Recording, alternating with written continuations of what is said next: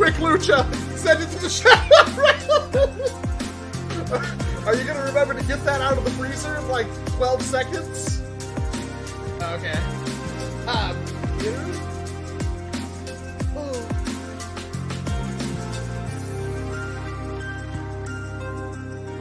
Yeah, baby! Hey, chat can wait, chat can wait. You remember the entire point of the fridge is to keep the beer cold clear. Quinlan.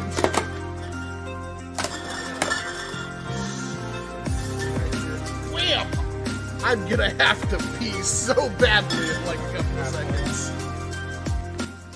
You hate apple? I got cider and you hate apple? Apple cider is different. Still apple though. Jesus. I got unfiltered, so. I'm done. I'm done, chat. Oh, don't worry. You can we'll turn the camera on a second. Twist off or? It better be freaking twist. They're not twist off, are they? Oh my god. Twist off if you're brave enough. Search my wife's desk. She's an alcoholic. She'll have something. It's on a master lock. There should be a no. There should be a bottle opener around there. Do I have to bust out my modern rogue bottle opener? Perfect. Oh my goodness.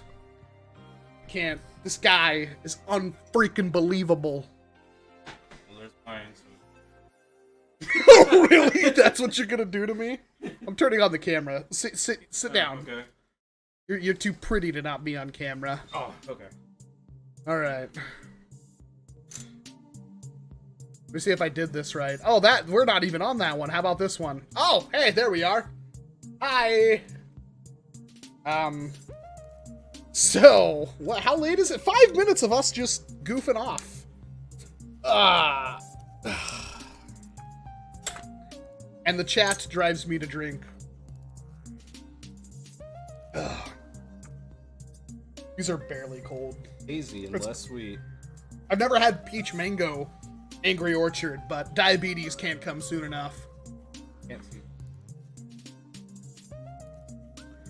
Welcome to the Saturday Night Stream Thang. It's a live stream that happens every Saturday night. Usually it's NERF related, and this one is absolutely no different. You can barely see me through my microphone, which I should have put on the stand and put on my desk, but I'm far too lazy to do that. How's everybody doing tonight? Or today, as many of you will probably hear me, welcome, it's 4 o'clock in the morning on Sunday. Why are you live streaming at 4 o'clock in the morning on a Sunday? And the answer to that is because you live in a different time zone than me. You do understand how time zones work, right?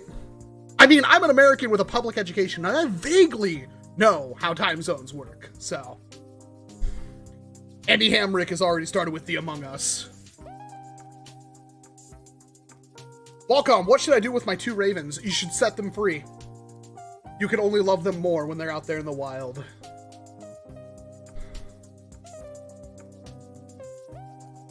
Time zones. Did yard work for 8 hours? Hey man, it's a beautiful day for that, at least where I am. We did a whole lot of pretty much nothing. Yeah, it's been great. We'll do a live stream and then we'll do a whole lot more of nothing. It's really hard to get both of us in a live, like, in front of the green screen, by the way. My green screen is not big enough.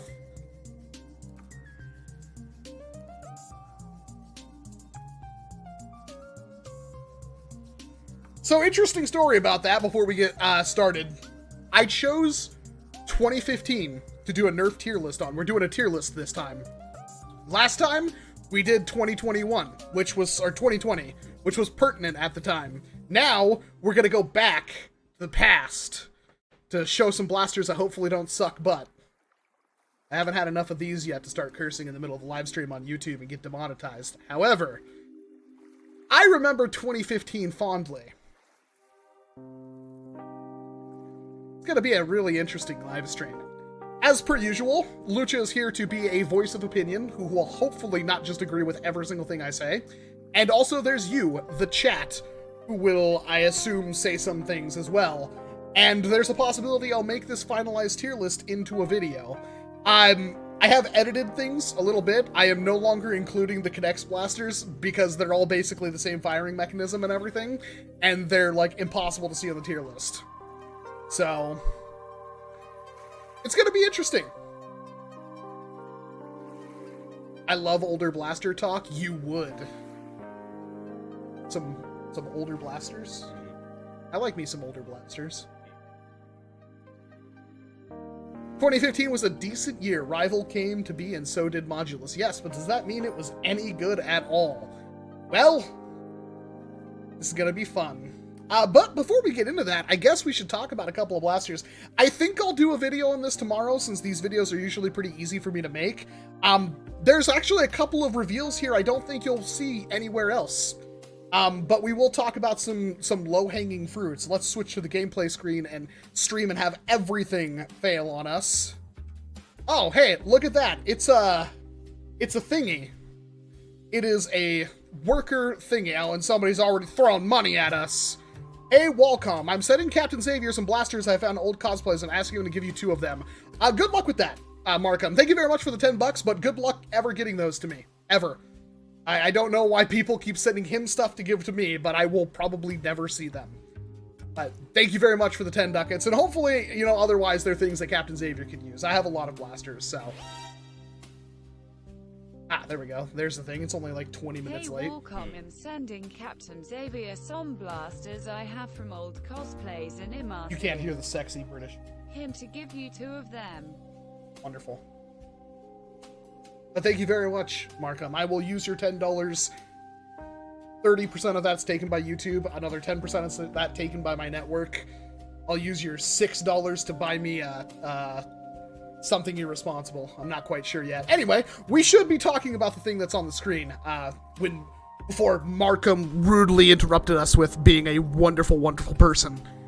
This is gonna be impossible for me to fit in frame. Touch my beer. Let me see if I can do some video. There we go. Kind of. This is the Worker Swift. It is Worker's latest and greatest thing.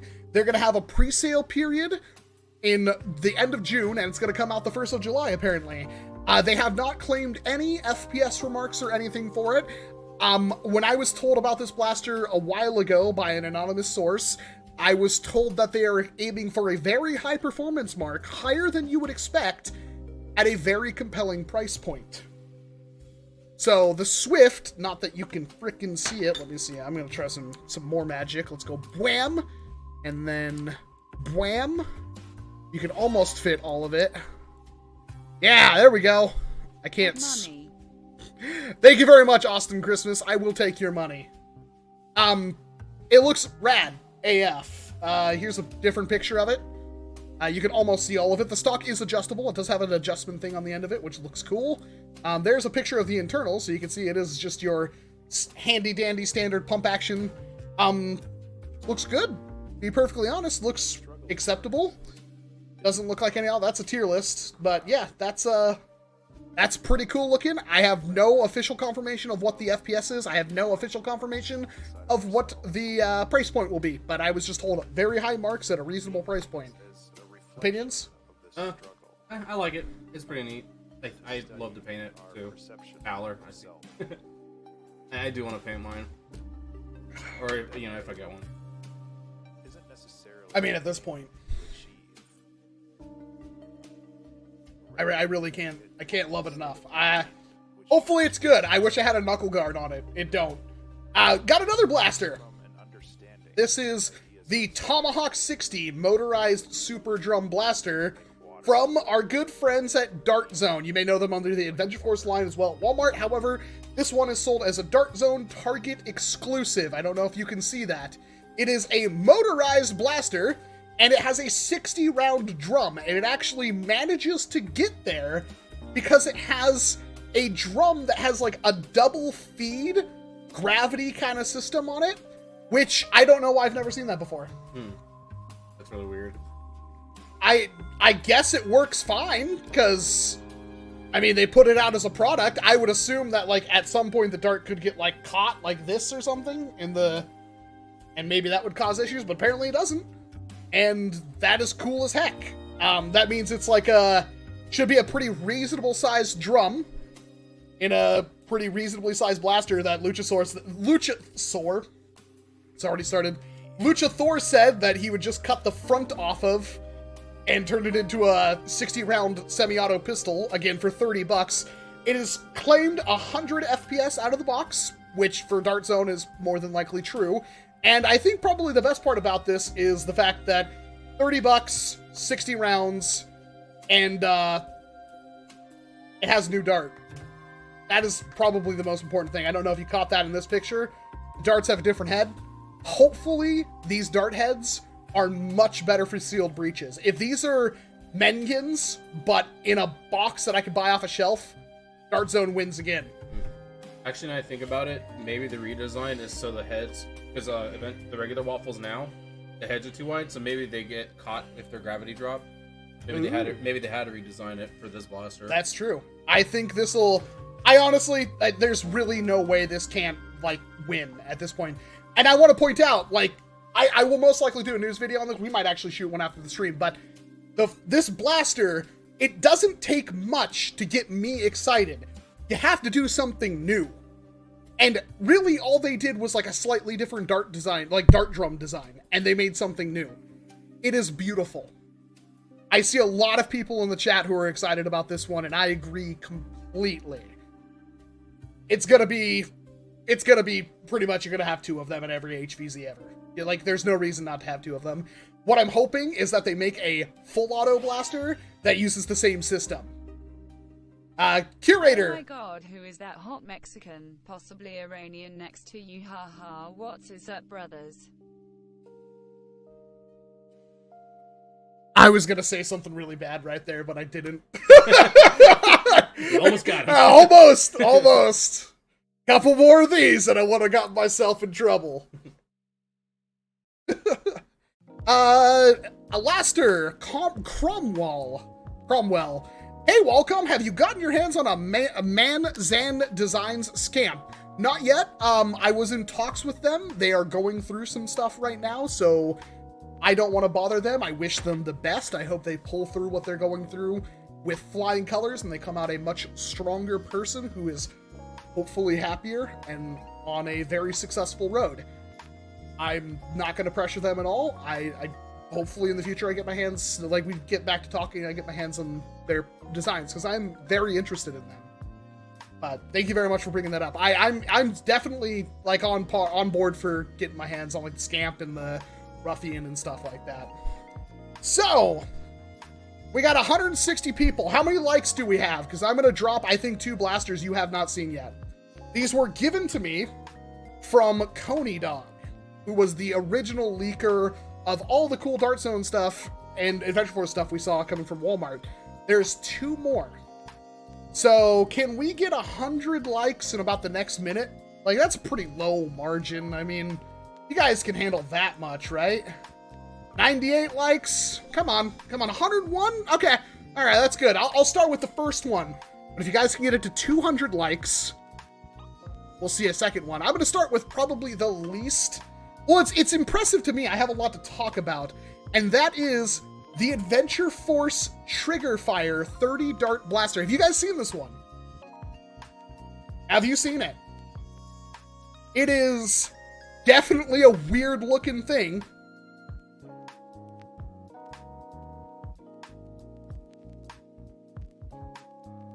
People are counting the thing. So Kirby hasn't seen it. Nobody has seen it. So, this odd duckling of a blaster, which Luchathor hates, I like the idea of it though, is something that I think will actually be really compelling. Especially if we could change the grip out for something else, but the grip is part of the entire blaster. That is, it's called the Trigger Fire for a reason. It is essentially a 30-round drum nail biter. So double action. And it advertises an 80-foot range. Rapid fire, pull trigger to charge and blast. There's the trigger on the grip that looks absolutely awful. The drum is removable. So you could swap them, although why you wouldn't dual wield these, especially for $20, I don't know. That would just be incredibly silly to me to not do something like that, but you can see it's very similar. Although I think this is a Blvd design, everything is very similar to like a super drum, except for you can shoot it one-handed. And that 80 round, or 80 feet, which means it should be hitting like 70 FPS, 75, maybe more. Usually it's a little hotter than that. And the fact that they show a reasonably enthusiastically young kid here. I mean, it's using the long distance dart. Oof. F in the chat for that one. But hey, charge. I mean, his hand fits on that grip pretty okay. It just looks thin and weird. I think this will be better for really young nerfers because, like, some might have a hard time pulling a trigger back, but it's easier to. I think it'd be better for anyone. Yeah, that's true. I mean, you could, like, again, talking about dual wielding things, like, oh my god, the camera did it again. Why? Why, chat? Why does this keep happening to me? All right, hold on. I'm gonna try to figure this out again. How did I fix it last time? I'm gonna go to, I need to get a, what do you call it? A technical difficulties screen. My camera is still active. I don't know what the issue is. So give me just a moment to try to unfrick this. Let's see here. I'm gonna video capture device. So that is it the Sony one now? Let's see, properties. Give me just a tick here. I'm gonna add in video capture device, add source. It's literally none of them. Add a new source. That is not showing. Let's deactivate. Activate.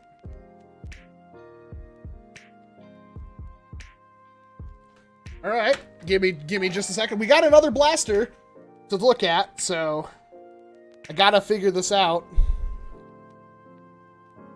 Yeah, do you want to say anything more about that thingy?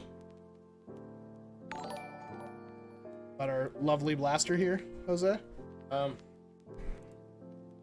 don't know, not much more to talk about, I guess. You just hold a grip and it fires, but... I mean, for dual wielding, wouldn't that be fun?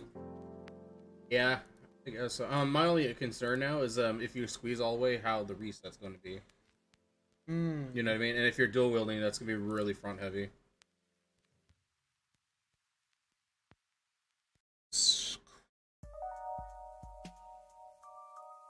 Yeah, the super darts is really sad, but it's whatever.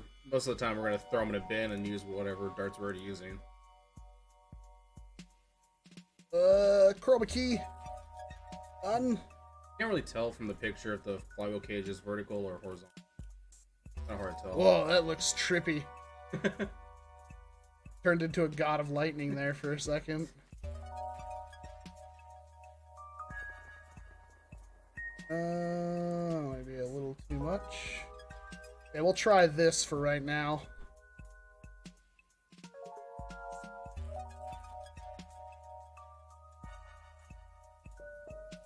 And, switch. Alright. Oh yes, the elusive double actioner. I've just completed my double action collection. Snapfire 8, Darkfire, etc. Looks like it's not complete anymore. Well, thank you very much for the 5 ducats, Axel, and yeah, I would agree. And hopefully this means we see a lot of different designs using this. So there's not a whole lot of, like, even just pump action ones, huh? Like, we haven't really seen just a straight-up, like, pump-action, slam-fire-only thing in a while, have we? Yeah. Especially if it actually lets you, like, release the capture on the forward prime. I like those. Those are really good for rushing, like the Barbarian. Like, I know that was, like, a hamp, but that thing's, like, you can hit, like, 120 FPS with that thing stock. I know.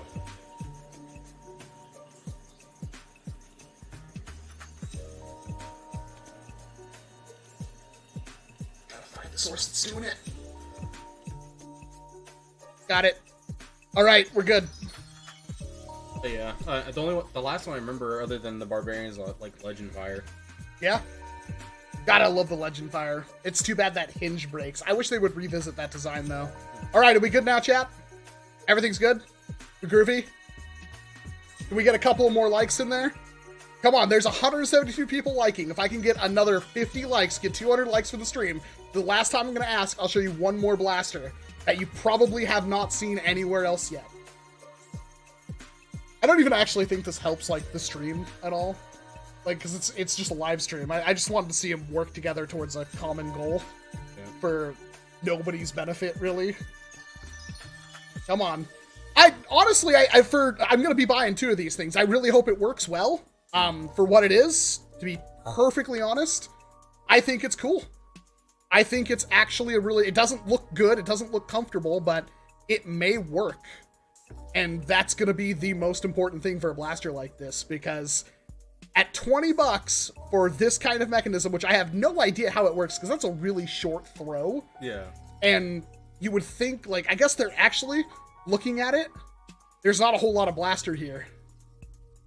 There's really not a whole lot of blaster there. Poof. Either maybe electronic or geared, maybe, is my guess. Electronic. Well, it can't be electronic. It would say something about it. Yeah, true. Rapid fire dart blaster. Pull trigger to charge and shoot a dart. Auto advancing 30 round drum. Comes with a detachable scope. Includes 30 long distance darts. Gender male. Well, that needs to be removed. Walmart. Yeah. That is, I've never noticed that before. Hopefully they don't all say that. Hashtag cancel Walmart. It is blatantly not how it's supposed to happen, though. Interesting. Very interesting. What are we at? 169? That's a meme number. Come on. Come on, chat. All right, you know what? You guys, we'll end it on the meme number. Let's take a look at... Probably not even that excited, but I really like the idea of this blaster. The Matrix Fire. This is the automatic foam dart hopper blaster. Works with NERF. It's from Dart Zone. But it's probably, of all of the blasters I've seen use this kind of mechanism, from Dart Zone, this may be the most, like, usable. Because it's in a form factor that isn't like this, like, tiny minigun looking thing. It's just a straight up rifle. And the way I'm trying to remember what firearm from like a video game or something this reminds me of. I still can't think of it, but it has like the chain, the whole hopper on the side of the blaster. So it's gonna fold out open like some kind of LMG kind of thing, and you're just gonna dump ammo into it. And that is a detachable thing right there. It's got a sling point. If it hits the 100 FPS, which see if it says something about that. The Adventure Force makes industry-leading foam dart blasters. Well, you don't make anything, Adventure Force. And innovation continues with the new Matrix Fire motorized dart blaster. We know our players want to dominate the foam battlefield. Up to 80 feet. That's actually kind of low. What did the Destructor advertise? Comes with a blaster, grip, and 30 waffle darts. So, kind of reminds me of a World War II machine gun. I could see that. Yeah, like an MG42 kind of thing, almost. Honestly, for me, this is going to be a wicked secondary. Have that somewhere, slung on your body or, on a holster on your back or something like that. And just be able to open up that side hopper, fill it up with darts as you need, and then just pull it out and just fire shots off with it. It is full auto. Maybe it's not. It says automatic. With 3 darts per second with full auto. Okay. See, that would have been cooler, I think. Had it been semi-auto, that might have actually been better. I wonder. Striker for MW3. Doom 2016 machine gun. I could see that too. Yeah. Very interesting of a blaster. Is it bad that I want to put a maggle on it? Yeah. Yeah, it is. Thanks for ruining it for everybody else. Why? Just so you want? Is it because you want like a? You want like a? Battle rifle. I don't like. You want it like like normal or like side mounted like a Raider? No, I don't know. Because well, you wouldn't have a. I guess it would have a pusher, huh? No, because I think it uses a feeding belt. Oh, then over top, done. Fair enough. Yeah, I'm not positive. I think the Destructor just used a feeding belt. I think it does. Yeah, I'm actually Real Wolf's yes. Yeah, a mag on that is wrong. So, out of everything, not counting the Swift, what's your favorite so far? Of the 3 blasters, not the Swift, because the Swift just isn't fair. I would say the Swift, but then I don't know. Well, I guess this. This? Not the Tomahawk, huh? Oh, duh, the Tomahawk, just because of the ammo. I think it's pretty good. I think potentially the most interesting to me is the trigger fire, but I think the Tomahawk kind of steals the show. This could be good, but I'm also like a little lukewarm on the hopper blasters.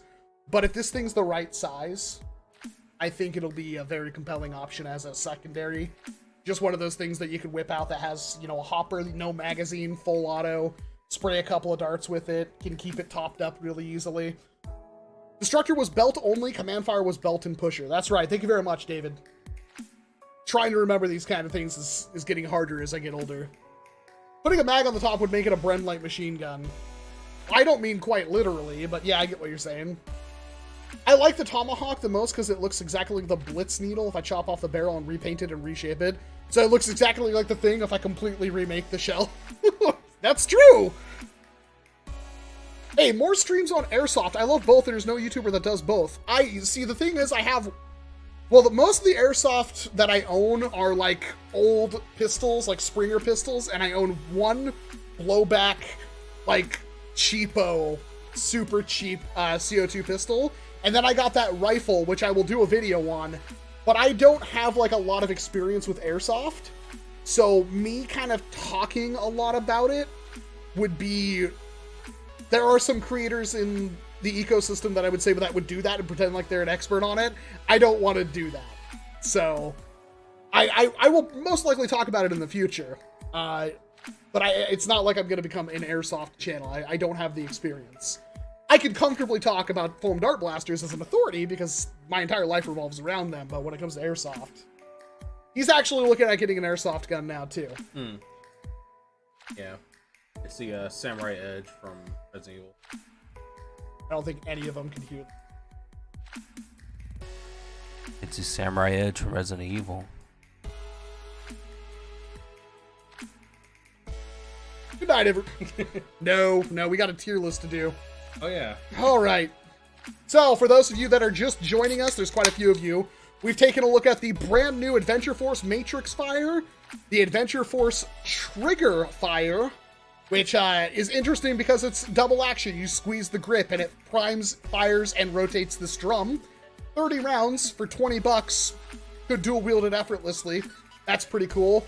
We also took a look at the Tomahawk 60, which is a new dart design, although it's still just a full-length standard dart, on a new drum system that we haven't quite seen before, where it loads 2 darts into each chamber for a total of 60. And this thing looks awesome, says it has 100 FPS out of the box. Honestly, very exciting, especially for 30 bucks. This is a Walmart, this one's a Target exclusive. The other 2 were Walmart exclusives. And we've also shown off with the new Swift Blaster from Worker, which is supposed to be coming out in July. So that's the 4 new blasters that I know of right now, which is kind of enough to do a video on. We'll probably talk about a video. I haven't fully decided yet, but I think I will. You'll have to let me know down in that chat section if I should be doing a news video on these. Most of you probably won't care because you already heard my thoughts on them, but maybe we'll come up with something. Linda says, Australians need these. I'm sorry. I know how hard it is. That's how toy laws are. Toy laws are dumb. They're toys. But apparently, a Big Shock is a registered firearm in, like, Southern Australia or something like that now. Ridiculous. Alrighty. Yeah, I'll notice you by banning you from the channel. Boop! Alright. Now on to the main affair. We have blasters and a tier list to do. much like last time, we have a grand total of 5 tiers, and we're going to try to do this as objectively as possible. We're going to try to assign like a rudimentary point value, which will elaborate why we give what scores, but we also want like the final say to kind of be ran through the chat there. So, the rules, there are 80 blasters, although I removed a couple. It's every, basically, foam dart blaster, or Boomco blaster, because Boomco was a thing, released in the space year of 2015. Now, I chose 2015 because it sounded interesting, because that was a year that I remembered fondly. He's not really taken a good look at what is in there, and I've taken a very quick look at what's in there, and there are some real bangers. But it is actually surprising. Something I want you to keep in mind is Hasbro in 2021 and Hasbro back in 2015. And honestly, have we just been looking back on NERF with like these rose-tinted glasses, or has NERF always been the best? The answers may shock you. Are you guys ready for this? I want to see, chat. Are you ready for a 2015 tier list that incorporates some of the best blasters ever released? That's no joke. There's some real... I see one in there, I'm like, oh. Yeah, there's some good stuff in here. Andy says yes. Dizzy Dragon says yes. Riley says, let's do this. Nate says, let's go. Grant says yes. Ratman says, yeah, boy. And Tyrell says, hashtag Hasbra. Interesting. We are going to be starting off with the Rebel, because that was still a thing in 2015. It feels like it's been forever. For Victory. Right off the bat, gut reaction from Lucha on this one. This one is a blaster I never really picked up. Really? You don't have one? I don't have one. Never owned one. I have played around with one, like, briefly, and it's up there for, like, hammer action blasters. What do you think is better hammer action than the For Victory? Stock! Yeah, I can't really think of any right now. Like, I think it's up there, like, I want to say top 2. Yeah, so the For Victory for me is the best hammer action blaster for a couple of reasons. It has a very steep, like, bird's head grip, as opposed to everything like what the hammer shot has. Yeah. The 4-round capacity is less than a hammer shot, but it's also like 4 times easier to reload than a hammer shot. Way more holsterable, way cooler looking.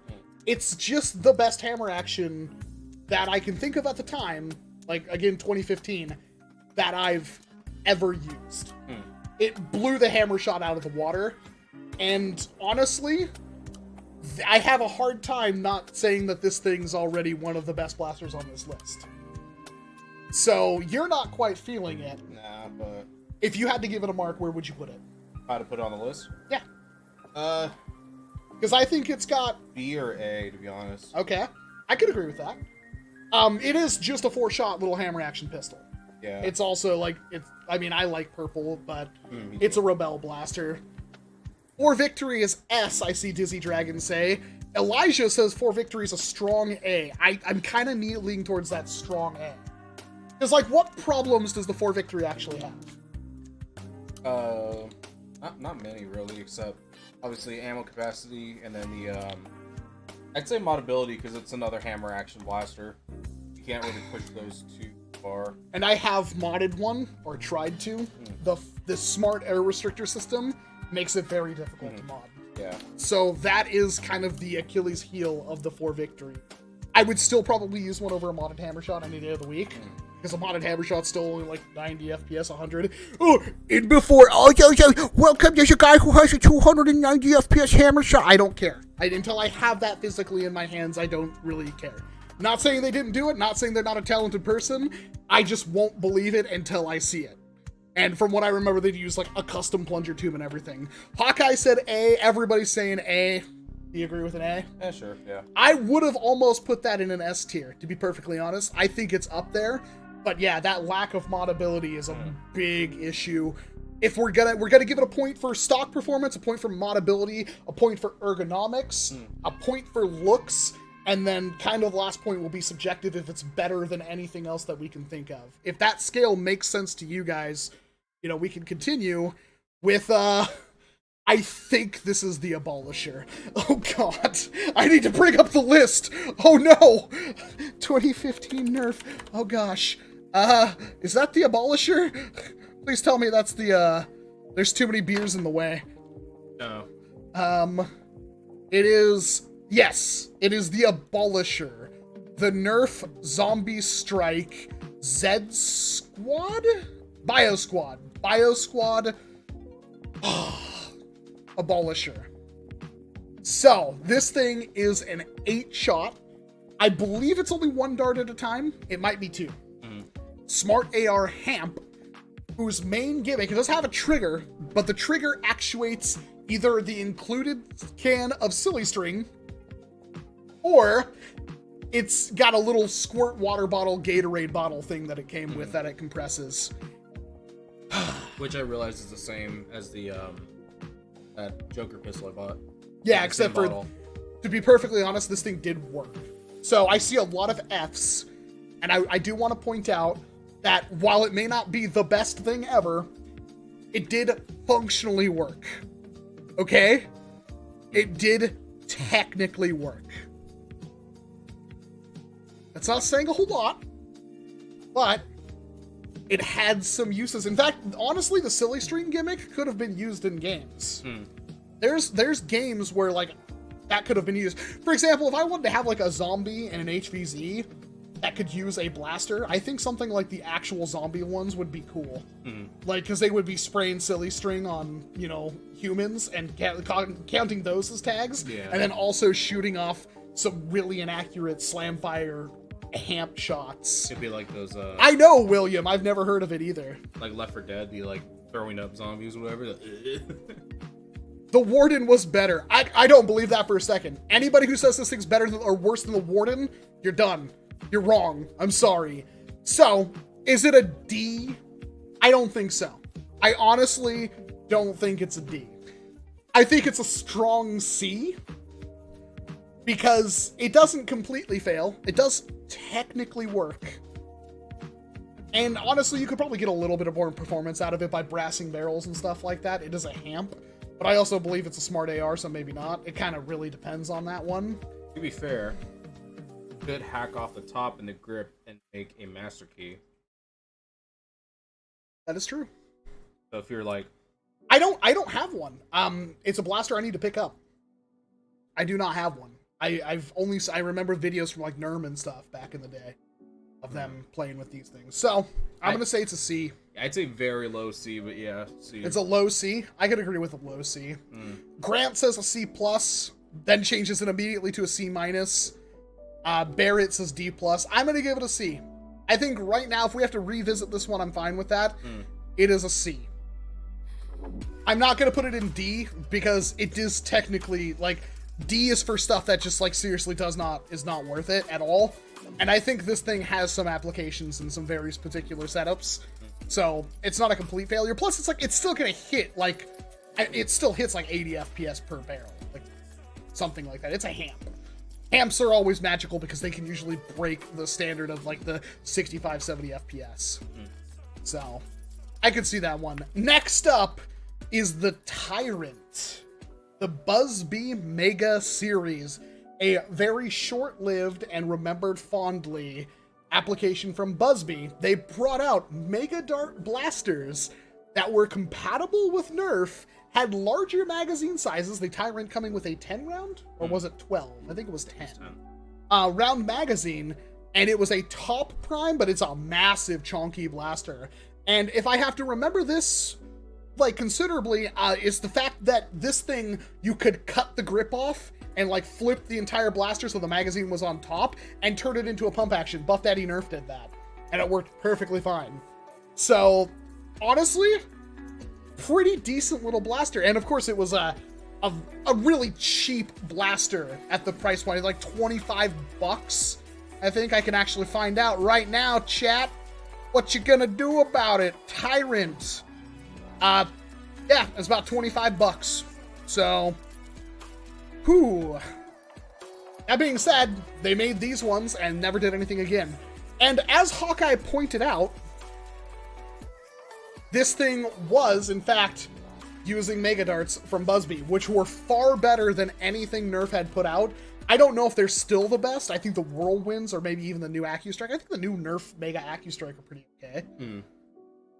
Yeah, they compressed a lot when they hit something too. That's true. And they were flat, so they flew straight. Yeah, and they're stickies. Stickies are important. Oh, I was talking about the NERF one, well, but yeah, are sticky. these are sticky. So, it's got pretty decent marks. What do you think? The one thing about this blaster, because the blaster's okay in my opinion, but the one thing that really bumps this up is the magazine. Because the magazine is what when people are like, oh, is that a Tyrant mag? Okay. No one says, hey, is that a Busby 10 round mag? Yeah. There's a huge magazine. People are like, we want bigger, mega. It's like they don't really get a whole lot bigger. Because like the Busby ones are huge.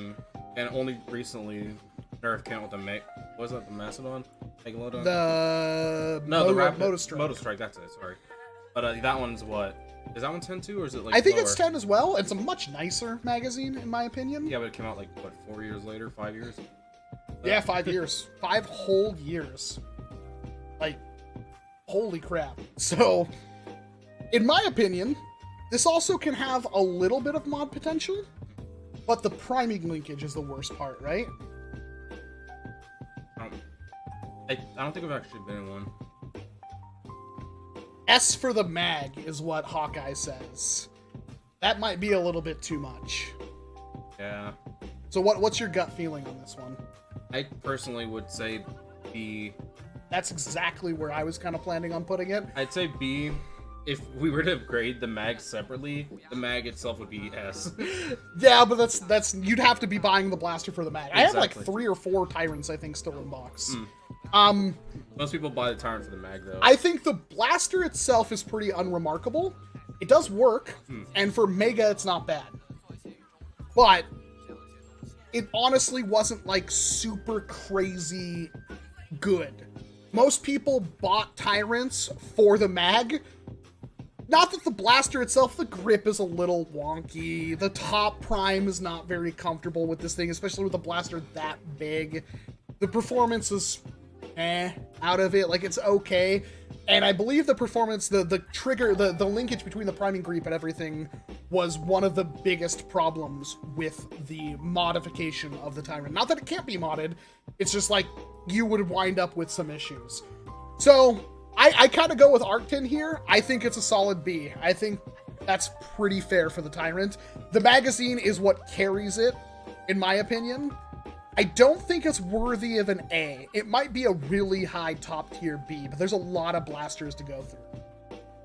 Like our next one up, which is, if you didn't know, 2015 was the birth year of NERF Rival. A lot of you really like that, but before we get too far into that, I just want to remind you there were only 2 blasters released. Pardon me, beer. For NERF Rival in 2015. This is a 2015 tier list.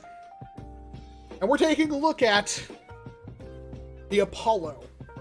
It is a top prime in grip rival mag-fed Springer blaster. You had to prime the hook all the way back, push it forward, and pull the trigger to fire. It came with a 7-round mag, although it was compatible with the 12-round mags that you could buy separately. This is an interesting beast. Because if you really, I don't know if this is fair if we're looking at this through what came out in 2015 or if we can objectively talk about it now. Because nobody's using an Apollo now. Yeah. You would never even consider using an Apollo. Even the Helios is a tough sell. And that is the upgraded version that replaced the Apollo. I also want to point out that the original launch Apollos, I believe, had plastic gears. It was the ones that came out later that had metal gears that did not break. This bad boy says old days A, now a C.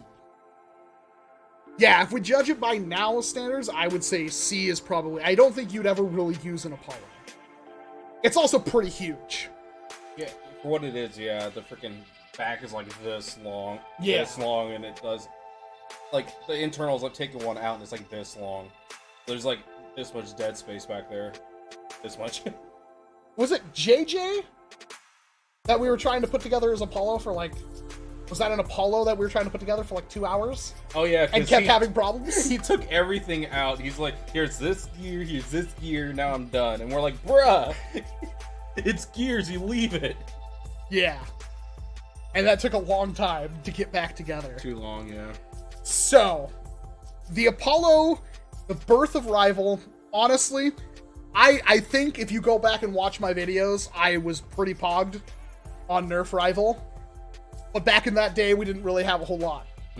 And honestly, I had been using NERF Rival in Dart Wars, which was an indoor location, which made Rival seem a lot better than it actually was.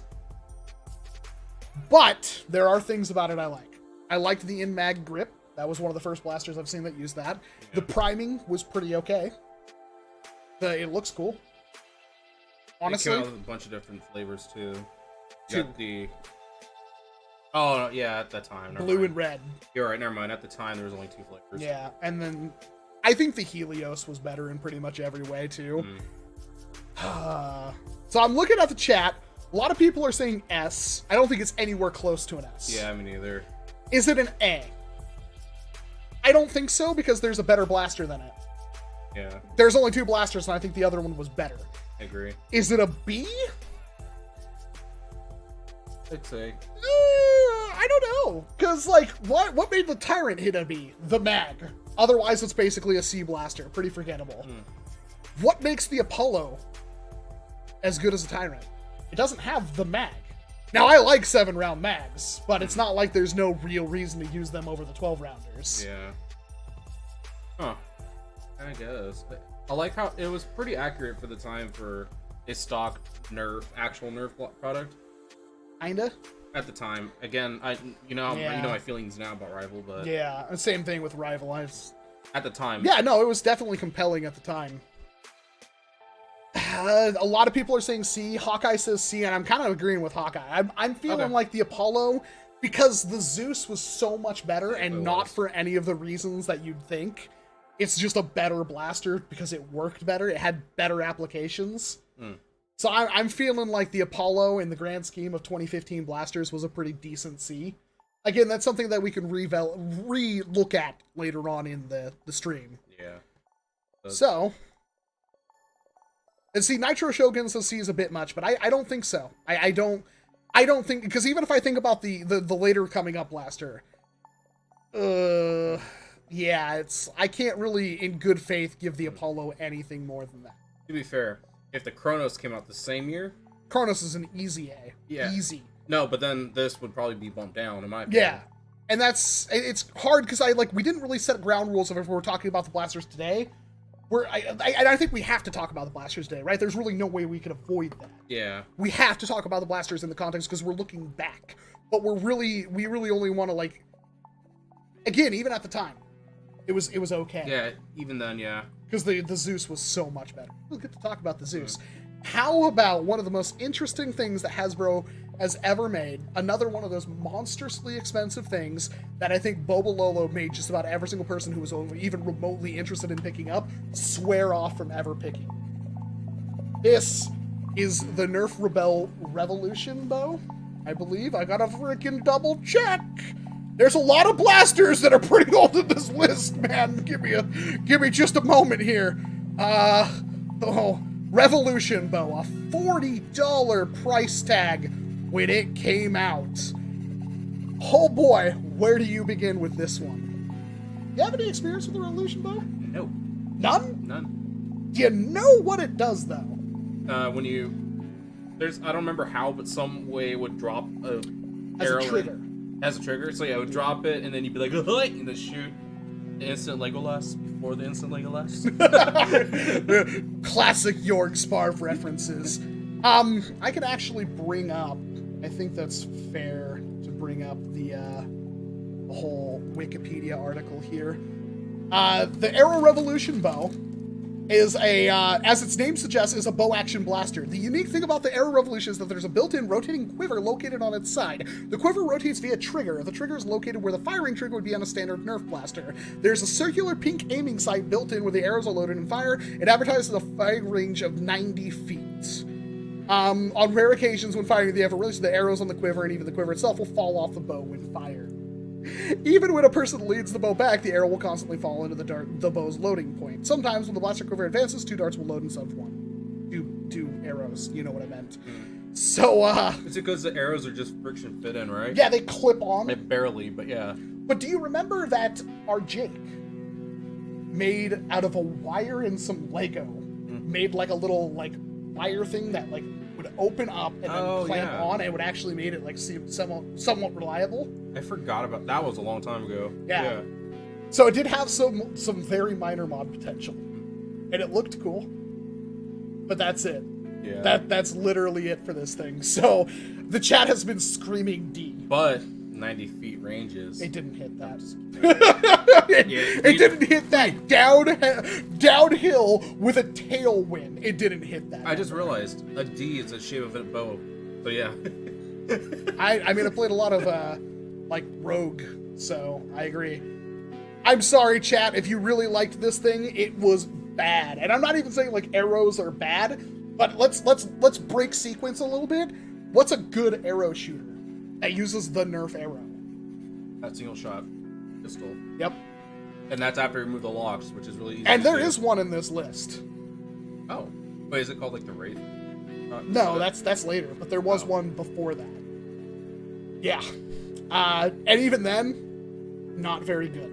So we move on to, and I'm gonna try to bring this up in the wiki a little bit more, because it's hard for you guys who've never seen these blasters before, that don't have encyclopedic knowledge of foam firearms. Is that a term I could use? That sounds cool. Foam firearms, it doesn't really make sense, but you get it. Anyway, point is, it's the Blvd Baron. Holy crap. I don't think we equated price into our scale, but my goodness, this thing was $5 freaking. Yeah. $5. This thing was dumb. Yeah. Dumb good. Yeah, that's what I mean. Yeah. Like, for real? Like, chat, like, let's hammer this out for a second. The grip sucked unimaginable amount of butt. Horrible. It was chugging butt like no tomorrow. It could not be stopped. That grip is awful. But didn't use a smart AR, which you think would be bad, but that actually meant it could be modded. It actually had like a little indexing thing that would rotate the plunger tube or something like that. Top prime. And of course, huge spring, big dart, big plunger tube. Guts were huge. That made this thing a monster. And that doesn't even account how many legendary blasters there have been built utilizing this thing as a master key. Because of course you cut that grip off and you flip it around and it's a pump action something or other. And you could of course single it. Well, it's already single, but you could sing like what's the word I'm looking for? Chamber it down and get an unbelievable high FPS with a stock spring, and it could take pretty much any spring you want to put in it. Except for that priming linkage, once again, could be an issue in the future. Oh man, I want one now in Ultra. Get out. Okay. That's the stream, everybody.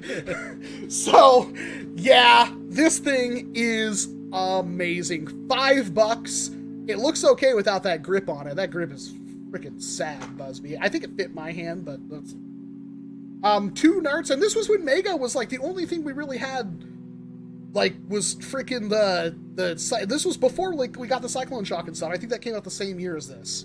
So Blvd jumped hard, and the Baron is really good. So basically I can give it almost every single point but the ones that really probably mattered, which is like ergonomics and looks. This is hard. I'd say A or B. It's definitely an A. I wanted to try to see if there was a way for it to be an S. I don't think so. Is it as good? I'd say yeah. Solid B. It's a really solid B. I would actually rate it almost higher than the Tyrant if it wasn't for the Tyrant magazine. Is it an A? It was $5. It was $5. That is unbelievable value. The market has to be bloodthirsty for those kinds of deals. Yeah, $5. You $5, you can get an easy 100 FPS pistol with 2 shots. I'd say A, just cause. Anybody in disagreement? If you have a disagreement about this thing being an A, you need to let us know, because I'm thinking it's an A. May not be the highest A out there, but it's definitely an A. Yeah.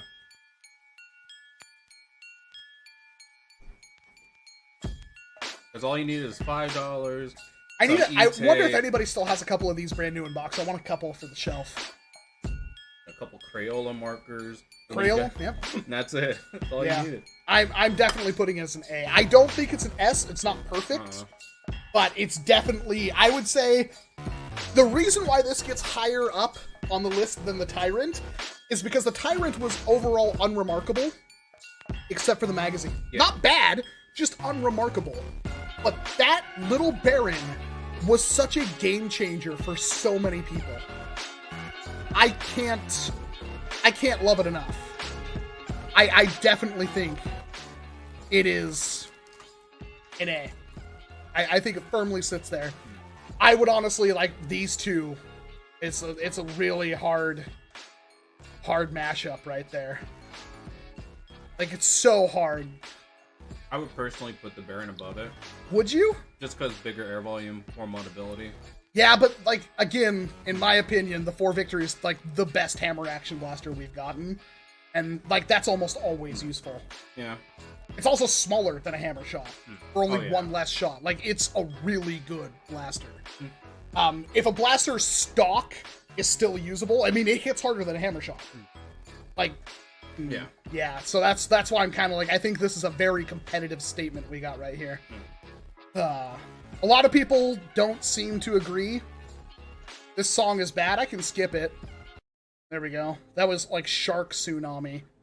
There we go. It's done. It's gone. I'm sorry, chat. All right. Next up, this was technically a blaster. Technically, it was a blaster. Honestly, I like this thing, and I'll tell you why. I'm not saying you should get it, although I have like 18 of them at this point. It is, of course, one of the Modulus blasters. In fact, the Modulus was a new thing. And it is, God, I hope I put the Modulus on the list now that I think about it. The blaster stock. This was a new idea at the time. It was a blaster, a jolt, a big jolt, in a stock. The blaster stock is a detachable shoulder stock with a unique feature. It doubles as a dart blaster. It functions in a similar manner to the jolt. The barrel is located directly above the stock attachment point, which makes it unusable when attached to most blasters. This is true. On low-profile blasters, the blaster stock remains unblocked and it's still possible to fire it while attached. It features a single tactical rail under its, or behind its barrel. Like the Sharp Fire and the Big Shock, the Gray Trigger does not indicate weakened performance. All blaster stocks included. This version was released worldwide because it didn't exactly do all that good.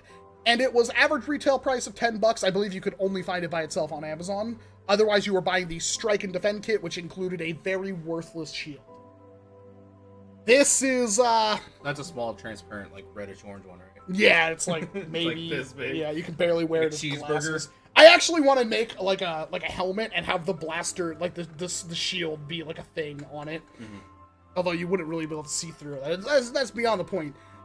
This thing is cool on a couple of blasters. Notably, the Diatron could take this blaster and still fire. Oh, that's cool. And that meant that you had a dart blaster on a vortex blaster. Why you'd want that? I don't know. But it could do it. But most blasters, yeah, it was completely pointless. You'd have to remove the stock in order to fire it. But it's also pretty comfy in my opinion. It's not good. It's not even good. It's okay. Yeah. I don't remember this one that much. And I it's might have played it around with it one time if. Yeah, and what you aren't seeing is that the linkage here is there's like plunger tube all the way up here and then a long pulley boy. It's comfortable. You could go out there. I have like 7 of them. So if I'm looking at this from today's standpoint, I think the stock shot or stock fire or whatever they want to call it was way better in every single possible facet. I love that thing. This is a little bit less. A lot of people are saying Bs. Why the heck do you think this deserves a B? This is maybe a solid C. It's most likely a D. I'm serious. Like, the idea of it just doesn't really work. And it's an okay stock, but there are blasters that are way better, and there are stocks that are way better, and there are so few blasters where this thing actually works in a compelling way. And then you have literally a tactical rail to rest your cheek on, which is not bueno. So, it's comfy otherwise. Like, the actual grip on the blaster is comfy. And it's also weak. It's a great trigger. It was released worldwide. It's like 50 FPS. It's not great. So, S for stock, says Andrew. I'm really feeling a D. Do you think it can go above that? It's not horrible, but it's also like there's really no point. Yeah, I'm trying to think, like, because it's a solid stock. It's a freaking blaster. It's not like gonna cave in on you on like a. Mick Doyle said it's a D. We're giving it a D. That's just how that works. Mick Doyle spoke. If he's gonna jump in randomly on a stream and say it's D, he's spoken. He can disappear into the ether. Fine. He made his mark on everything. Oh god, please tell me this is just a bad picture of what I think is one of the best, the first Boomco blaster on this list, and my goodness gracious, was it a good one. And this isn't a color I don't own. Oh boy. How many people in the chat don't know what this thing is? I legitimately wonder if you guys know about this blaster. So, do you have a lot of experience with this one? I'm not a fan of it. I know you are. But really? What do you not like? The whole ratcheting motion with the break. It just feels clunky to me, but I'm the wrong one to ask about this one. Okay, well, I'm also the wrong one to ask about this one because I absolutely frickin' love it. Especially in the context, and this will become more apparent as we go through this list, how good, in comparison to NERF, Boomco was in 2015. That was the thing that surprised me the most. When I looked at the 2015 list, I was like, oh my god, there were so many great NERF blasters, like, oh, look at all the Blvd and Boomco blasters that were better in, like, every single possible way. And we'll see if that initial thought still sticks. But the brake flip, especially this green color, I don't have one in this green color, I really need to get one in this green color, was a lever action where the entire back grip would pivot forward, or you could slap the entire blaster by the grip and have it prime. With a 20-round harmonica clip. And it was Boomco. So, it hit just as hard as NERF. I think it's like 60 FPS, so it might be a little weaker. But high capacity, small form factor, slam fire if you wanted it to do it, and it looked cool and you could one-hand it. I mean, everybody's like, oh, the hammer shot, hammer shot, hammer shot. This thing was like a hammer shot on steroids. I loved it. I thought it was incredible, and that only got better when you shoved K26 in the thing and it hit 130 FPS with a Boomco dart. That's after also you plugged the holes in the clip. This thing blew so many faces off. It was really good. The only flaws, the barrel ring on the front was glued on, and it was kind of like you could get it off without destroying it, but you're still kind of destroying it. And it was really hard to kind of aim with that clip. Like, you could still hit somebody, but at like longer distances with a modded one, it was actually kind of difficult to hit somebody with it. That, though, I don't think is like this, in my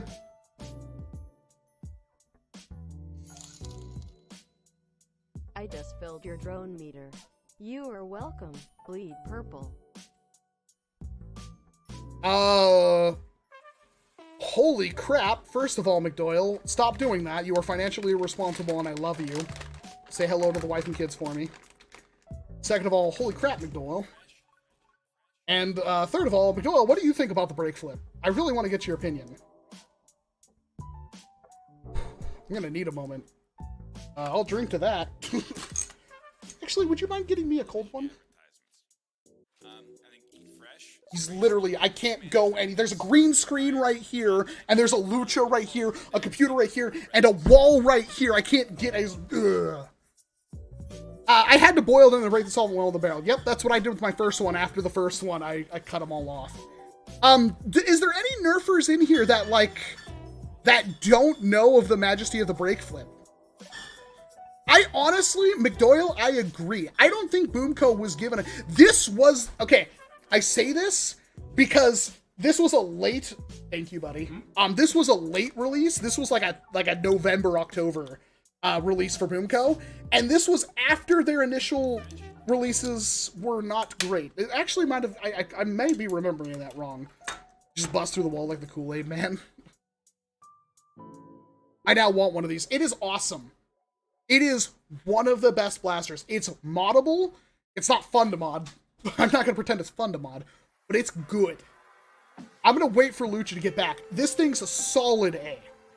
In my opinion, potentially an S. But, actually, I don't really have a but, because, like, the cons that I mentioned, like, aren't even really that much of cons. And that's my problem. It's like, everything that was good about the brake flip is still technically good. Like, a properly modded brake flip, besides the fact that it's a little hard to aim with because the magazine had the shots kind of staggered, and so when you were shooting, they would not quite match up to where, but you could still hit a person-sized target at a fair distance. Like, I mean, it's not a ratchet blast. Oh, that's where you win. I was like, where the hell did he just go? While McDoyle reigns over the leaderboard, what do you think? I've been against one. It is pretty terrifying. You've probably been against mine. Yeah, that's... This was what I'd use when I was tired of messing around. This was, like, so much worse, because it hit just as hard as, like, an M6 pistol, but rapid fire, and it was like a laser beam. The only issue with the brake flip is the same problem with Vortex ammo is scarce. This is true. And honestly, that's a pretty compelling argument. Brake flip for those far shot was a great primary-secondary combo back in the day. Still, if you got the straws to go with. I agree.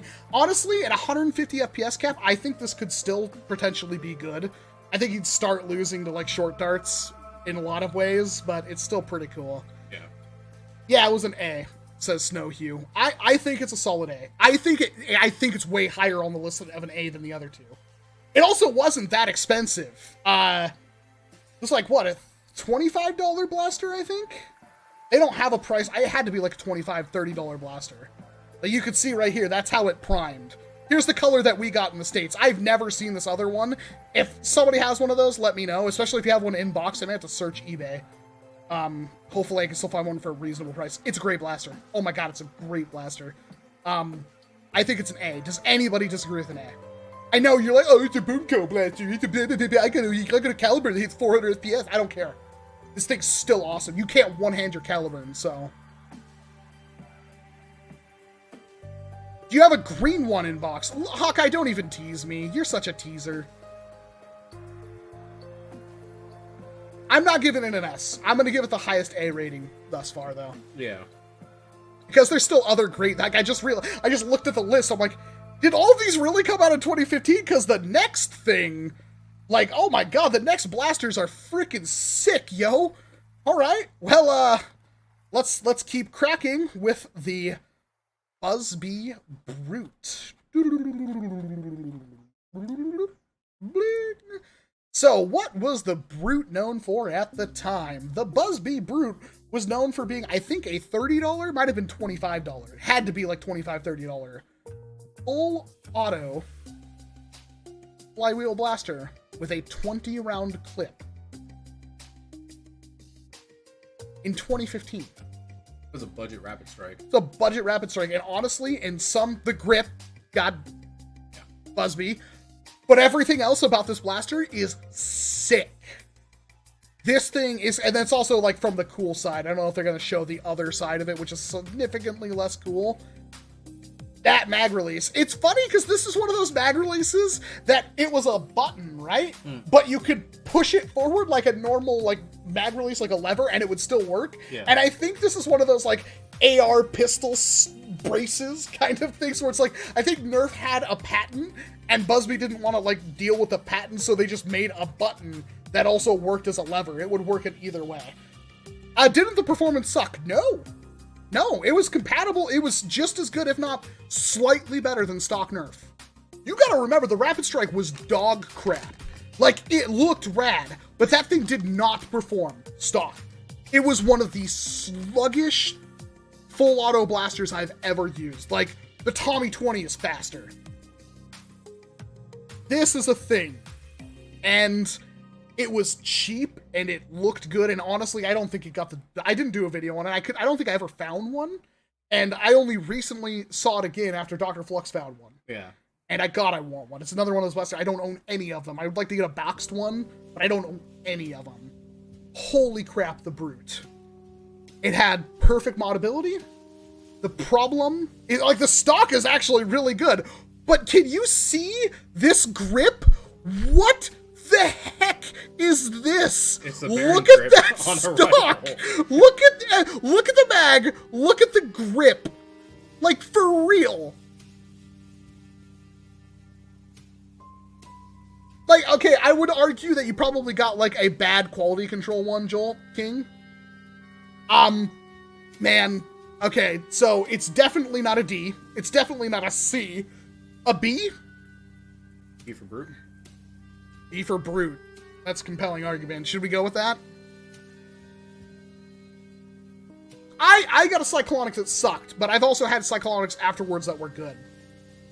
Also 20 round mag, that is true. But again, that's only, what, 2 more than NERF's, you know? Yeah. It's a solid A. A lot of people, there's solid B. B sounds really good. So I think the grip is a huge problem, and I also think that while it was really inexpensive for a blaster, I do think that the fact of the matter of it being not very remarkable beyond that kind of pushes it more into the B tier. It's not something that, like, would you pick up a Brute today and absolutely, like, field one? You could, but not without some modification on that grip. And honestly, why would you, other than cosmetics? Like, there's really nothing it does unique. And it wasn't, like, so cheap that it blew you away. At the time, like, we're talking about compared to, like, we're comparing it to, like, Rapid Strike, sure. But if you want to compare it today, when we have, like, Dart Zone Scorpions and Dart Zone Gosh everything that hit harder, faster, larger capacities for the same price,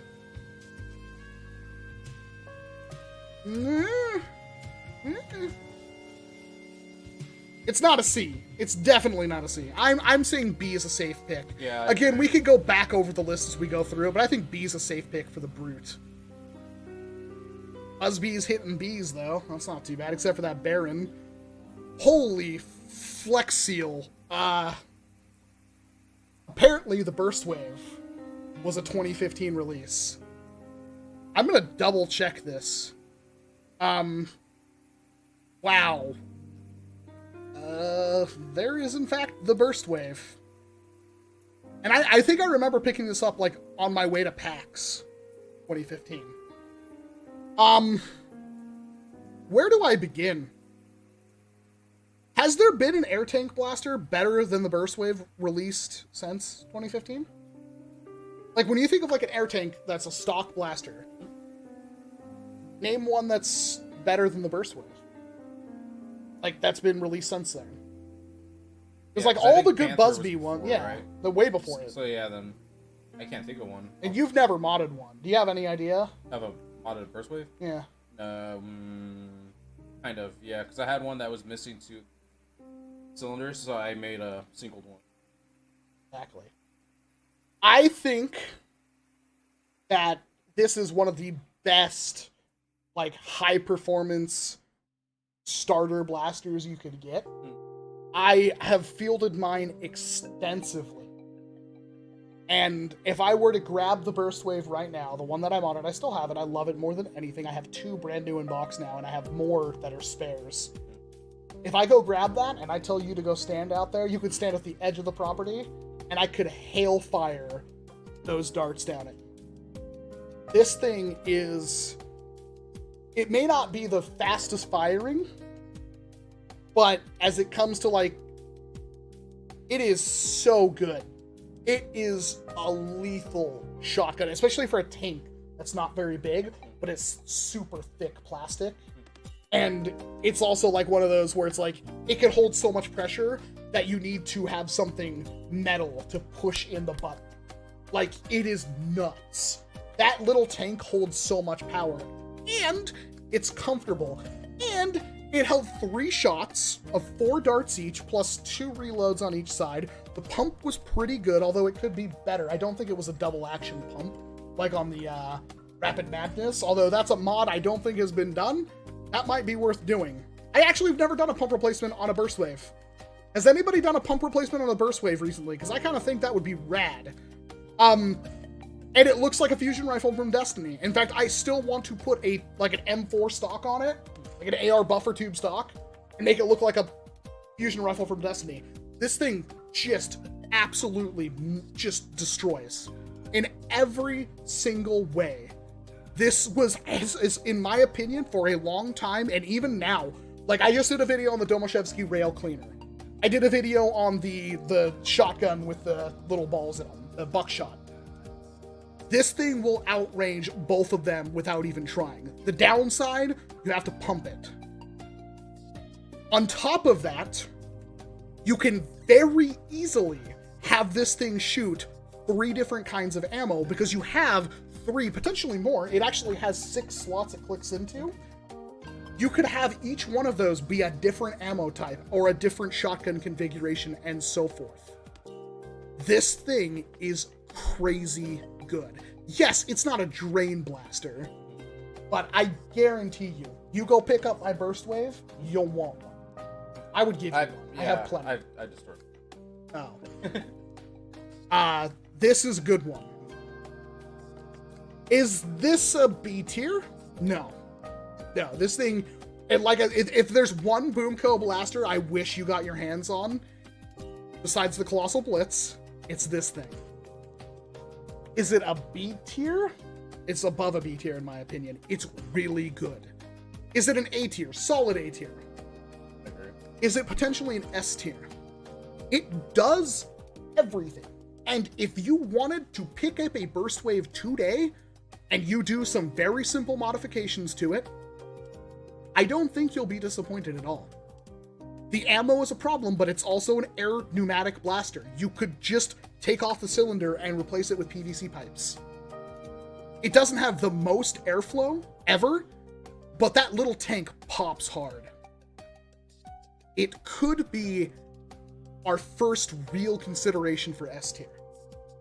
Because not only was it great back then, it's been consistently great since it came out.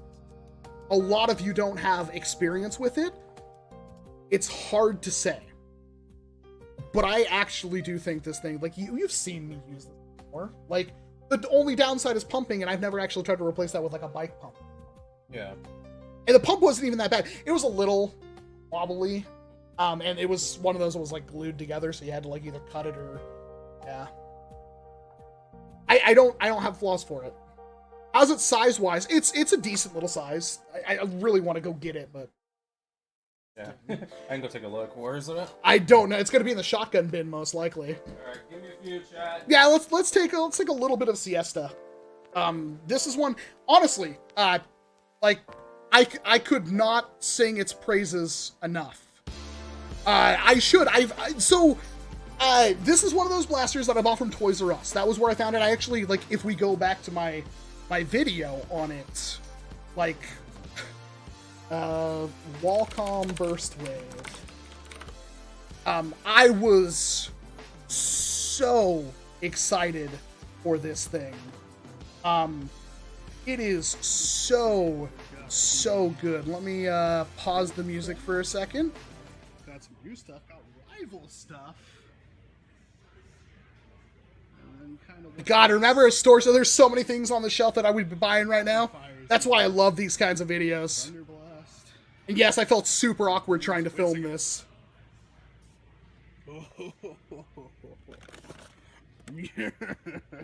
Yes.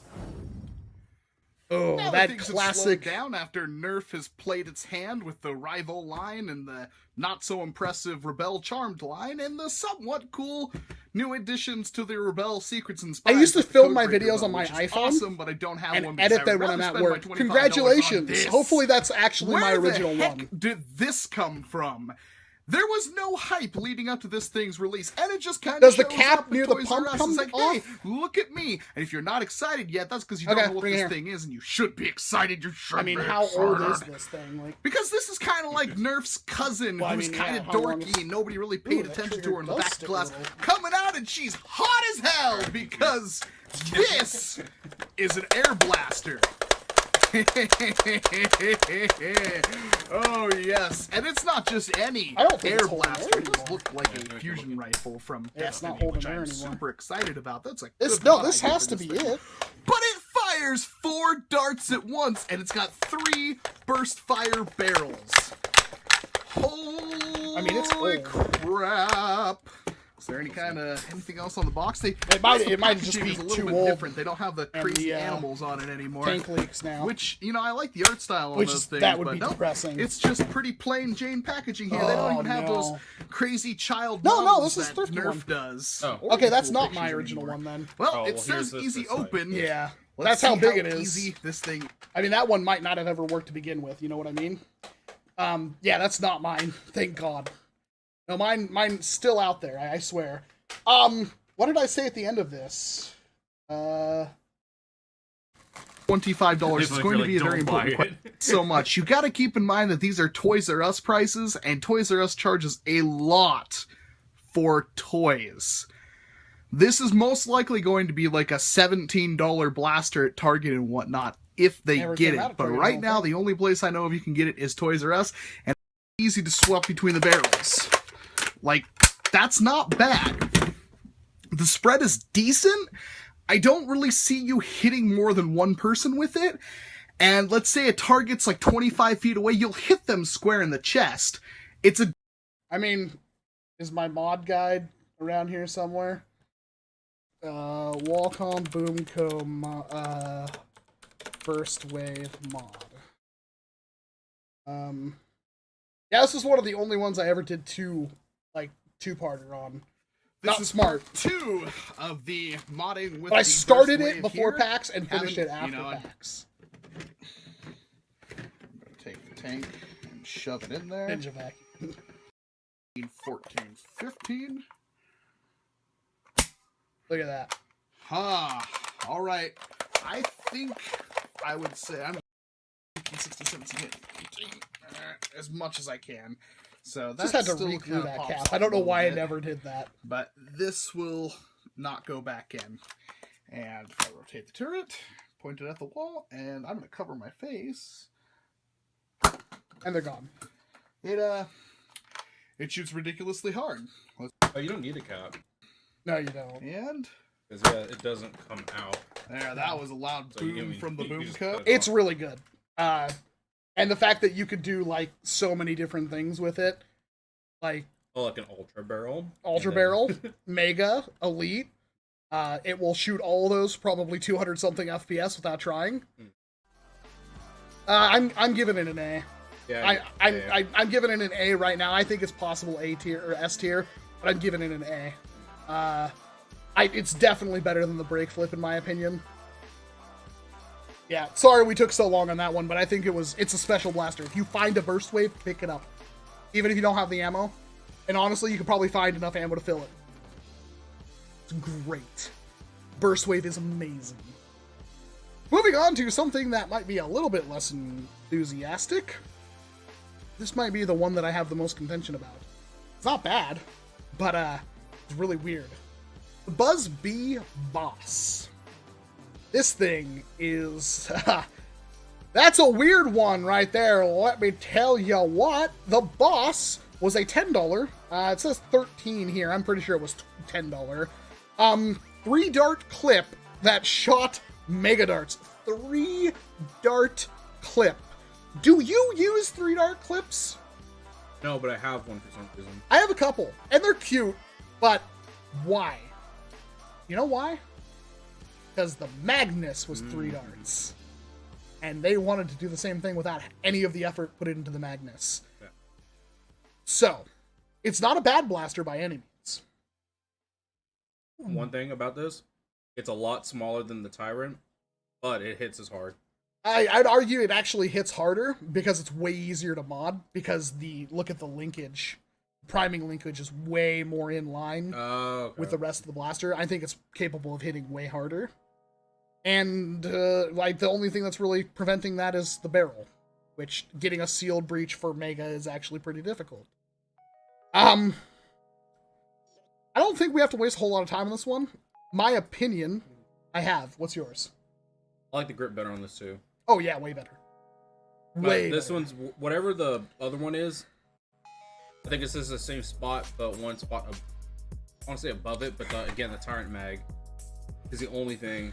The Tyrant Mag was worth an entire grade for the Tyrant. What does the boss have? If you wanted a mag-fed Magnus, this is like your best chance. Technically, you could put a Tyrant Mag in the boss and have a better boss. Hmm. Technically, that is a thing you could do. I'm thinking a C. It's not terrible, but it's not notable.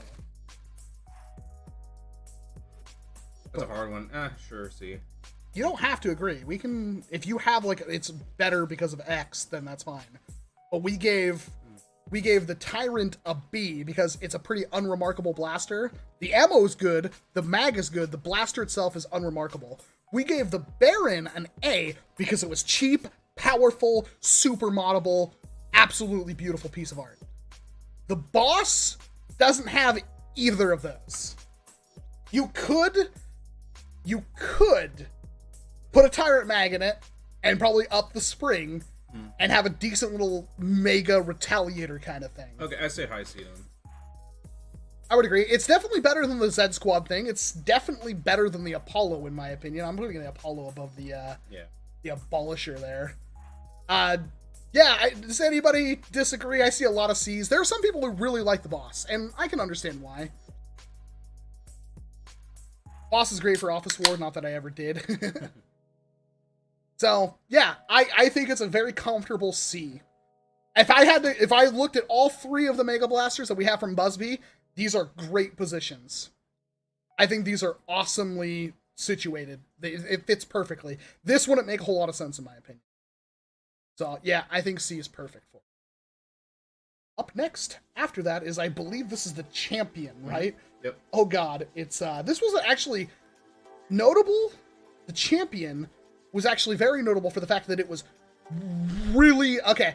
So I think this is the first Air Warriors of the 2015 line. These designs have stuck around for so freaking long. I don't think Blvd has really done a major refresh on these designs. There are still blasters coming out now that use the same plunger tube setup that the Champion has. Yep. Is that a bad thing? This thing, God, there's so many other words, more colorful words I'd like to use to describe. But this thing is just dumb.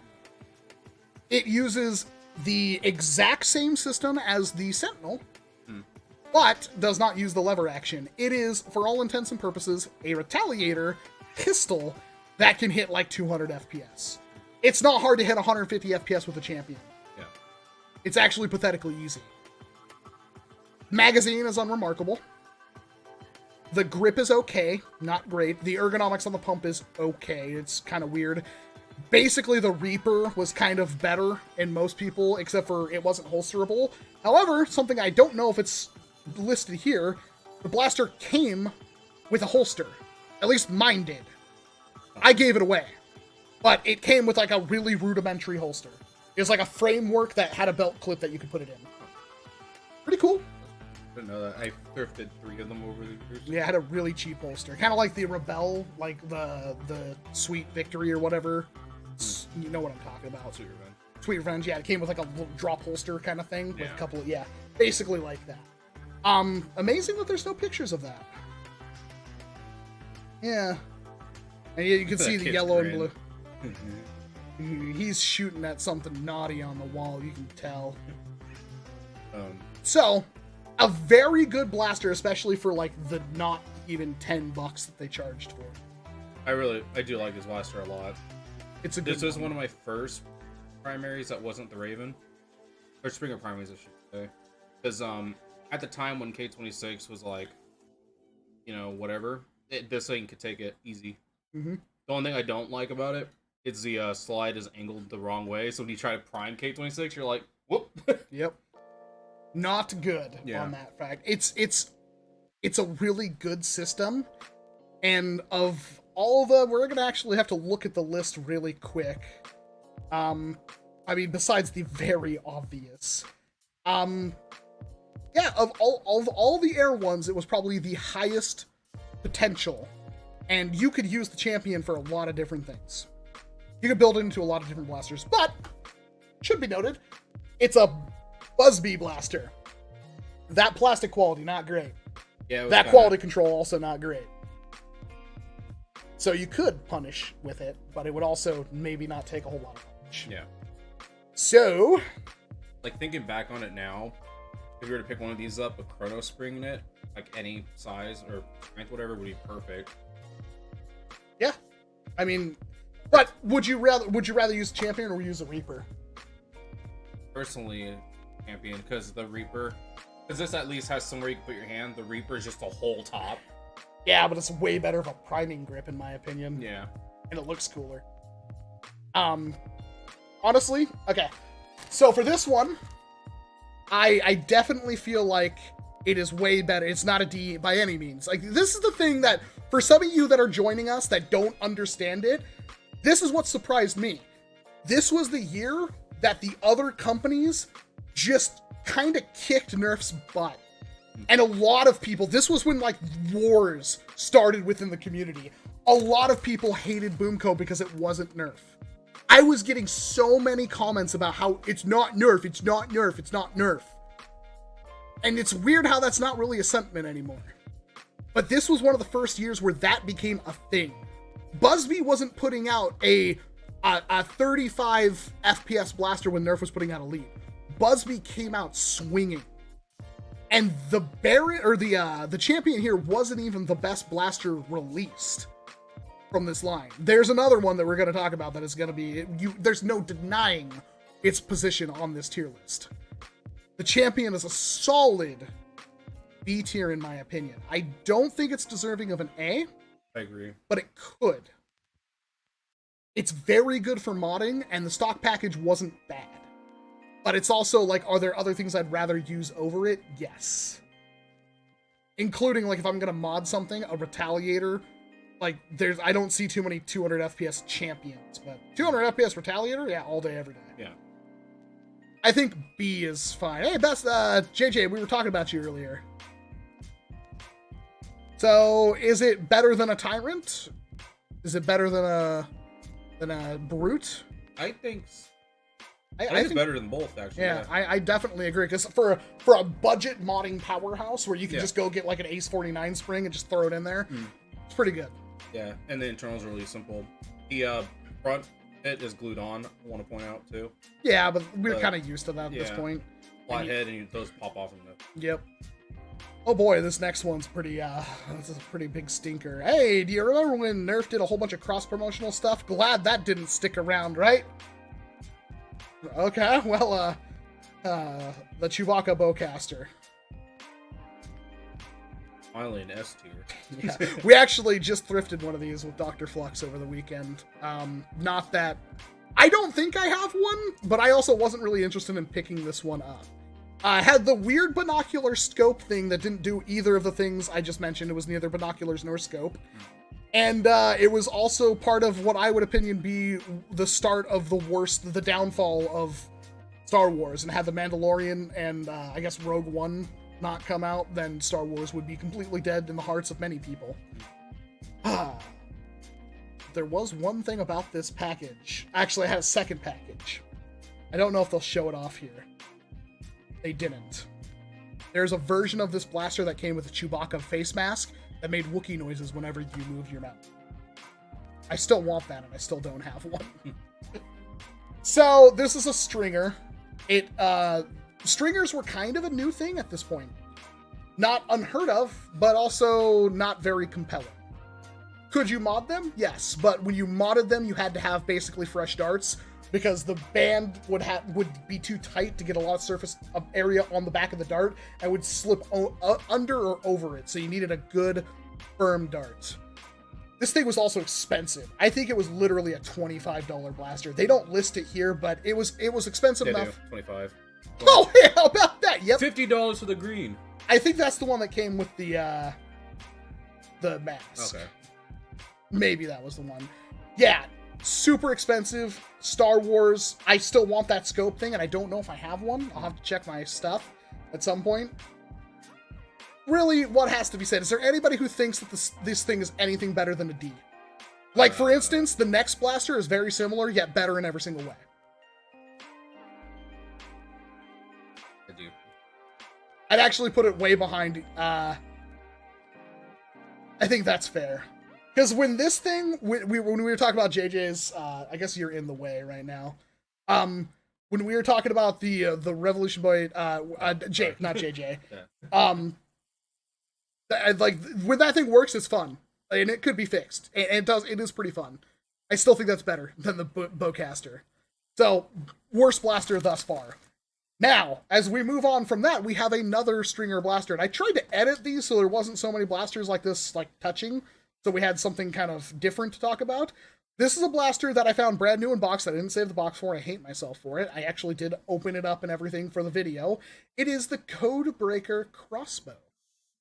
A blaster that every single time I see one, I think I'm looking at a freaking Fearless Fire, and I'm not.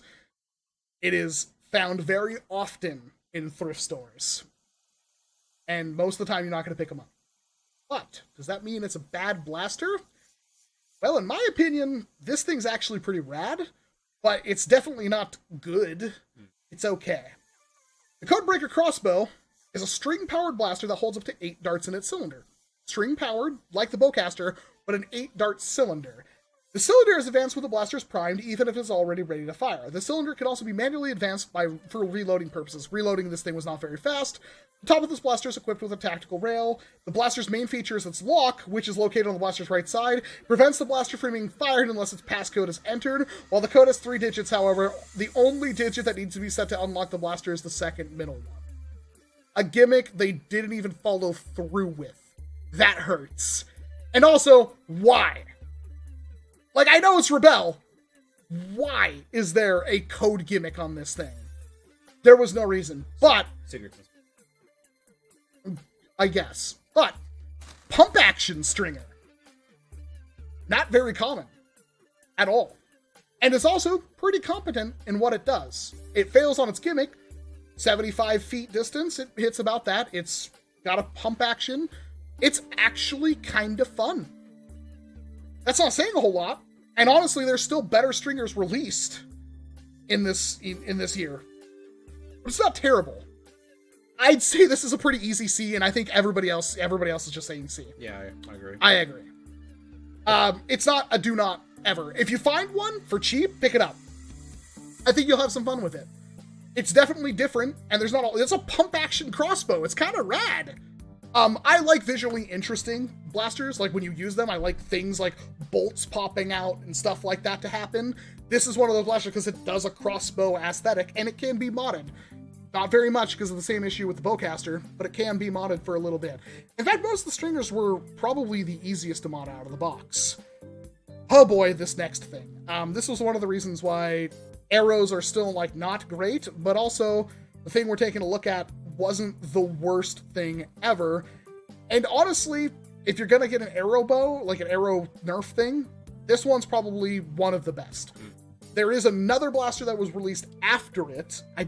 Was it next year or the year after? It had to be the year after, right? I think so. They kind of did like a little break and then came back with this thing. This is the Courage crossbow. It is a hand crossbow, and it does everything a crossbow does. You pull the string back, you load an arrow into it, the lock mechanism, like, so you don't load like a pen down inside of it and shoot little Billy in the face. Those are really annoying because half the time you'll have an arrow in there and it won't let you pull the trigger, which made it almost impossible to use without removing that lock in the actual war scenario. And it fired stuff pretty okay, and you could tighten the spring and make it pretty decently. I say that, I've destroyed 2 of them trying to mod that string. Just a little too tight and it doesn't work at all. And you'd have to put new string on it, which is a thing you can do. But of all the arrow shooters, literally, of all of them, it's only tied with the Wraith Bow or whatever. They're both basically the same blaster. I would argue this one is better than the Wraith Bow. Better grip, kinda. But the mechanism for locking in extra arrows is better. Do you have one of these, or do you like the Wraith Bow more? I've never owned one of these ones. Oh. I do like the Wraith Bow a lot. If this was the Wraith Bow, where would you put it on the list? If I were to take into account all the arrow shooting thingies. On this list, let's just pretend that that's Wraith Bow. So they're Yeah. basically the same blaster. I argue this one in some ways is better. Where would you put it on this list? I'd say high, mid C. Mid C? That's where I would put it. Do you think it's better than an Apollo? Oh, that's saying a lot, because I don't like the Apollo. Yeah. I think it's a pretty decent C. Especially if you want to use arrows. There's not a lot of wars that allow you to use, like, a lot of wars that make you use arrows. I don't know if there's a safety. Is there?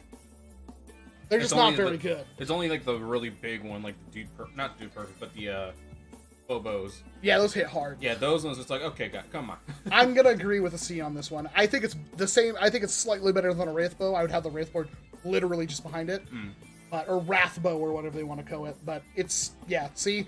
It's, if you have to use an arrow, it's probably your best bet, to be perfectly honest. Yep. But arrows were still not very good at this point. Which sucks.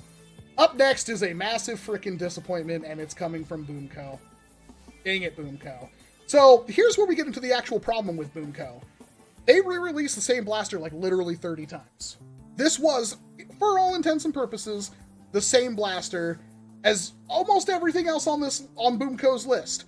Because it's essentially still, I guess you would call it a Dynamag, but it was, it's a far shot. It's the same thing as a far shot. It's just with a slight clip indexing thing on it. Have a good one, JJ. Did they ever fix the Warden? Judging by the comments I get of people calling me an idiot because theirs works fine, I assume they fixed the Warden. That's how you learn as a YouTuber, if they fix stuff. This thing, in terms of being the Covenant Carbine, fails. And it's tiny. But it's not, like, super uncomfortable. I actually think it's a rather cool looking and okay ergonomically blaster. It's just you can't shoulder it. It's not a carbine, it's a pistol. This is true. And it also works.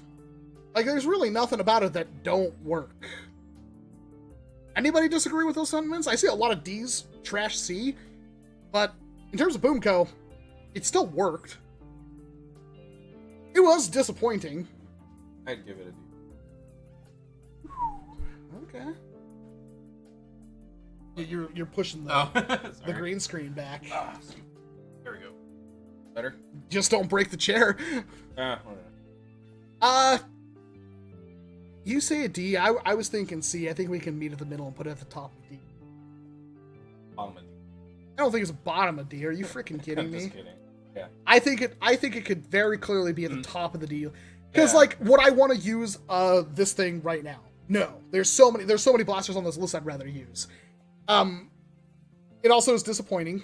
D for disappointment, I can get that. Yeah. And it kind of fails on every level, but being a semi-competent dart blaster. So, I don't want to put it in C, because C's going to get pretty clogged.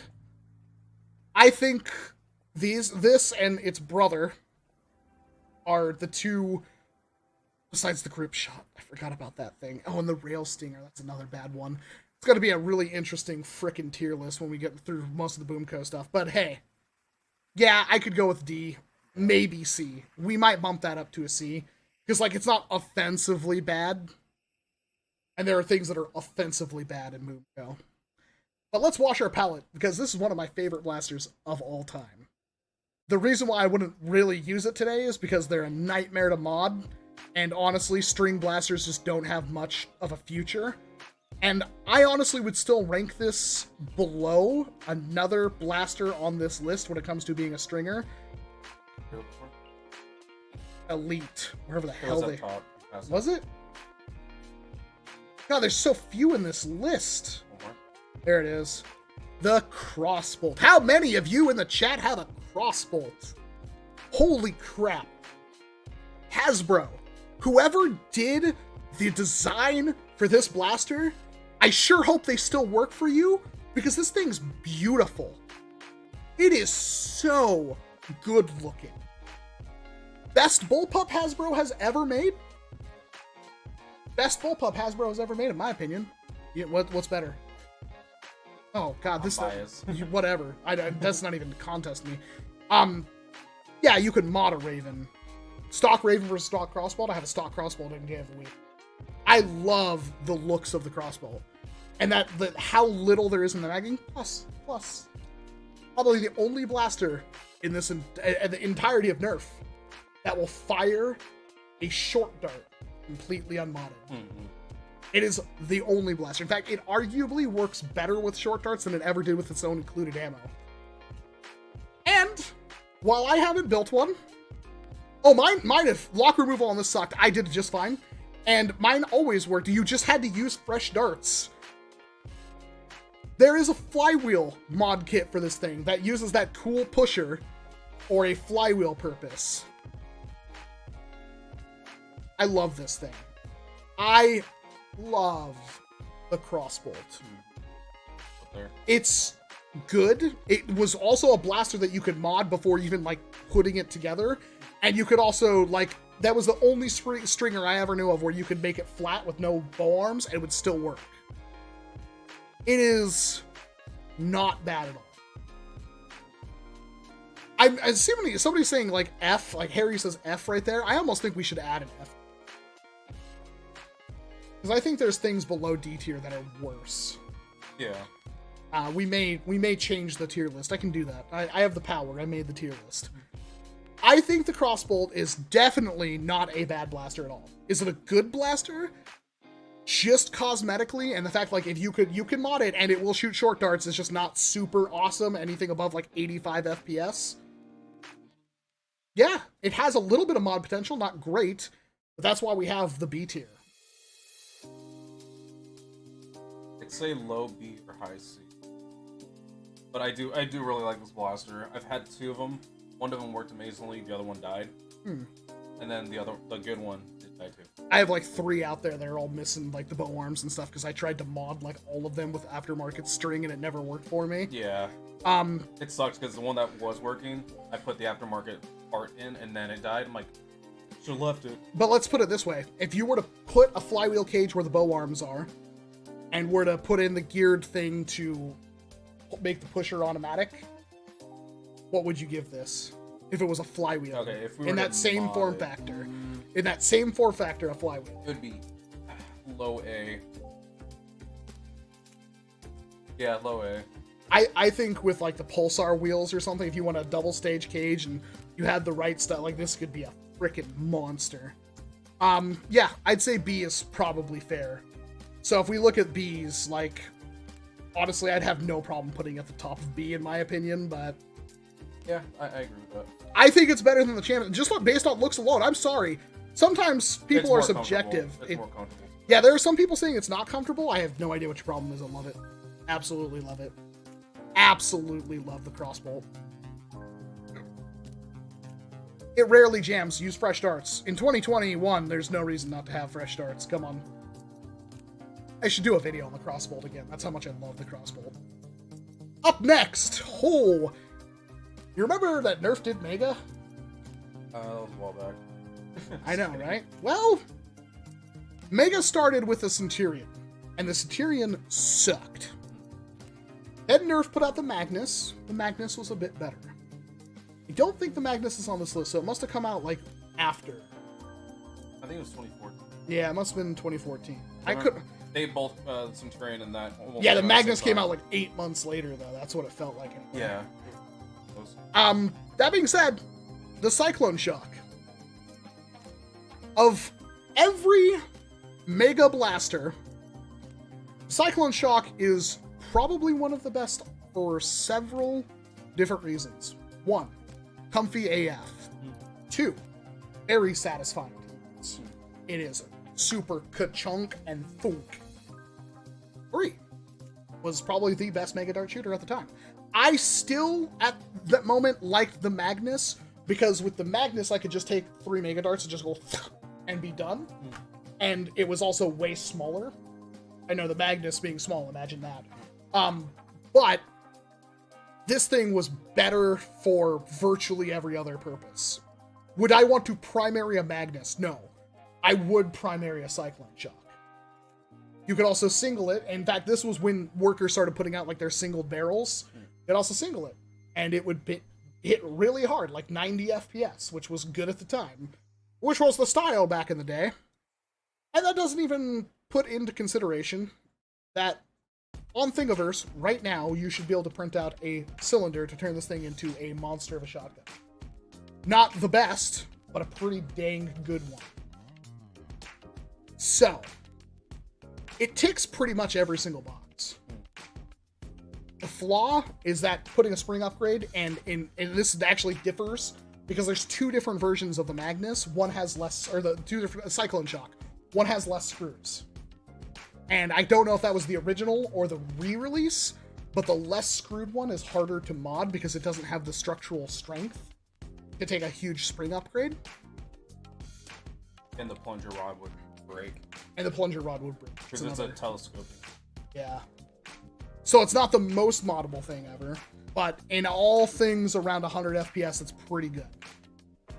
So, not a D, not a C. Is it a B? I could see that. Is it an A? I could definitely see that as well. It's not an S. Yeah.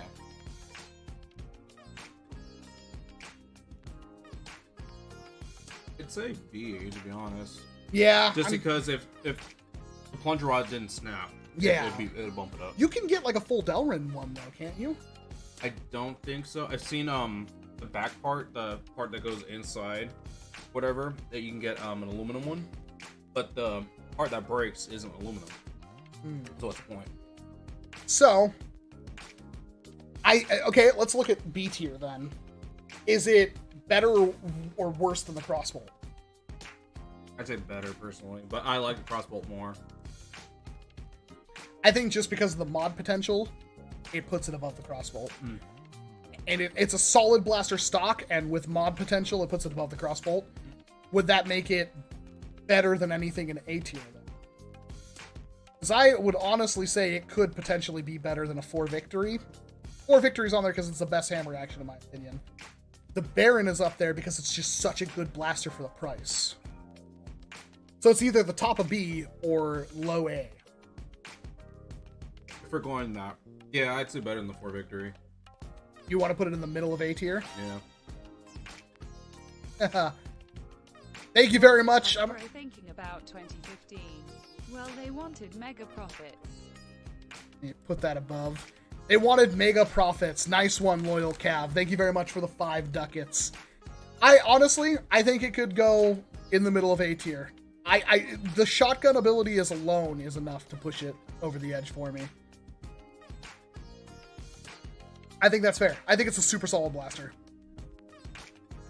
We can revisit. We can look back at the full list and we can make changes. Yeah. The next one I have a hard time judging. I have a real hard time judging this one. This was, at the time, one of the most expensive dart blasters I've ever seen. It was like 80, 90 or something like that. 130, I think it was. Oh, I honestly think it was like that. It might have been 100, but I think with tax and buying the the freaking C or D the batteries. C or D batteries, yeah.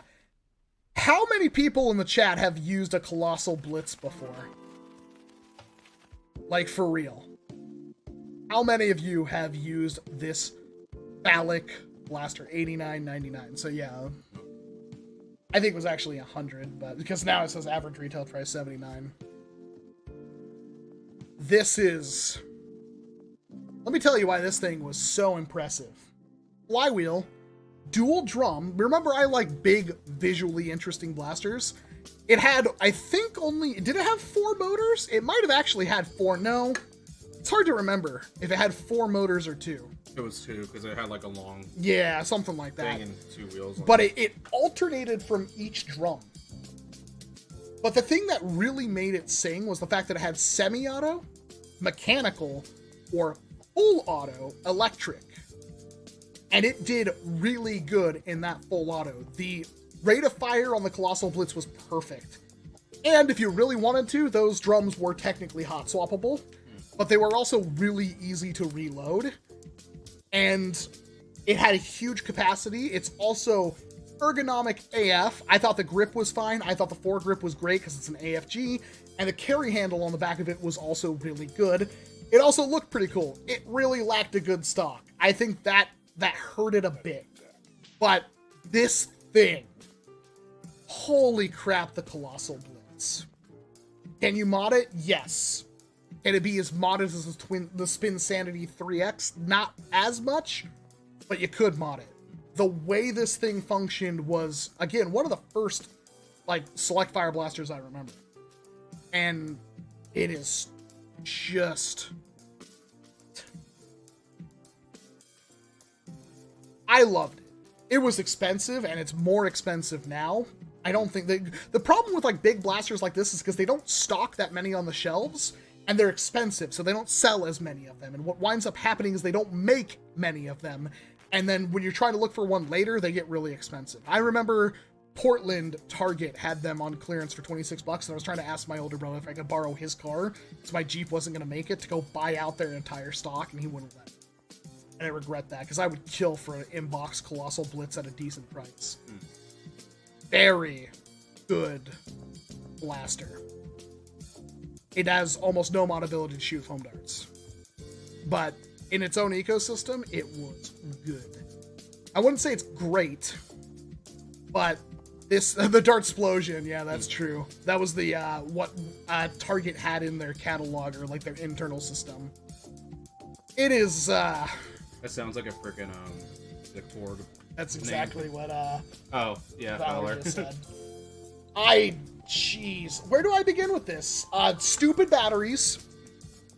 I hated the batteries. That was probably the worst part. But high capacity, technically hot swappable.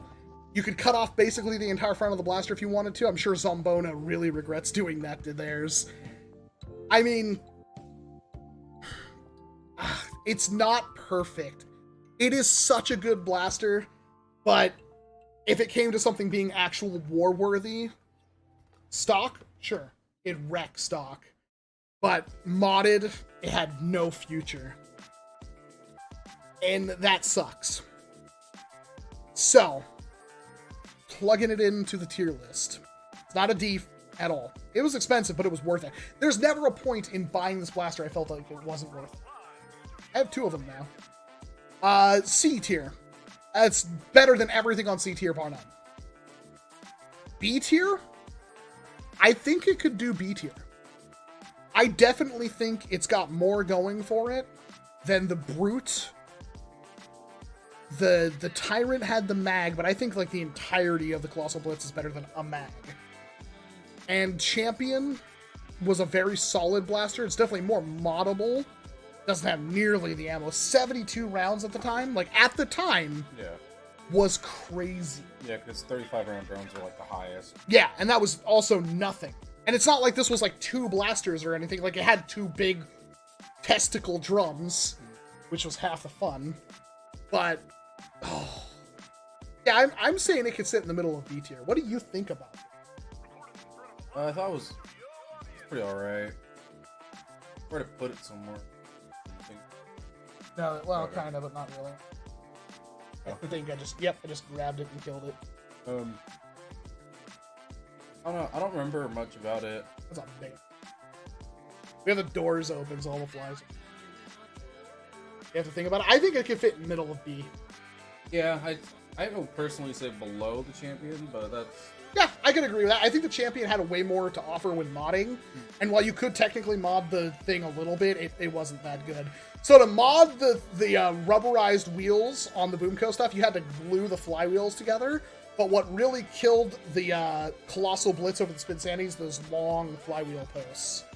So I think putting it in the middle of B tier is fine. It's great. It's not for everyone. It's not a blaster that I would say like you need to go out and buy right now. But if you see one and you don't pick it up, if it's under $30 and you see one, it's worth picking up. I thrifted one and gave it $2. And before we get to the next blaster, I really want to edit. Oh. Add a row below. I want to add. What the heck?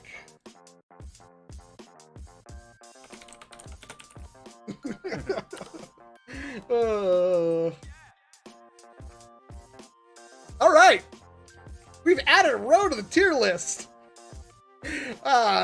Breaking the formula, because there are some in here that are worse than what we have in D tier. And let's go to the next thing. Do you remember this? I didn't like This was Betrayal. easy source for absolvers. That's about it. Easy source for strong arm cylinders, because it's the same cylinder. Arguably looks cooler. This thing is awful.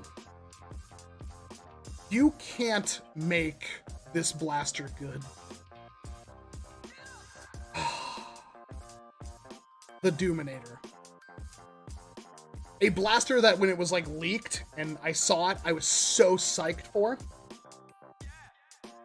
And it forever tainted my expectations from NERF. Now, to be fair, there has a couple of things going for it.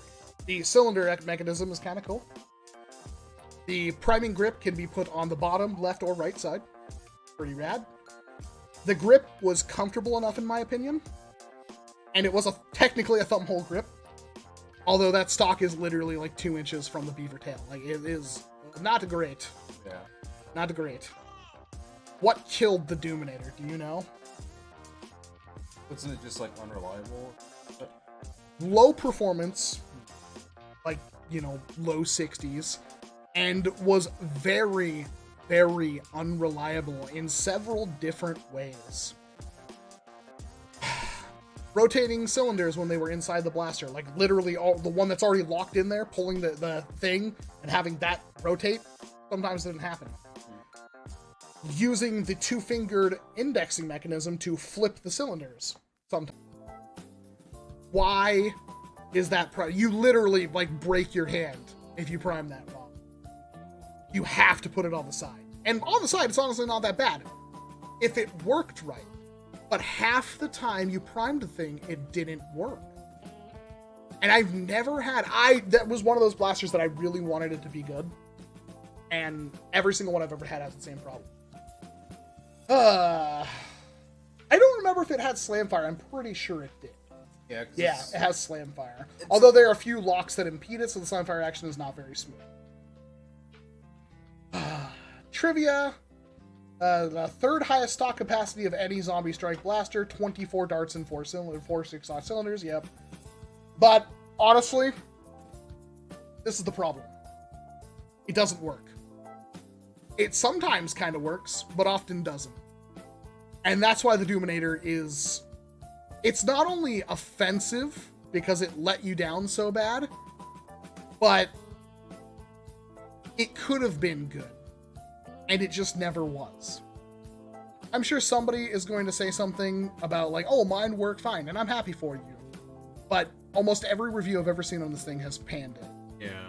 And because it's I would honestly like the Doominator more than any blaster in D tier. But it upsets me that much.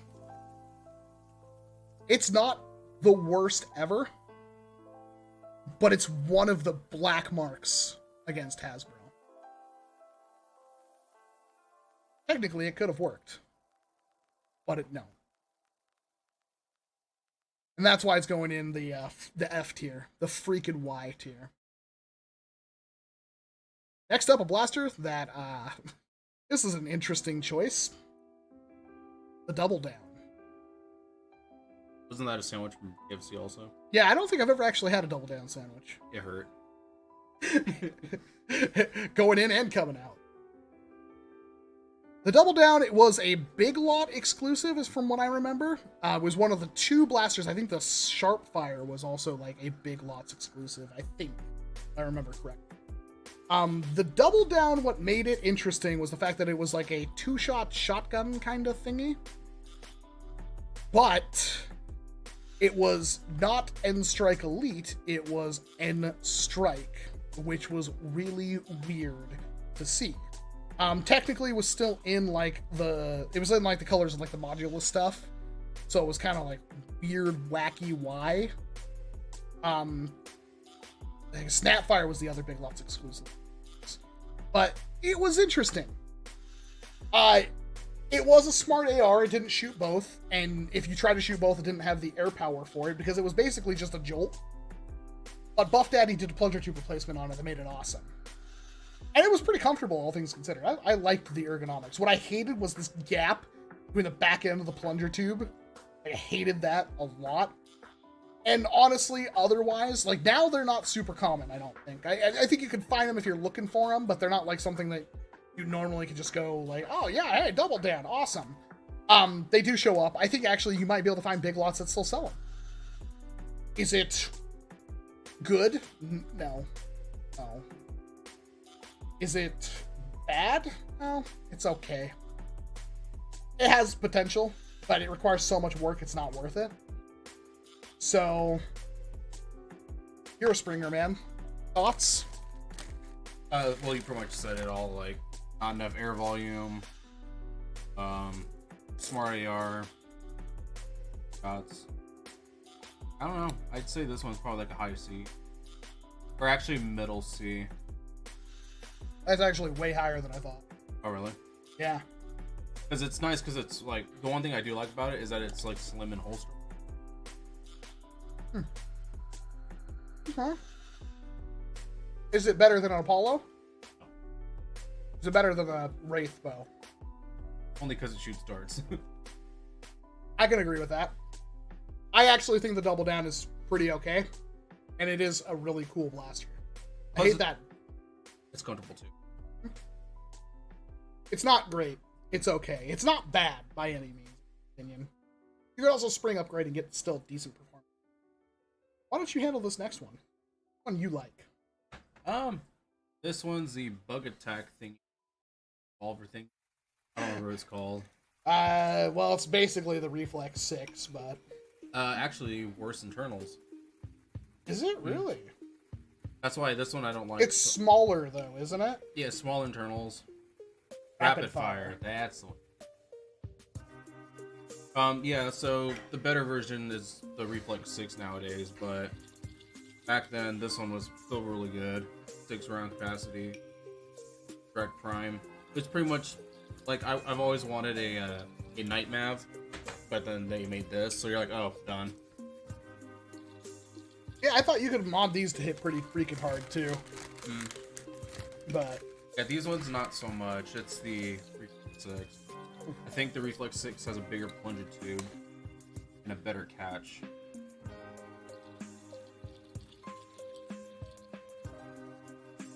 I like the grip was actually really good.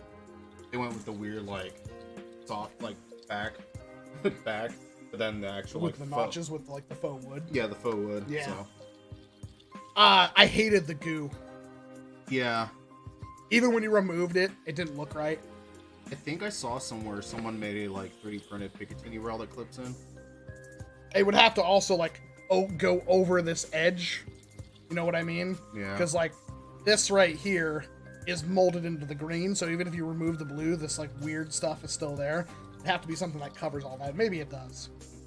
Honestly, it's a solid blaster. I thought it was the same as the Reflex 6. But now that you mention it, I think it's smaller. Yeah, it's slightly smaller. And then plunger tube, again, it's... So, where does it fit on the list? Well, the Reflex 6 didn't come out. So Nope. I would say this is probably B tier. A B tier?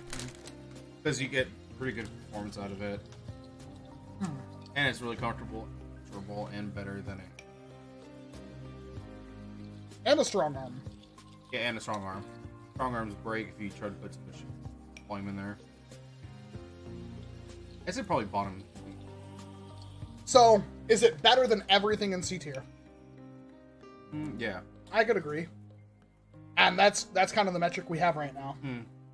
But yeah, I'd say bottom C. Or B, sorry. Yeah, I kind of agree. Because there's really... It's not going to be better than a brute, but it's definitely better than a boss. Yeah. If it was a Reflex 6, I'd actually say bottom A, but it's not. Yeah, this actually fits format, because now they can't see spoilers of what blaster is next. Yeah, I would agree that it's a decent little blaster, and is it worth using today? You could make it kind of better. Yeah, but I mean, at this point, unless you like the aesthetic, just get a Reflex. Plus, they have the Shark and Dino one now. Remember those? Was there a Shark one? I've seen the Dino one. Yeah. I saw someone online, they're like, dude, at Ross, they have the Shark one. I'm like, no! I'm like, I need it. Yeah. Here's one that is ridiculously rare and expensive. And I finally have one. It is the Duet. This line, the gem... what did they call this stupid Rebel remix?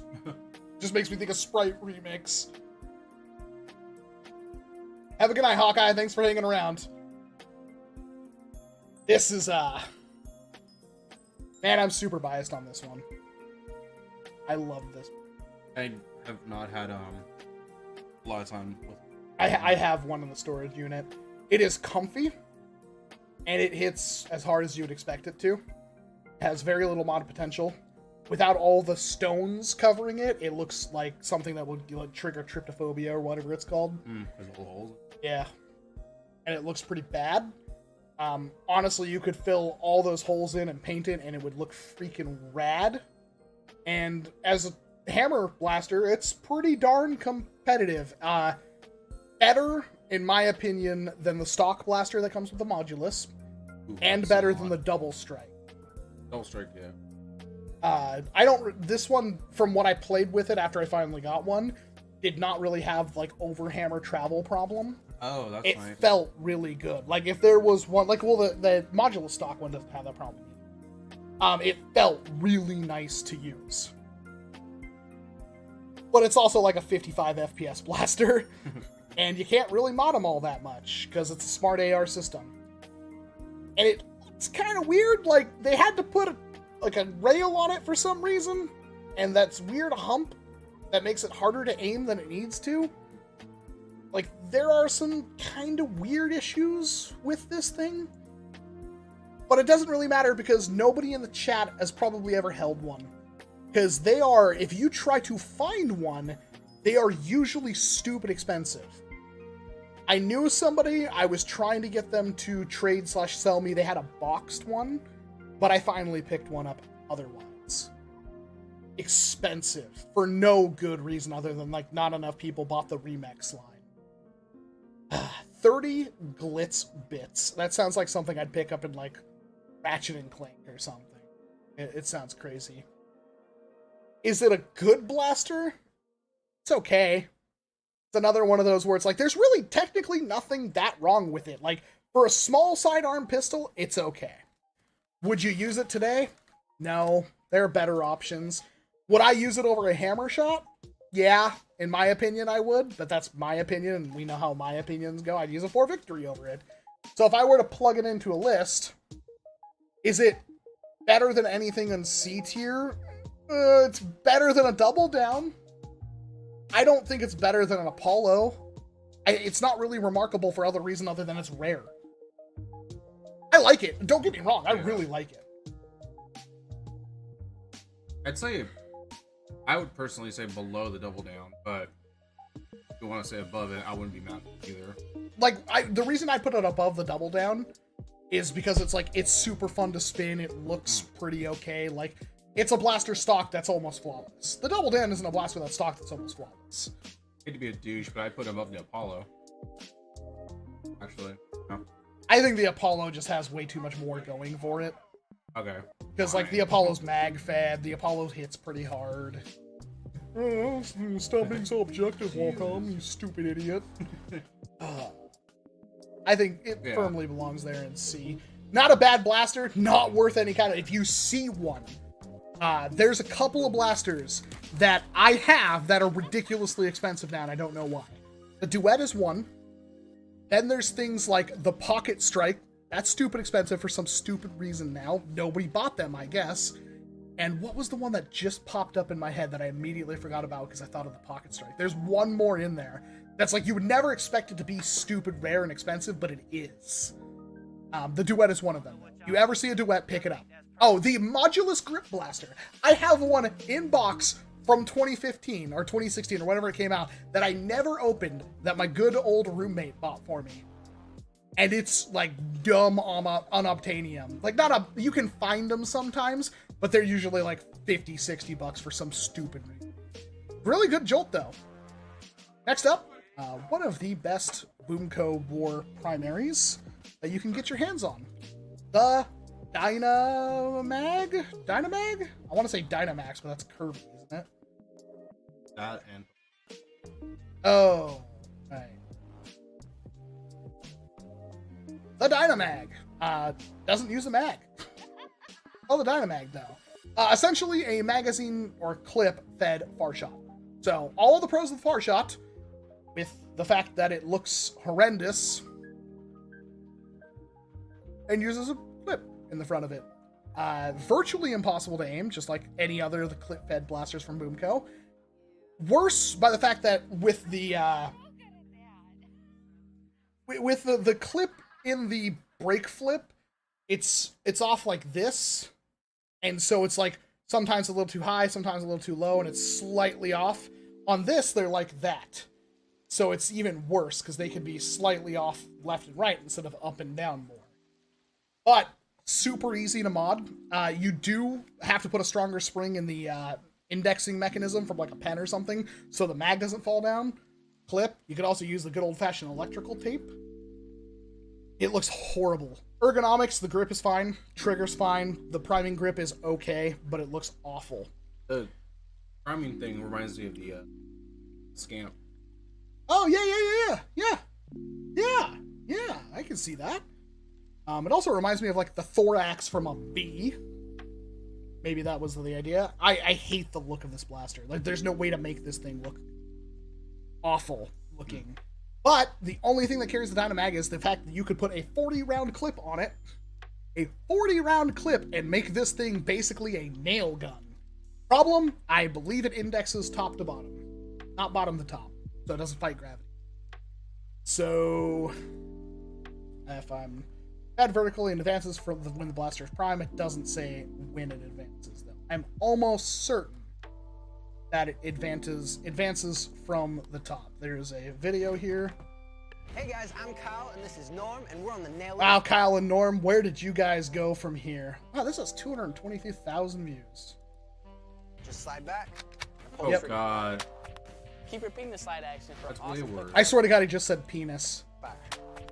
Keep repeating the slide action for Okay, no, seriously, he says penis. Hold on. I know that's not what he says, but for some reason, that's what I'm hearing.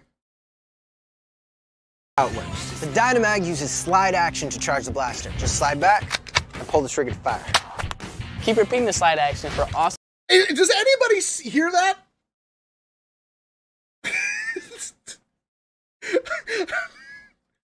Slide action to charge the blaster. Just slide back and pull the trigger to fire. keep repeating the slide action for awesome quick fire blast. You have to hear this. He says penis. He's like penis side action. Pull the trigger to fire. Keep repeating the slide action for awesome quick. He said it. What is he actually trying to say? This closed captioning.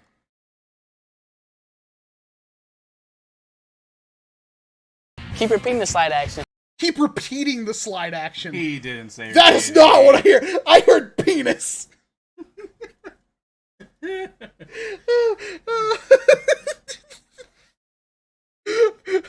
swear to God, he says penis slide action. I'm not making this up, guys. Slide back and pull the trigger to fire. Keep repeating the slide action for awesome. Anyway, that's the Dynamag, that joke alone is probably better than the Blaster. Okay, so to be real, the Dynamag's solid. It's just bad looking. So, where would this fit? Uh-huh. P. I'm just kidding. P. Freaking Y. No, I think it's honestly, it's okay. I think it's low C. Low C? Actually, I would honestly, because in terms of like sheer firepower and modability, it's above most of these things right here. Like, it looks bad, the grip is okay, the prime's okay, the capacity's 40 darts if you have a 40 dart mag. It can hit 130 FPS. It's also not going to have, like, really bad, like, accuracy, because it was Boomco. These things were basically flew true every single time. okay, fine. Above the Apollo. Wham! Yeah, I think that's fair. I want to say it's better than a boss, because it's like, it will hit harder, has more capacity. It does basically everything more than a boss. But the ergonomics and everything is why it's lower. Go ahead. Yeah, I think so. I'm it. sorry. Do it. Keep your P'd in slide action. I mean, McDoyle said it. Is there a P tier? We could make one, but then we're diluting the mastery that is the tier list. Up next, I think I should skip this blaster, because this isn't exactly fair, is it? It's a re-release. Oh, yeah. Yeah. I want to include, because it would be, like, frickin' A tier easy. It's the Elite Alpha Trooper, the re-release one, the Coles one. That's not a new blaster. So we're gonna go on to something that's absolutely freaking awful. Oh god. Where are you, you stupid mother? Where are you? Where are you? Where are you? Ah, there you are. Bam. The Eraser Head. The Eraser ZR. What's at the bottom do again? It's a hemp. For what, though? A single dart. What's the worst? It's a hamp for a single dart. The hamp for a single dart. It held 2 more in the grip. The grip is awful. The trigger is awful because it's literally just like a coat hanger hook. And then that trigger is what fired silly string or water. I'm gonna grab a drink, you know where that's I have to pee, so I've had a lot of fluids in me. Alright. Well, somebody has to sit here and talk about the Eraser Head. Talk about the Eraser Head? Yeah. It is. It's also Aikawa from Fire Act. Oh, that's right. That's an anime. What's up, lovelies? So yeah, we got this thing. This thing's just sad. What? So yeah, I can't believe there's a worse one than the other one. So what do you guys think on the tier list? Where do you guys think this belongs? I personally think this goes in our new tier. The nope. Freaking Y, okay, yeah. F, bad. FW, yeah. Flywheel, yeah. Dear F, yeah. Yeah, I don't get... Like, these were forgettable. I completely forgot about these things. And a hamp for a single dart's really, really sad. And they want $20 for this thing? Let's look. You know, he's not here right now. Let's look at the facts. Trivia. ZR and the blaster's name is stand for Zombie Repellent. The 100 may also be a reference to the blaster's dart capacity. It holds 1, bruh. That's what I said. 1. But. What? But. What? You can brass that bit. Dude, you can brass it. I would not waste 40 cents of brass on that sad thing. But you can brass it. You kiss my brass. I would. Man, yeah, that's just no, man, bruh. It was also $20. Yeah, no. So, is there any dispute where this goes on the tier list? I would argue the Abolisher Could be used for something. I don't really like them. What? Yeah, I don't know why. I don't. Oh, they're sours. Maybe that's why I didn't like them.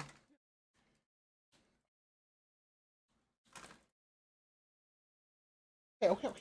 Stop. It's I'm back now. It's horrible. You could probably get something out of this. I really want to get one out of box to shove brass and just see how hard you can, like, just yeet it. I bet you could do something okay. I bet you could hit pretty hard with this thing. But it's a freaking Y. Yeah. Unlike the Abolisher, there's almost no recourse for this thing. Awful. Yeah, it's pretty bad. Pretty freaking bad. Add Perry. Hi, Perry. Perry the platypus! You'd have a fedora every single say that. Alrighty. Up next is a blaster I don't think I've ever held before. I don't know if I own one. I may. If I don't, it's unobtainium. Almost every single one of these blasters, the last time I remember seeing them is like, you know, NERM. NERM and the Foam Brewer. They had these all the time. The Ever Fierce Bow. So, Rebel did these things with bows. They weren't actual bows. They were pretty awful. NGL, pretty awful. The Ever Fierce Bow had a 4-dart smart AR. Came with charms, which nobody cared about. And was the same, no trigger. You pulled it back, and then they had that little rubber rolling thing to where you could roll the string off, and it would go forward. It's still spring-powered. So you're pulling back a spring, and then snapping it by rolling your fingers off of the pullback. It also looked dumb. So, what do you think? I think all the bow blasters, except one of them, is pretty awful. And they wanted $25 for it. Hey man, those pot metal charms are not. I like the. So first off, I like the charm. They're obnoxious as hell. I need to get a whole set of them at some point. Yeah, just like 15 of them and like make like freaking like armor. Okay, more than 15, but you get my point. I don't know. They're just they're awful. So,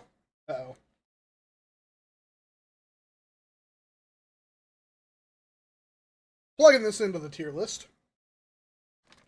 Is it better than anything in D tier? No. Really? You don't think it's better than the Revolution Bow? Technically, it works. It's above the Revolution though. I would say it's below the stock.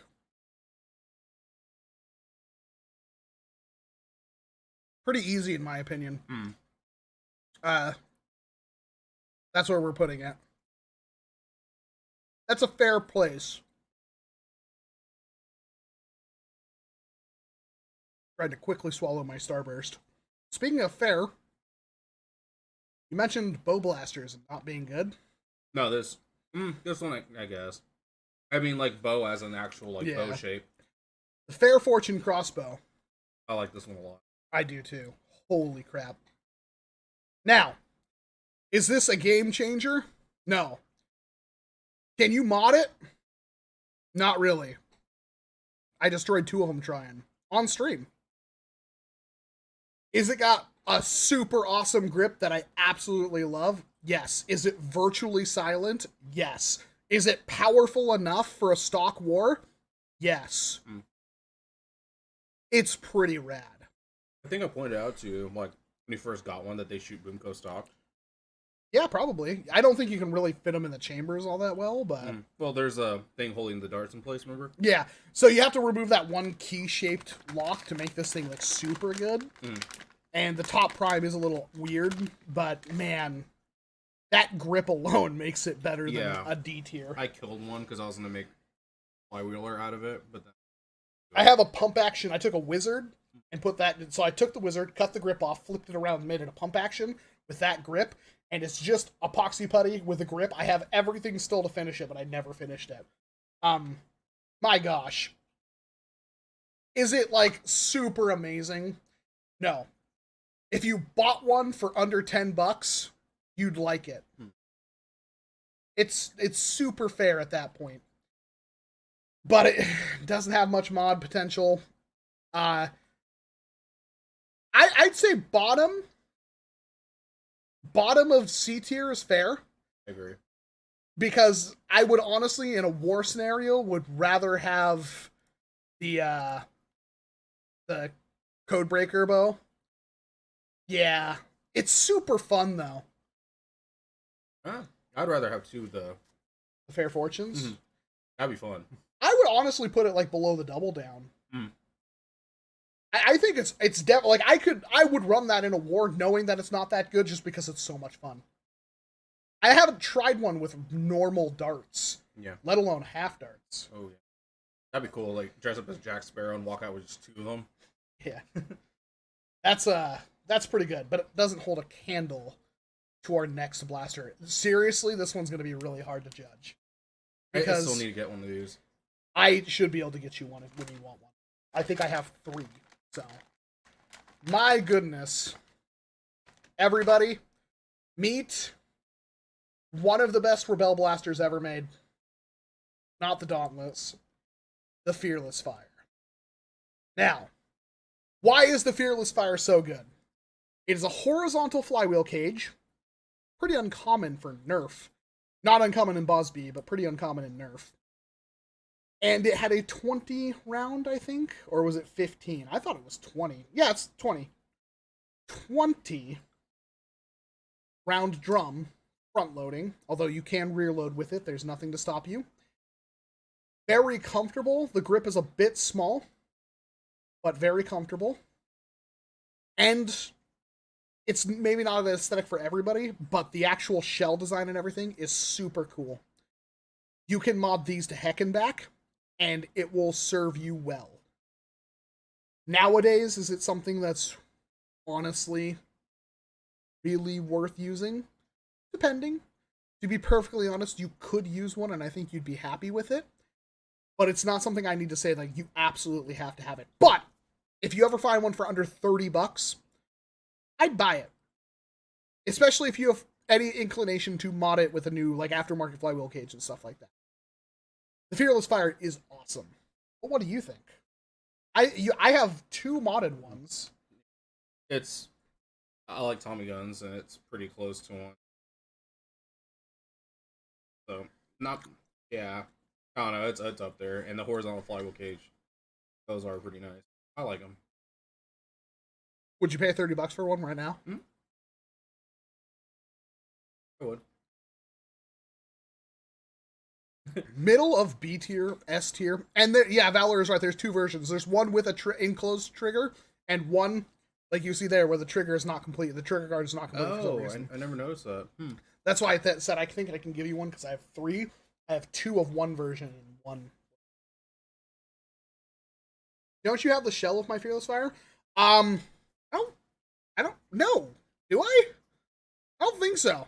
The last thing I remember getting from you was a bunch of, like, parts for a double, you wanted either a Mantis or a doubled, that shotgun that is pretty cool but not very good. The monorail blaster. That was the last thing I remember getting from you. Wasn't there also a reskin of those for the YA novels? I have no idea what you're talking about, David. Yeah. So, this thing's rad. Is it better than everything in C tier? Undoubtedly. Is it better than everything in B tier? That's hard, to be perfectly honest. Like, I could make the argument that it's better than a Colossal Blitz, because I like it more. It's better than a Brute in terms of, like, everything.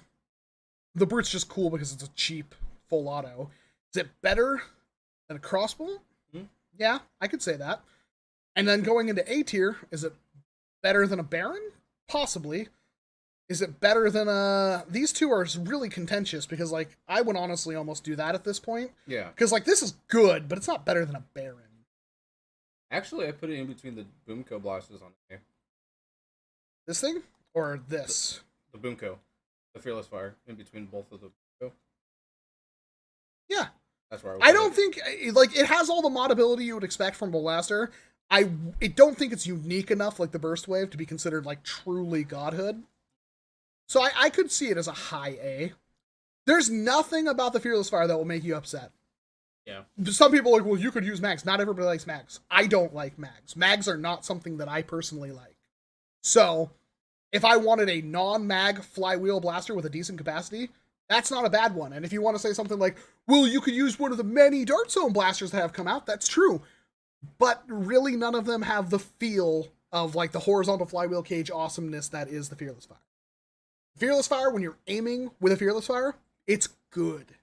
It's super good. Honestly, I almost want to make a brushless one. I know it's never going to happen, but I'd love to have a brushless one. So, yeah, it's pretty nice. Remember the Ruckus? Yes, I literally picked one up today. Not bad at all. Coming up next is something that I wish was better than it actually is. It's another Boomco, and it's honestly a pretty rad Boomco thing. Honestly, I just want to get another one and glue it and just make it a Keyblade because it's basically a Keyblade. Scrolling through the list here, trying to find Boomco. There it is. It's a flip bow. I just saw that in the bin too. Yeah. It looks cool. Nobody puts the bow arms on the flip bow. Nobody. They were, while cool, like, it's not exactly fair because they are visually interesting. They don't do anything. So nobody used them. I didn't even know they had bow arms. Yeah, most people don't. Came with a smart stick target. It's a different mechanism. So while the brake flip moved down, this moves up. And it's essentially a remixed action of what you would find on the Whip Blast, which is a cool blaster, but like not super practical. 20 round capacity. Uses clips, could use a 40. The difference is it fed it in horizontally. Or vertically, I'm sorry. Instead of all of them being horizontal, like the brake flip, it held it in vertically. And it was okay at it. Not super great, but it was better than the Dynamag. It also looks pretty cool, in my opinion. It looks like a Covenant weapon. Like, speaking of like Halo, Boomco, like this thing looks like something from the Covenant. And it had Slam Fire. Problem. Basically everything. So because of the gear mechanism, it can't be modded. The gears can't handle it. And the action of going like that, my wrist hurts just doing it. It's not the same as using your entire arm. I guess you could hold it and like you're reeling in a fish. It didn't really work. It's cool. But it's directly inferior to the brake flip in basically everywhere. Some people liked it more, but they also didn't have like bottom. What do you think? I don't like. Don't like it at all. So if you were to put it on the tier list, I'd probably put it in D. So you're gonna have to save this one. No. You know what? I would put it below the Covenant Carbine. Oh wow. Yeah. You can't mod them. Okay. And that's an issue when it comes to this kind of tier list. It's worse than the Dynamag in every single way. Didn't get a hilarious commercial. I mean, yeah. I would honestly, like, it's cool, but that's about it. Everything on this blaster, like, you could have high capacity and stuff like that. Like, I get it, but at the same time, I can't really see this thing. Is it better than C-tier blasters? Not in my opinion. I'm sorry. Like, I like this blaster. It's not a bad blaster. If you found one, you had a mag and some darts, you'd have some fun with it. But it's not a blaster. Like, brake flip, yes. Holy crap. Pick up brake flips all the time. Not a flip bow. Not a flip bow. This is, I'm putting it behind the Covenant Carbine. I think it's the Covenant Carbine could technically be modded. The Covenant Carbine is technically comfortable. The Covenant Carbine could technically do basically everything that this blaster can do, but maybe the Slam Fire. I don't think the Covenant Carbine had Slam Fire. I don't remember, but I don't think it does. At the same size of blaster, too. Plus, its gimmick is ick. Here's something that is... That's an interesting one. I actually was not prepared for this next blaster. Oh. We are going to be taking a look at something that is... Ooh, this chat, you're going to have to really chime in. I want you to start us off on the Zombie Strike Flip Fury.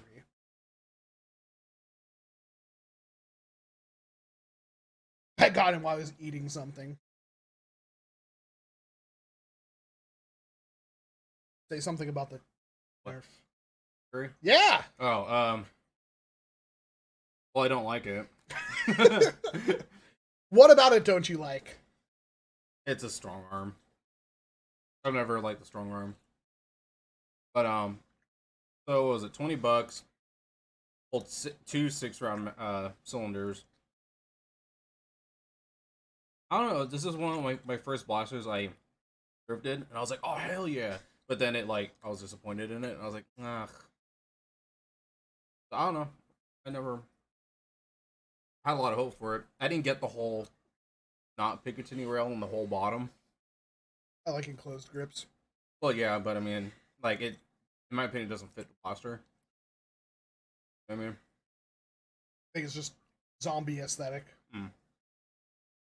However, switching mechanism, super fun.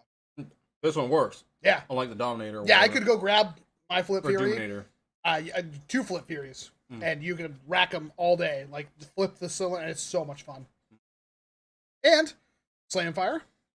And, arguably, in a scenario where you would be using this blaster, being able to swap out a cylinder and have the cylinder full of darts ready to fire and be loading up the spare cylinder is good. It's not terrible. It's massive. And also doesn't look that good.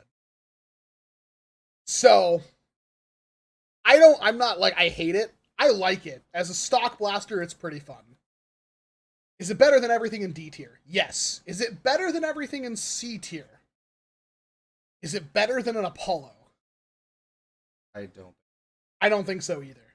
And that's kind of like, I could argue it's better than everything else before it, but that Apollo, man, we placed that Apollo in the perfect position. Yeah.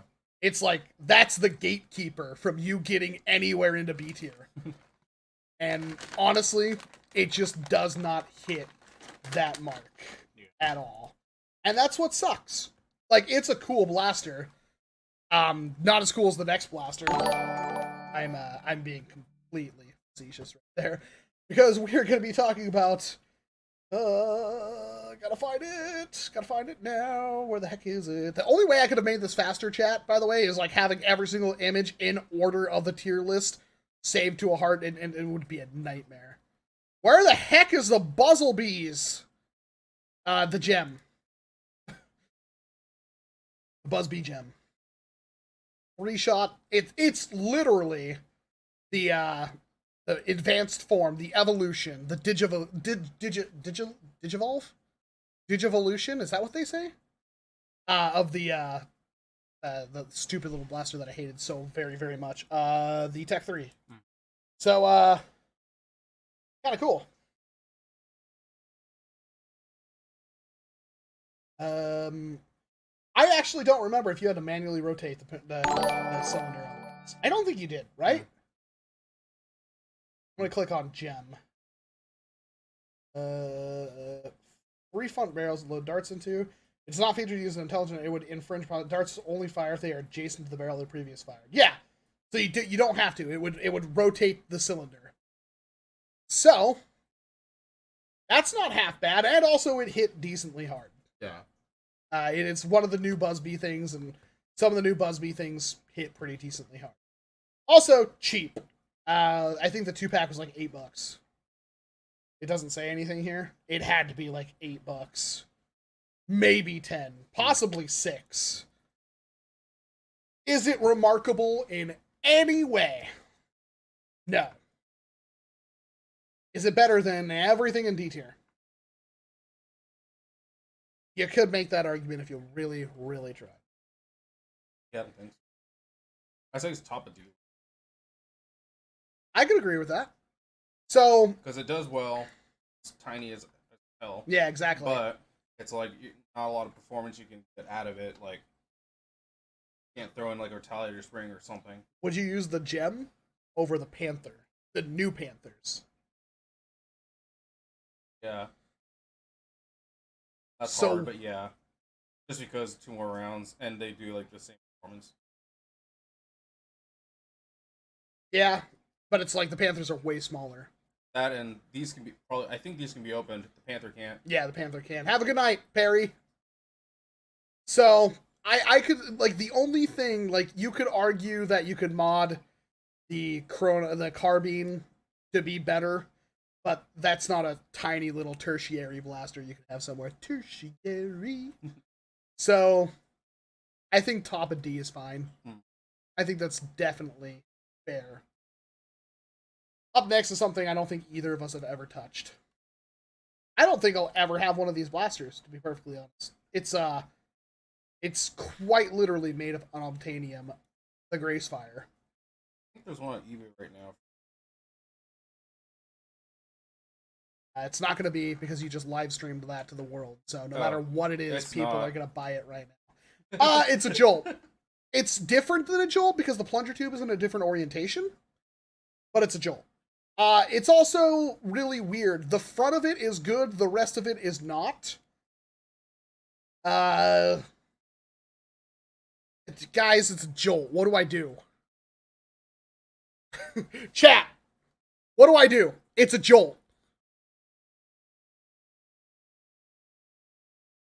I've never held one.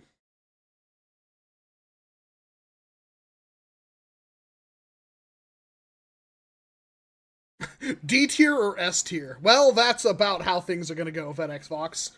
There's a duet for 9. I told you. They're dumb. Is it in box? I think it was. Yeah, they're stupid rare. I would never pay 90. I would maybe pay like 30, 40 for I'm going to say A tier. It's okay, hold on, guys, come on. In the spirit of things, okay, I get to see the next blaster, you guys can't. I'm going to put it at the bottom of D tier. I think that's fair. I'm going to put it below the strike and defense stock, actually. I think this is an okay blaster if you like the aesthetics, which I do, and it's a Jolt. That's it. I think that's fair. Do you think that's fair? Or Below the strike and defense stock for the Gracefire.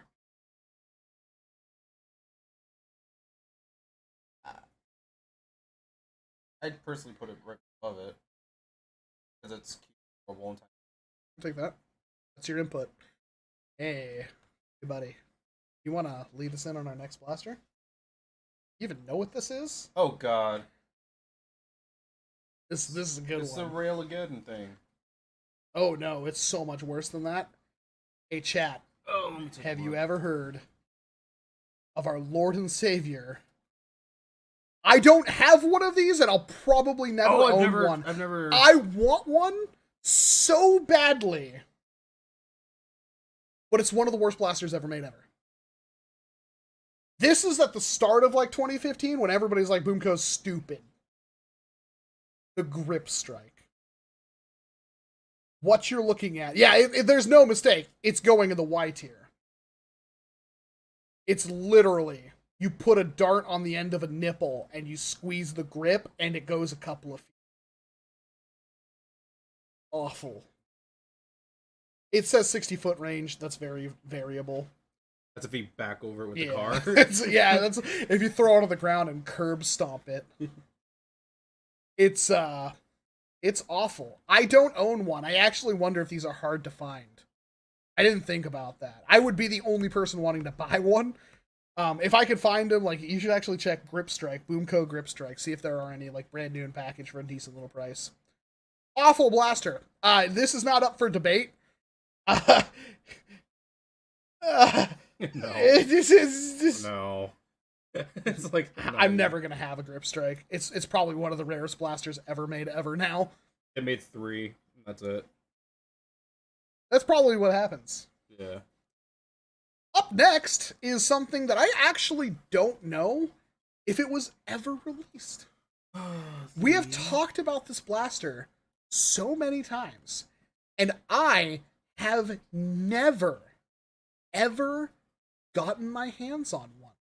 I think Buff Daddy did a review, and I think there's like some like Chinese nerfers that have done a review on it. Oh, it's so annoying scrolling through all this crap. The Gunsmoke pistol. Chat. Have you ever heard of this blaster? For real. Is this something that has ever popped up anywhere near you? I swear it exists. It's here. But I've never, ever gotten my hands on one.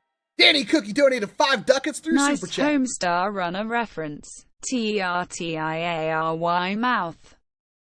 Tertiary. I'm just gonna ban this insufferable. Oh, wait, maybe somebody already got him. I don't know, hold on. Yeah. Let's just ban it. There's your little second. Nobody cared about you. You have to rage out in a live stream for attention. Your life is pretty depressing. But I'm not gonna let it depress me. I know there was a rifle, but I never saw the pistol. I almost got one. I want a review on this blaster. The smoke was unsafe. Was it? I don't know. I've inhaled a lot of it. It's actually not that bad smelling. I've never found one. You can't find them on eBay. You can't find them on Mercari. You can't find them on Jigger. You can't find them anywhere. I want one, and I have a feeling because I want one, the only time it will ever pop up is somebody be like, hey, WALCOM, I got one. It's $400, and I'll never pay that much. I'd maybe pay $50 for it. I think Buff Daddy did a review of one at once. But it is hopefully just a guy who says, seems like just a glorified Mustang. And yeah, it's basically just a Tech 6 with that smoking cartridge feature. That's all it is. But it is a blaster like since day one, since 2015. I've never found one. I have like 4 of the rifles. If I want one of the rifles in box, I can buy one for like $25 off Amazon right now. I can't find this. And it sucks. It really sucks. So, if you ever find one, and you're not a complete... if you ever find one and want to help somebody out, let me know. I will give you a fair price for it. It will never leave my possession. Love this thing. Only notable because it does something kind of cool. I like the smoking action. I don't know. I've never actually seen it in person. Oh, really? We could probably go fire up one of mine out there. I'm sure one of the cartridges still work. Also, the refill cartridges, if anybody can find one of those packs for me, brand new. They used to be stupidly cheap, and now they're on Obtainium. Another thing. So, a bunch of people just subscribed. Pedro Viana, NERF review guy. Retired Paul Okami, Redard9143. Thank you very much for subscribing. Sound off if you're in the chat. Lovely to hear for you. Hey, Luchas, check your stream tips jar. You get an email? Cool. I wonder if you're buying.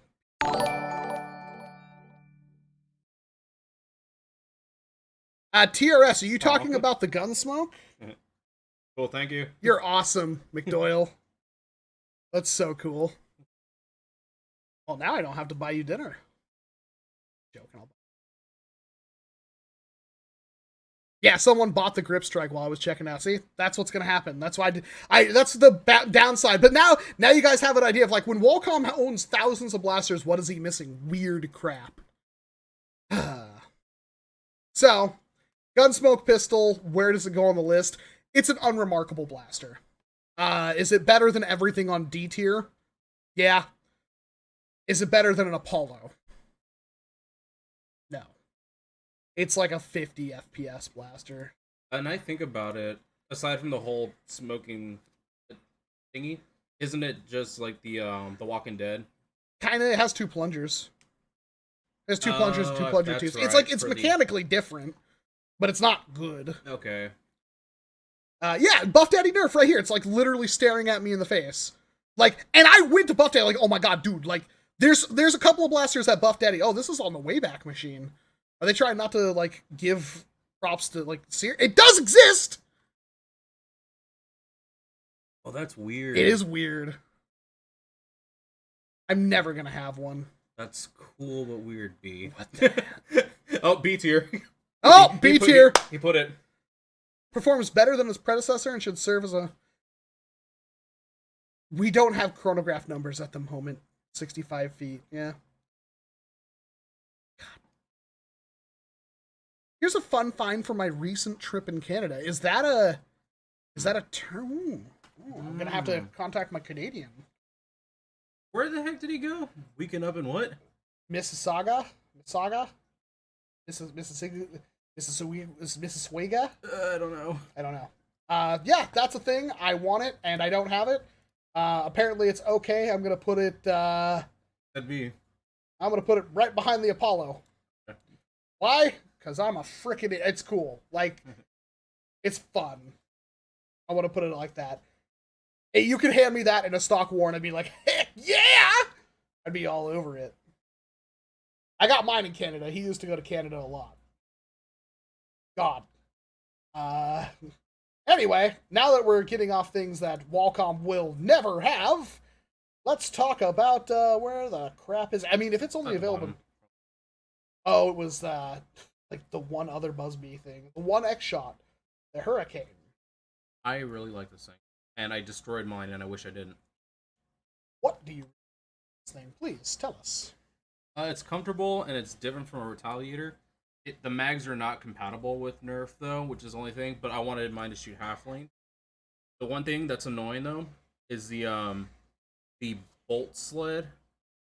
It's very thin and can break easy, and you don't screw it into the top prime. It just friction in. All I ever think of is like Jake, because he was like the X shot guy. Like he wasted so much freaking time trying to make one of these good. Like pump action really good. Yeah. Performs admirably. Up to 80 feet with X shot darts, so about probably 70. And before mine broke, I put this long of a barrel on it. I don't know what that is. Whatever. But and I about 3 inches. Yeah, and I put a slightly stronger spring, and I got like 100, and then it died. So it's like there's a little bit of potential, but the bolt sled is really fragile. Stravariidis. I'm sorry if I'm pronouncing that wrong. It's been a night. I'm not really looking forward for the cartridge refills, other than for collection purposes. That's it. I have the same basic experience. I thought it was okay, but the thing that turned me off is the mag's not compatible, which was dumb. It also doesn't really work well with any darts that aren't X-shot darts, right? Because the heads were shorter. I think other normal darts like failed to feed in these. I'm not entirely. I vaguely remember that. Yeah, because you can sand the front and then you can put a regular mag in there, but it's too much work. Yeah. So I like it for those reasons that I stated, but like, yeah, it's not good. Yeah, there we go. Girl. Is this another C tier or is it a D tier? I'd say D, just because those mags are not common. No, they're really not. I don't know if I might have one. Yeah. I think I have a blue one. Me too.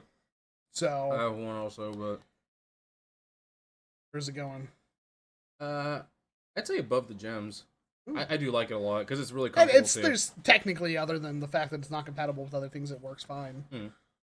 I take that. That's the Hurricane. That was the only X-Shot blaster released. That was new, apparently. Up next, do we even need to talk about this one? Kinda. I don't know how rare these are.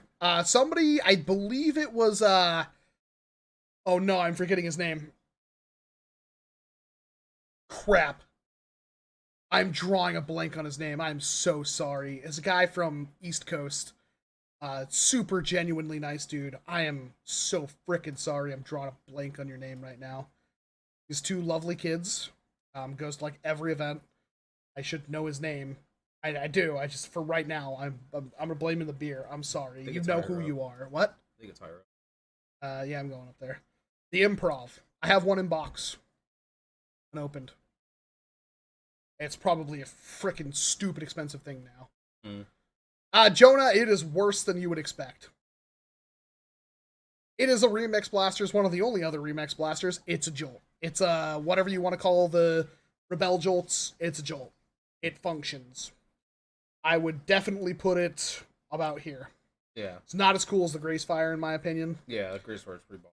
And the holes will again set off your tryptophobia. Here's one that'll be really fun to talk about. Why don't you give us the lowdown on the next blaster? Next round will be starting. 5, 4, 3, 2, Nope. 1. So, here's Hasbro's attempt at a better hammer shot. I think it's slightly better, but not by much. It's 6 rounds better. It's at least double. Yeah. It's better than a hammer shot in every single possible facet, so... I hate the stock. Ooh, I hate the stock. It's still fine. You don't actually have to use it as a stock. Use it as an arm brace. Mine It also holds 12 darts. It's not compatible with all obviously cylinder, ignore that, but like the metal parts. Bring upgrades easy. I think it's alright. I think it's really... for a hammer action... Oh, it's Target exclusive. Yeah. Yeah, Doomlands are, I think... Ooh, Walmart in Canada. Mm-hmm. I think, like, dual-wielding these, I think Jangular was the guy who, like, really turned me on to that. Super fun. This is, a great little blaster. Not much in terms of modability. Cut down, they make excellent, what's the word I'm looking for? Pepper boxes. Honestly, as a complete package, it's not bad. It's not bad at all. So, plugging that into a tier list, where in your initial thought would it be? I say high C. You don't think it's better than the rapid fire, huh? Because there's technically not a whole lot wrong with it. Yeah. 12 rounds, hammer action, carried extra ammo on it, which is something I'm a big proponent of. Yeah. Was super easy to point because of the way the barrel and everything worked. Like, I really thought this blaster was solid. I don't know. The only thing, in my opinion, it's better at is a higher capacity. I'd put it below personally, but it being able to hold more ammo does kind of push forward. Like, way more. Like, not only do you get 12 darts ready to fire, but you get 12 darts in the standby. Yeah, but I'm not of that. But that. Really? God, that's like, I want to do a whole video. I'm like, will you guys please start putting, like, mag storage on your freaking 3D printed blasters? Like, I'm getting so tired of, like, so many blasters not having mag storage. I think it's a pretty competent B.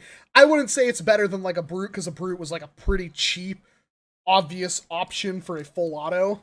And I wouldn't say it's better than a Tyrant, because the Tyrant was pretty cool. It's definitely not better than a Colossal Blitz, so I think that's a pretty safe place to put it. Rohirrim said a dad joke. This chair is hurting my ass.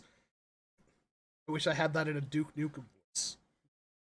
Somebody get a Clint on the line. Oh, so this next one is a doozy.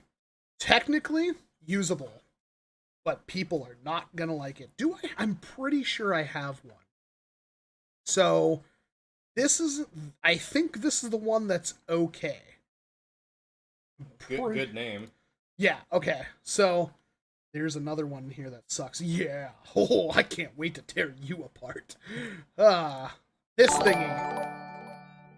People are following me on Twitch. I have not streamed on Twitch. It's gonna be a little while.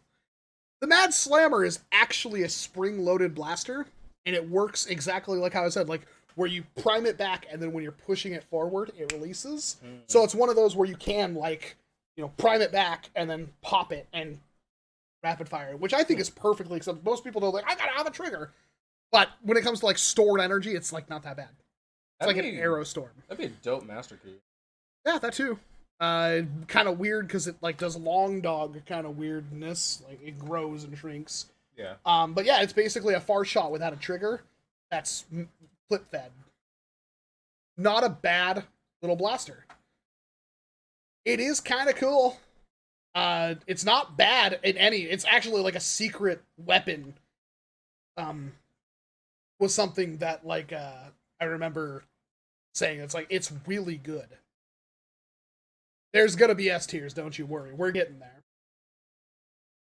Honestly, Better than everything in D tier, bar none.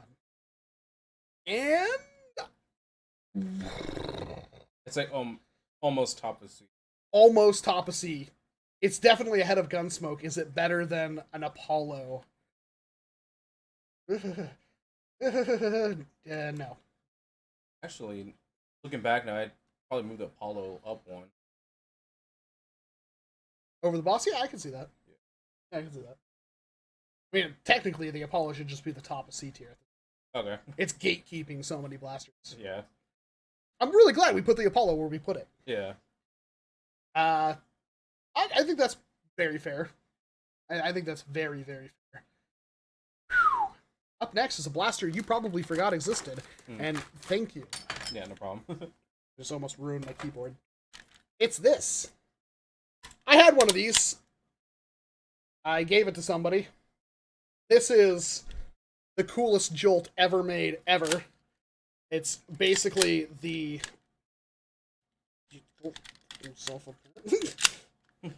You're embarrassing me on the internet. Stop! Try pulling the trigger when you do that.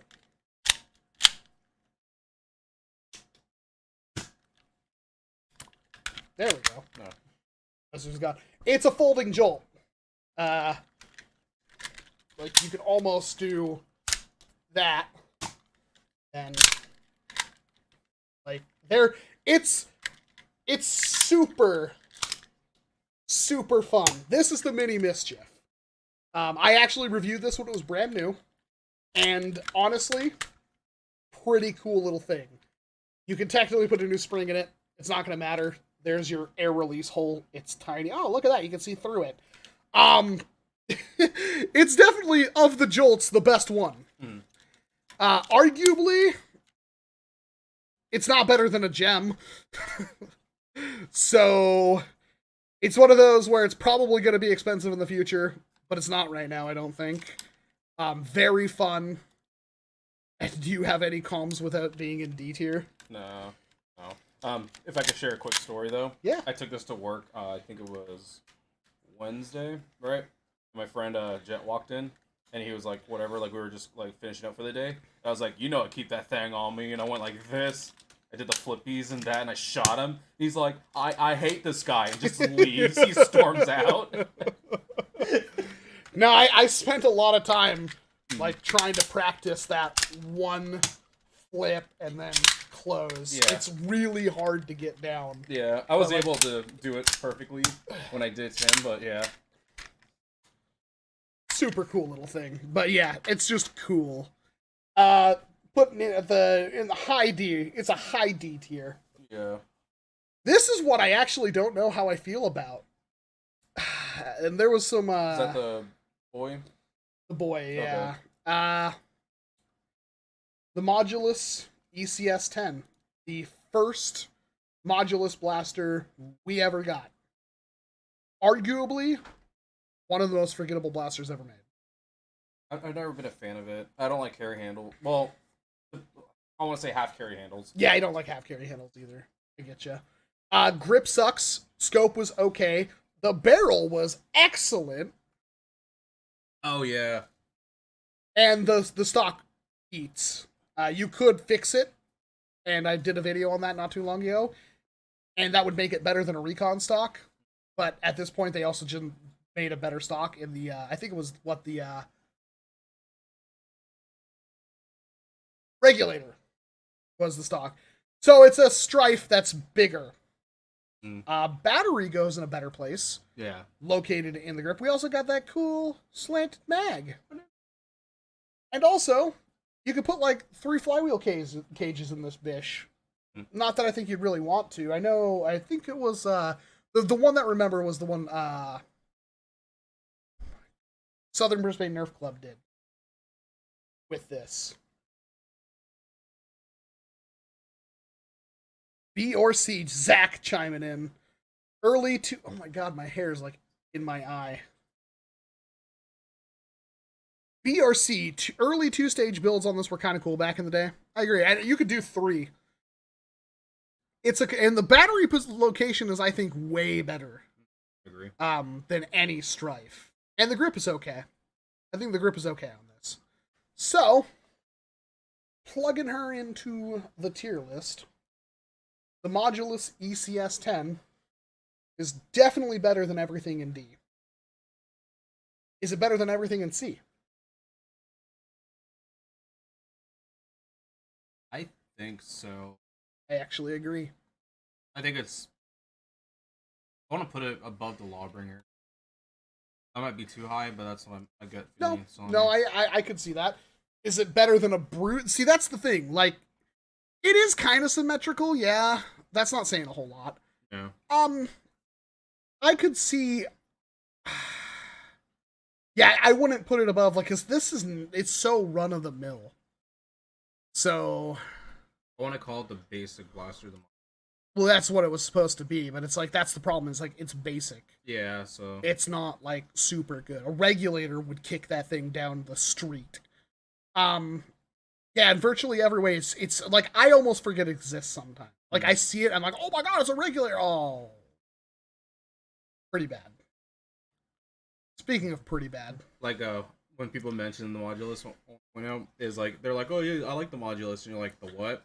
And they're like, the ECS-10. I'm like, oh, okay, because you have to specify. Exactly, it ruined the whole line. I'm still mad about the Modulus not doing, like, all the stuff it could have. It's dumb. Speaking of bad, how about this next one? You have any experience with it? No, but I've seen how it primes, and it's pretty sad. Tried to mod my last one, and I'm pretty sure I broke it. The Covenant Needler.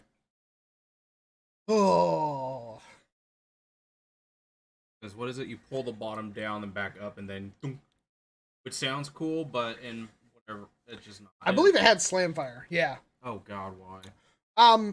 Unlike the Twisted Spinner, it has a trigger. Also, the LEDs worked really good in this one. I thought the LEDs in this thing were pretty cool. Is it a revolver too, or is it? Yeah, it does the same exact, like, weird half 360 or 270 spin. So, not bad. Like, not good. Not even okay. Is it ahead of everything in D tier? I'd put it behind the Hurricane. I think that's actually fair. I think that's completely fair. It doesn't really do anything but look cool. Yeah. I guess it technically fires. They also break pretty easily. Yeah. And it was smaller than you'd think, right? No, it's frick huge. Really? It's not like I don't remember Needler the size, but it's still huge. There's I have no qualms. The Noddler, the Noodler. It just shoots ramen at people. That'd be awesome. I'd buy the crap out of that. Next up is a surprise entry of the list. Something that recently has more of an appeal than it did when it came out. But I still love this blaster so dearly, and I definitely think it's cool. And that is the big old... Frickin' so tired of doing that. The Big Shock. This thing's still cool. You know? I don't know where to put it on the list, but I have no problems with the Big Shock. I do have one. It's a great trigger. It could have been better.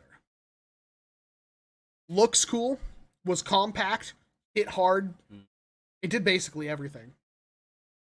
And it was cheap. I like the Talon more. But the Big Shock has that cool inline clip mod out for it now. And then the second win. And then also... Oh, I forgot about the second win. That's also rad. And then this thing can take a Chrono Spring, and it's an easy prime, and it hits over 100 FPS. With a Chrono Spring? You think it... Oh, you mean a stock Chrono Spring. Yeah, stock Chrono Spring. So I'd put this in A. Because it's so tiny, strong, and then there's plenty of mods for it nowadays, too. What do you think, chat? I see a lot of A's already. I definitely think it's a super solid blaster. Super solid. Like, better than a Jolt in every way.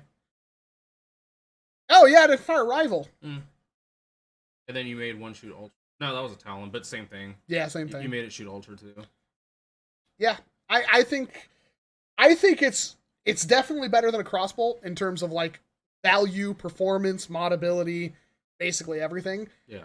And I would put it just like, it's not better than a Baron when it comes to those things, and it's not the best hammer action blaster ever made, so... Yeah, I think that's fair. Yeah, I think that's totally fair.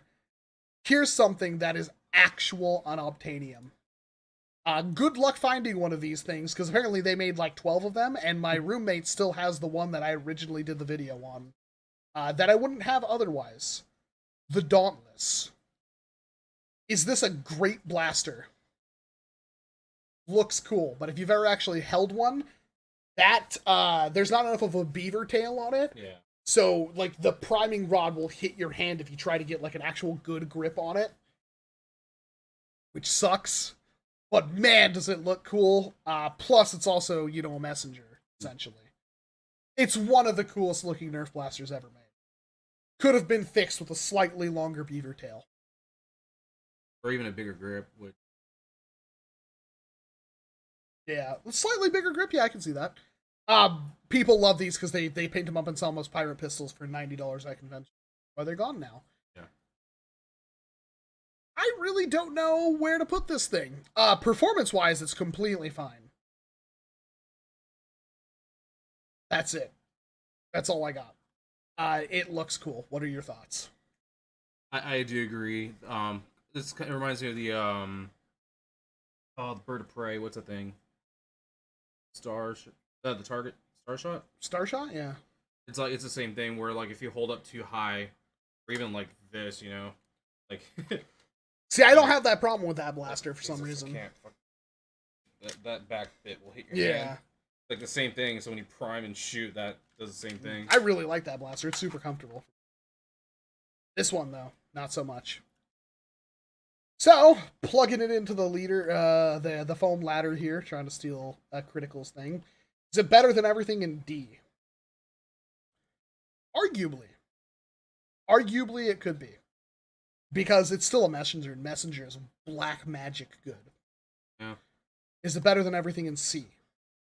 No.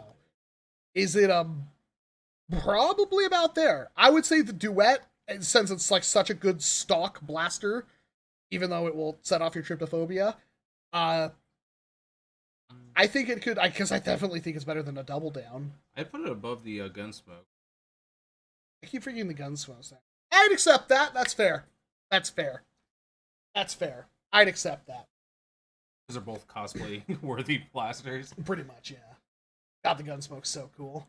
Up next is probably the worst version of the blaster it's trying to be. Yeah, I like the looks more, but it's just not good. So ergonomically it's hard bad. to aim. The plasma pistol from Halo. It is it's not good. It's not good, man. So the problem with the plasma pistol is that grip. Yeah. It's awful. And the prime is also pretty awful for being in a fart shot. This thing is borderline, like, almost not usable for most people. However, the wife really does like this one, and I see somebody else saying something. Yeah, Eric Bloom says, if he's talking about the plasma pistol, like, my wife really likes the plasma. I like it too, but it's not as comfortable. No, not even close. But it's still an M6. Yeah. It's still a far shot. It still hits. It still slaps. Yeah. Where's that worth? Definitely better than anything in DT, I'd say. Low C. Because what would you put the M6 pistol that we're going to be taking a look at shortly? Way higher. Yeah. Way higher. So this one I actually put above the Apollo, just because I was when Sam and I first started. I remember this. He went for the M6. I went for this one. Okay. And this one does obviously perform really well.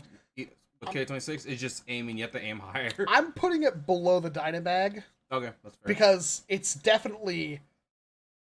I would do something like this, because these Boomco ones, all three right here, are all good blasters in their own right. Yeah. They just aren't as good as other options in the Boomco line. That's the death knell. So, I'm gonna say that's fine. I would almost actually put it under the Mad Slammer. The Mad Slammer's mag-fed. And it's honestly, like, its ergonomics do not make it better than the magazine or clip-fed version. Up next is a blaster that neither of us have ever touched. How do we really justify this one? I can dream about it because I still really want one, and I still have never found one. Luchathor has never even heard of it. I made fun of it in a recent video. Well, recent is probably a while ago. I think it was like the last tag back I did. It is the Power Strike 9, also known as the Dart Zone Hawkeye. This thing is super cool, and I've never gotten my hands on it. It fires up to 70 feet. The reason why this thing is cool is because if I switch to the Hawkeye, you get a better look at the blaster itself. It's really hard to see on stream. It is a pump-action 9-shot cylinder with a swept-back grip. The bow arms are completely pointless. It is a Springer. It is really cool in that regard. Once again, as David has pointed out, Buff Daddy has done a review of it. I went to him and I said, holy crap, please tell me you still have it. Nope, didn't have it. And I still have never found one. There's one person who has shown me one since then. I think I was talking about that in a video. My God, I want 2 of these. I have never seen one for sale anywhere. It is really hard to find. It's not like a super rare, I don't think. It's just another one of those blasters where it doesn't say Hawkeye. It doesn't say Stats Blast. It says Stats Blast on it, but it doesn't say Power 9. Oh, that's Magic the Gathering. But you know what I'm talking about. Like, it doesn't say that anywhere. So you wouldn't know what the blaster is. And so it's hard to search for when you're buying one. I want one, and I will happily pay a couple of bucks for one. I don't know how much more I would pay. I don't know what the modification potential is. I would assume it's okay. It, again, fires 70 feet out of the box. So, I really want one because I think it's a compact 9-shot pump action option, and I like compact pump action with some capacity. Bow arms are completely superficial.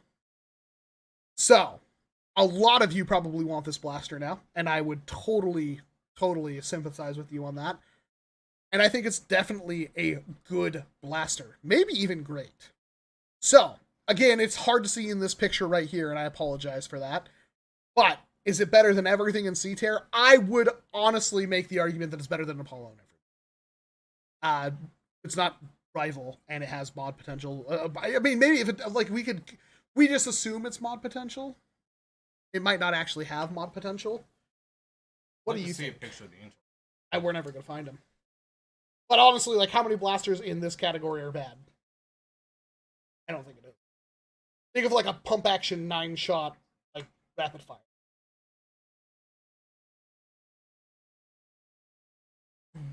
Because I think it's definitely better than like a Lawbringer. Pump action. It's small. Sure, just because I don't like the Lawbringer that much. Is there a... Try to see here if there's a link to a Buff Daddy. Yep. I think we might actually get internals pictures. That is this crossbow thing. Oh. Oh, that's a decent. Has a large plunger tube. Is stiff, string is sprung. Another spring is sprung. Whatever, you get what I'm saying. The reason turns out while priming, the plunger tube is retracted slightly. Average range. Only downside is the ergonomics, but maybe a turn off for many. Screw them. So yeah. Okay, that helped a lot. I'd put it above Lawbringer. I honestly now it's kind of feeling like it's higher up.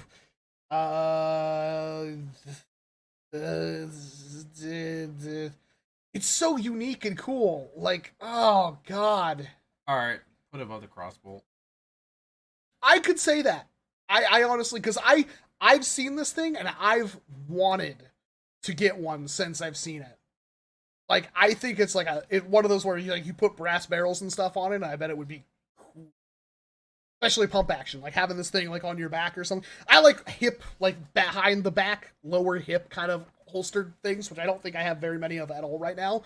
But like whipping that thing out and just going blam, blam, blam, blam, blam, blam, blam, blam, and then just shoving 9 darts back into it and putting it away. I honestly, it's been like that magic secondary for me for a while, and I've never been able to find one. Dude. Huh? Put it in essence, it's mythical. strong agree, not even my kind of blaster, and I want one. There's go. What was that Tomahawk? That was blasters. For those of you just joining, here's the Tomahawk. It's a new blaster from Dart Zone coming out. Here is the Adventure Force Matrix Fire, which is a hopper flywheel cool setup of a blaster. Here is the Trigger Force. Many people will like this because it's actually like a 30-round drum. Oh my god. Nail biter. So basically pull the weird obnoxious grip trigger to fire the blaster. 80 feet, it says on the box. Like this might be a big deal for some people. Those are 3 new blasters that are coming out. And then here's the Worker Swift, which is, we don't have a performance claim for it yet, but it's supposed to be pretty powerful, and it's supposed to be at a pretty decent price point, but none of that stuff has been talked about. Here's the internals. That you can see them because they're impossible to show in this live stream. For those of you just joining, there's a sneak peek of some stuff we talked about 2 hours ago. Anyway, next up is another really interesting blaster that I want you to lead off with. Big one. Yeah, so we are talking about another one with the gross freaking bug splat. Yeah, but this one's less obnoxious. No, this one's worse because when you take it off the whole barrel, you can look inside of it. Yeah, but it's also way easier. Because it's not like molded in. Like, on the grip it is, but that's whatever. On the barrels, like you could. Not nearly. Anyway, it's the Eliminator. It's not a very expensive blaster. It's got a large plunger tube and very easily will fire 2 big old darts, no problem whatsoever. Requires some internal modding beyond just like spring. Like you have to remove the selector, the wheel, and you have to bridge that gap and everything like that. But people love these things, myself included. It's got a grip guard, knuckle duster, whatever you want to call it. It's got a nice, big, huge, super comfortable pull, which is actually something that can't be taken for granted. Pretty rad, to be perfectly honest. And it's cheap, and they remade it in the new Dino Attack line, and it looks way cooler, in my opinion. Yeah, it has a pizza cut on the front. Yeah, but it looks cool, too. Like, I love it. It reminds me of something from Final Fantasy. There's a tier list we got right now, and we will go more over this. This thing is definitely better than everything in D tier. Is it better than everything in C tier? I put it just below the Apollo. Really? Because I definitely think it's better than that. Because it's like you can get like 130 FPS per barrel. No? Okay. I'm okay with that because like it's really only jumping like 2 places for me. What do you think, chat? High B, A. It's very easy to break. Maybe a high C. Okay. I see high C kind of popping up, so I'll put it below the Apollo. That's fine. Maybe it's not as solid as the rapid fire. It's also a shotgun, so I'm like super biased. Yeah, not bad though. Definitely worth picking up, but the new one is way cooler looking. I actually don't know if it's much better. I do actually. You want to go grab it out there? Yeah, sure. Yeah, I did. We thrifted one recently.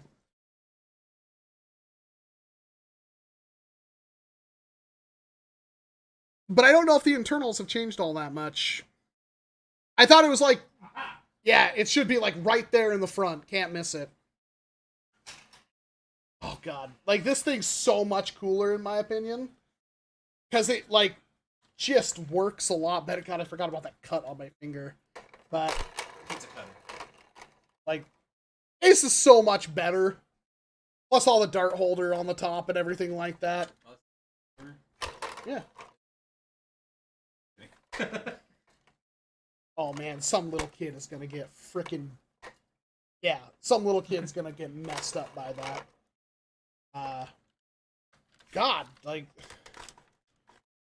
I guess this still... Ooh. Flexes a lot? Oh wow. That's a lot of... Ooh. Yeah, you have to pull straight back, but man... Oh no. Yeah. God, which sucks, because like everything else about it is cool. Like I love the grip, and I love this. Yeah, you can fill that full of epoxy putty. Like, it's so cool. Thank you. And while we're on that, let's talk about a super disappointing blaster that I don't think anybody has that much of an attachment to. for very good reasons. I don't think I've ever done a video. Oh god, did I lose internet connection? Did the wiki go down? Let's talk about where the heck, the protector.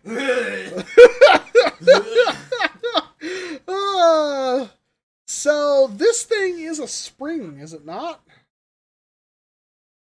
Wait, does that actually have a trigger, or is it like a fake No. Well, I mean, it's fake. Okay. Yeah, non-functional firing trigger. That's a full letter grade lost right there. Non-functional triggers are the worst. So we need like a Z grade now? It's pretty bad. It fires the distance, and it's slam fire and has a decent capacity. Tech 10, I guess. But everything about it's awful. Yeah. I guess maybe the grip is okay. That'd be cool to get like 15 of them. It's a hamp. Yeah, that's what I thought. No. What's your thought? You get 15 of them, bolt them all together, and you go, and then I'd all of them. love to do a blaster like that at some point. I just bought a brand new unboxed Berserker, didn't I? Or Barbarian? I bought that, right? I think so. I'm trying to remember if I actually grabbed it or not. This thing is pretty bad. Yeah, it's pretty. Just put a freaking. Okay, I'll take that. We're gonna put it in there. We still have so many freaking blasters to go through. I'm so mad. Why did I decide to do this? Like, I wanted pizza 2 hours ago. By the time we're done, pizza's gonna be gone. Yeah. The rail stinger is the next thing on the list, and I don't remember if this is the pullback and release thing or not. Please tell me it has an actual functional trigger. I think it's slam. It's a small triggerless pocket blaster with a foldable handle, reverse accessory. It allows it to be used on its own or attached to another blaster. It fires a single dart underneath. The handle's folded up by pushing a small black button. It double blah blah blah blah blah. Just pull back the spring on top to load, then release the fire. Oh. So it's like having an AR-15 style prime that is pull back and release.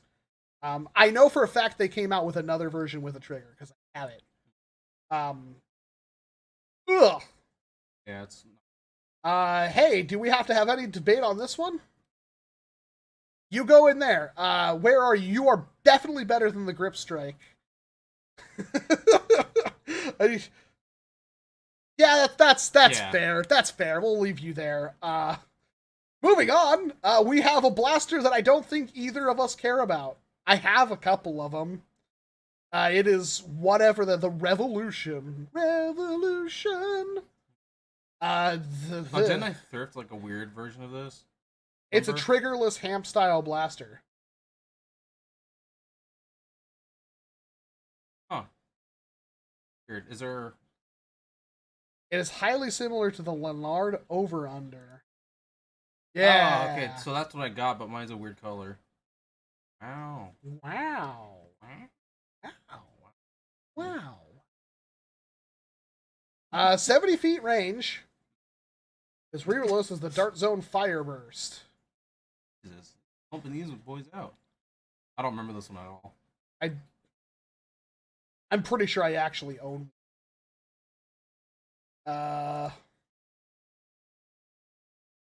I'm thinking it's a D. I don't think it's as bad as these other ones. Yeah. I could put it at the bottom of D. Actually, I'd put it above the frickin' crossbow. Yeah. Actually, I put it above the Rebel ones. Those. Because it fires darts. You know what? You got a point. Fires darts pretty well. S tier. Wham! We're actually starting to get close to some really freaking compelling blasters. Yeah, some real bangers. and mash. I'm pretty hungry. Okay, we got a speed demon 30. Rotofury, bam! Rotofury. That's actually a great point. This thing is awesome. Do we have any downsides of the Rotofury? It's a pain to upgrade, but it's not that bad. It's doable. Yeah, it's doable. 10 round or 8 round? It's 10. 10. You can make them reload. You can also just buy inserts and make them shoot Mega or Elite. And I believe I had this kit. I did a review on it, I'm pretty sure. And it hit like 90 something FPS. Super easy upgrade. Prime is a little clunky and it's awkward. You can definitely bust your knuckle into that. But looks good, reasonably anyway. And if you wanted to put the time and effort into it, it could be a pretty competent little not to doomsayer. Plus, you can put a stock on it. Some mods. Yeah. I say this is an A. I think it's definitely. I would put it way below, not way below, but I would put it below Cyclone Shock. Yeah. I think that's fair. I actually want to bump that up. Yeah. I think that's fair. Yeah. Like. It's not a bad blaster. It's just like it's like somebody said. Yeah, David says it's forgettable. Yeah, I agree with that actually. I think that's fair. Yeah, I think that's fair. Up next is one of my personal favorite blasters. Doesn't have a whole lot to offer though. That's the worst part. Fun story about this one. We found out about this blaster as a community when one showed up at Goodwill before it was actually released. It showed up at a Goodwill, I believe in Rhode Island. It was somewhere on the East Coast. I'm pretty sure it was Rhode Island. No idea. Nobody had any idea. I believe it was bought by, what's his face? Somebody that people don't really like. I haven't talked to him in a while. Luchathor. Duke Wintermall. I think it was him. A lot of people have issues with him. I haven't really interacted with him, so I don't. It's super cool, right? Like, Picture the girl. yeah, she has to be in like her 30s. It's a super cool little blaster. It's not ergonomic, but it's not supposed to be. You can put a little bit of an upgrade on it. How much? Doesn't have slamfire. I believe it does. Yep. Yes, it can. So, all in all, not bad.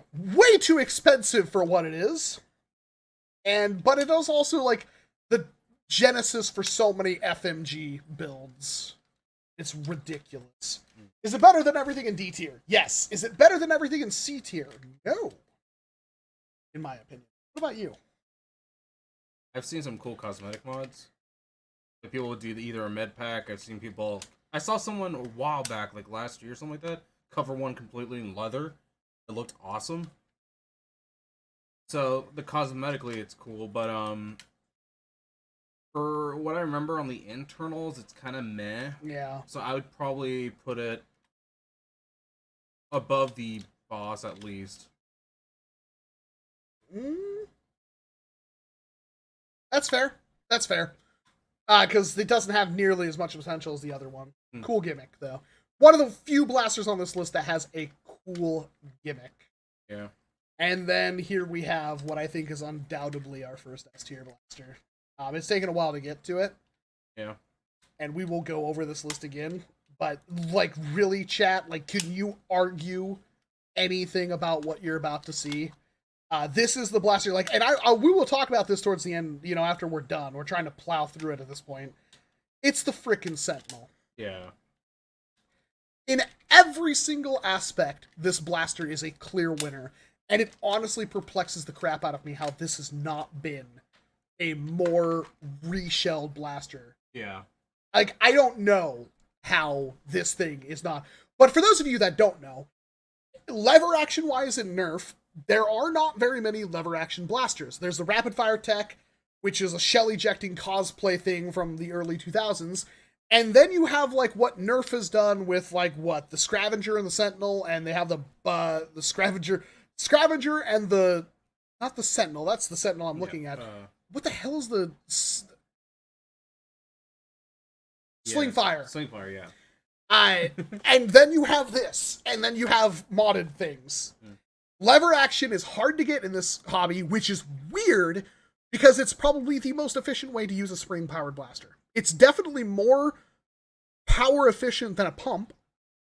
And while it may not be like you have to have a wide arc with your arm in order to prime it, so you can't like lay down in lever action. You could definitely do it on its side, though. I don't know why that's so.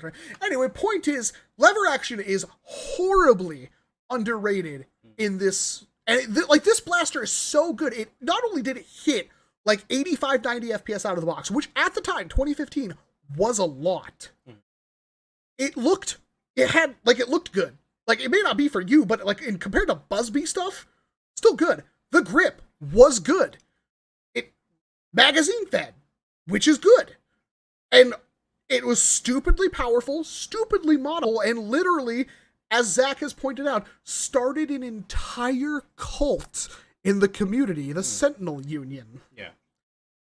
And if the aftermarket prices don't convince you of what a Sentinel is worth, my goodness. Are they somewhat fragile in places? Yes, they do break. They are made of Buzzbee plastic. Doesn't matter. Every single thing about the Sentinel is just amazing. What's your favorite Sentinel? What's my what? What's your favorite Sentinel? The green one that I want that I can't freaking get. I really want a green Sentinel. Yeah, that one. Me. Yeah. I don't know how we're ever going to get those, but we might be able to get them at some point. Oh, I didn't notice the lever was red or orange. Yeah. Damn. Yeah, it's only available in like a weird 2-pack. That's it. And I guess it was in somewhere. Where is it? Taiwan? Yeah, like Taiwan or something. I wonder if I'll be able to ever get one. Yes. But yeah, so I want that green one. But then one thing I love about it is if you practice with it enough, you can one-hand prime it too, like off the back of your leg. Yeah. Just prime, flip, shoot. And if you use a stock spring, you can easily use like your arm or flip it hard enough, I guess. Well, probably not that, but you know what I mean? It's pretty easy to one-hand it. Yeah. No, it is, like, this is a blaster. If you ever see it for, like, it's like $50 is a lot. Like, it's a lot. But at the same time, like, if you ever see one, buy it. I hate saying that because I know there's like 140 people in here and I'm never going to find another Sentinel ever again. Buy it. If it's like you find one at the thrift store for $15, you ask grandma for a loan and you buy it. Zach says Singapore for the green. Yeah. I need it. That is easily the best blaster. And here's what I want to look at. Look at where we're at, right? With all of the blasters released, what the heck has NERF really had that has like blown us away? Like that's the weird thing about this year in 2015. Like we complain about NERF not being the best right now. There's been so many years where NERF hasn't been the best. Like, when you actually look at it, like, most of these things, like, oh, I didn't know that was a 2015 blaster. It's like, where's the blah, blah, blah? Oh, that was 2016 or 2017. It's weird how that goes. Yeah. Speaking of NERF and being somewhat underwhelming, yet still, in my opinion, pretty rad. It's hard to hate this thing. It is the Sharpfire. Do you have a lot of experience with the Sharpfire? I got one, like, when they were brand new. They first came out. Lay it on us. It was alright. That's it? Yeah. That's all you're gonna give me? Yeah, I guess they were really easy at the time, like, or, you know, to, like, it was, like, baby's first brass breech. Really easy to do, too. I think they can take retaliator springs with some, like, finagling. So, and then Cartaya made one that was, like, god tier at the time. Yeah, at the time. The Mauser Fire made a mag-fed one. It was a big deal at the time. Yeah. I don't think it really hit all that hard. I think it was like 120 FPS with short, like, pack D.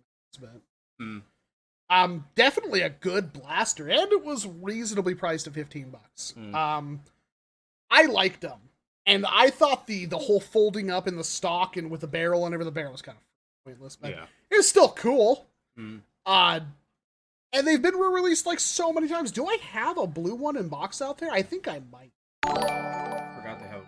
Yeah, I think I have a blue one in box out there. Not entirely sure. If I don't, I'm going to be upset with myself. A really interesting thing. Comfortable. Yeah, it's more comfortable in my opinion than like a stock Falcon Fire. It's comfortable in pretty much every way. Like the grip, like the priming slide is comfy, and the grip itself is comfortable. And it's really nice. Stock is a piece of garbage, but it's still kind of cool. I think they only came in gray trigger variants too. Yep. Yeah, that's because it was an N-Strike blaster. So plugging it into the tier list, is it better than everything in D tier? Mod-wise and everything, yeah. It's also a great platform for learning how to do brass breeches. I put it low C. Low C? I think that's fair. Yeah. You put it above or behind the double down? That's a hard one. I'd put above it, just because it is an easy one to... Yeah, because, like, the duet is, like, one of the best, like, small hammer actions. Like, I would almost, like, it's hard to say not the best hammer action. The 4 victory is better. Oh, Zach, I agree with that. The trigger being awful at a heavy spring load. Oh, that's right. That's one thing I hate about the spam. Yeah. Like, I have a pretty okay spam that Valor did, and yeah, that's the only complaint I have, is just that weird seer to freaking trigger at a heavy spring load. It sucks. I'd say because of its platform of being a pretty decent little working modding tool, like learning how to do brass breaches, and the fact that it's really cool, and you can make one. I mean, Chris Cartea did it. I've never had my hands on it, but he made one magazine fed and everything like that. Yeah. That's not bad. What's on S tier? That is the Sentinel. And I didn't do that because S means Sentinel. I mean that the Sentinel is the best blaster that we've looked at so far. This is really hard not to plug up there, though. I'm still toying with the idea of putting the Burst Wave in S tier. Up next. Freaking... What is with Busby? Didn't you just pick one of these up because of the new box? I might not have actually bought that. Oh, okay. Because I thought I might have put it down. Honestly, it's not a horrible blaster. The Barbarian is better, but the freaking Sidewinder, man. Like, this is one of the most deceptive blasters in the hobby. Yeah. Because that trigger's entirely fake. So automatically loses a point right there. Yeah. But the remade ones, 72 feet with a 30 round capacity, I think it is. Yeah, 30 dart drum. That's pretty decent. And they work okay. Like, the Barbarian works okay, and these work okay. It's like an AR, though. Like, they really tried to make it look like a freaking... Yeah, they did. And you always find them without the drums. That's sucks. That's my number one complaint on them. Like, when you find them in thrift stores, you're like, ew, the trigger doesn't work. But then there's no drum. You're like, ew. Yeah. Honestly, it's not as bad as you'd think. I don't think I've actually played with one. It's not bad. It's honestly not that bad. Again, like, the Barbarian is surprisingly good. I really liked the Barbarian. Barbarian is better than a Sidewinder in every single freaking way. The Barbarian's phallic shape, right? Kinda. It's like a tiny chode. Is it better than everything in D tier? Honestly, it's close. It's below the Hurricane. Below the Hurricane? I mean, 30 darts at it's like 72 feet. It can hit like 90 FPS. Fine. If you yeet that sucker. Fine above this. If you basically try to break it every single time you prime it. Nah, that's fine. Because it's like, if it's better than the Hurricane, it's like a super low C. Like, it's not bad. Like, you could pick one of those up and use it in an HVZ and probably be pretty happy. It's hard for left-handed people. Well, I'm sorry for the 10% of the population that's left-handed. See this cut right here? I've had to do a lot of very comfortable things that I would be doing with my right hand with my left hand, because that is a cut in the worst position, which I got opening a salad container. I just got the best idea ever. Get 2 Sidewinders and manta them. That would make one drum on one side, one drum on the other. Yeah, but then you can do this and shoot 2 at once.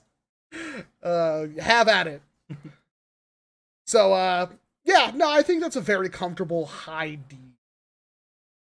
So, next up is one of the worst frickin' things. It's another... This one's all you. I don't have any experience with it. I don't have any experience with it either, but I can tell you just by looking at it, it's not good. And that is, of course, the Slam Blast. Oh, so that's the weird thing. Like, early 2015, Boomco was like, oh, we're going to do all these things without triggers. And then everyone's like, no triggers. They're like, just kidding. Here's all of our triggered blasters. It's a hamp. It's a single shot hamp that holds lots of darts on it. And it was $10. No, 13 apparently. Is it uncomfortable? No. Did it work? Yes. Did it hold a lot of little ammo all over it, which made it somewhat compelling? Yes. Was it good? No. Was it bad? Yes. This sucks to look at F. I'm gonna have to agree. It is a high F tier. It's a high F tier. But just like with the Zombie Squad Eraser Head, awful. And, these next two, now that you guys can see them, let's just put those in there. This is the Sling Strike and the Rebel Sling Strike. What the hell is that thing called? What are we doing? The Sling Back. Isn't that a type of underwear or something? I don't look know. it up. I mean, I'm supposed to be the one who knows this kind of stuff. I feel like that's some kind of euphemism. They're not the worst thing ever. FYI, I kind of like the ones that I have. It's a shoe. It's a shoe. I feel like that's actually a piece of... Somebody at some point in some time has called a sling back a thing of underwear thong. A type of thong. Anyway, they're awful. They're cool. You can have fun with them. They're single slot, like, pullback release slingshot things. Not great. We're putting them in the freaking Y. But the next blaster is a really good one. I have a lot of these.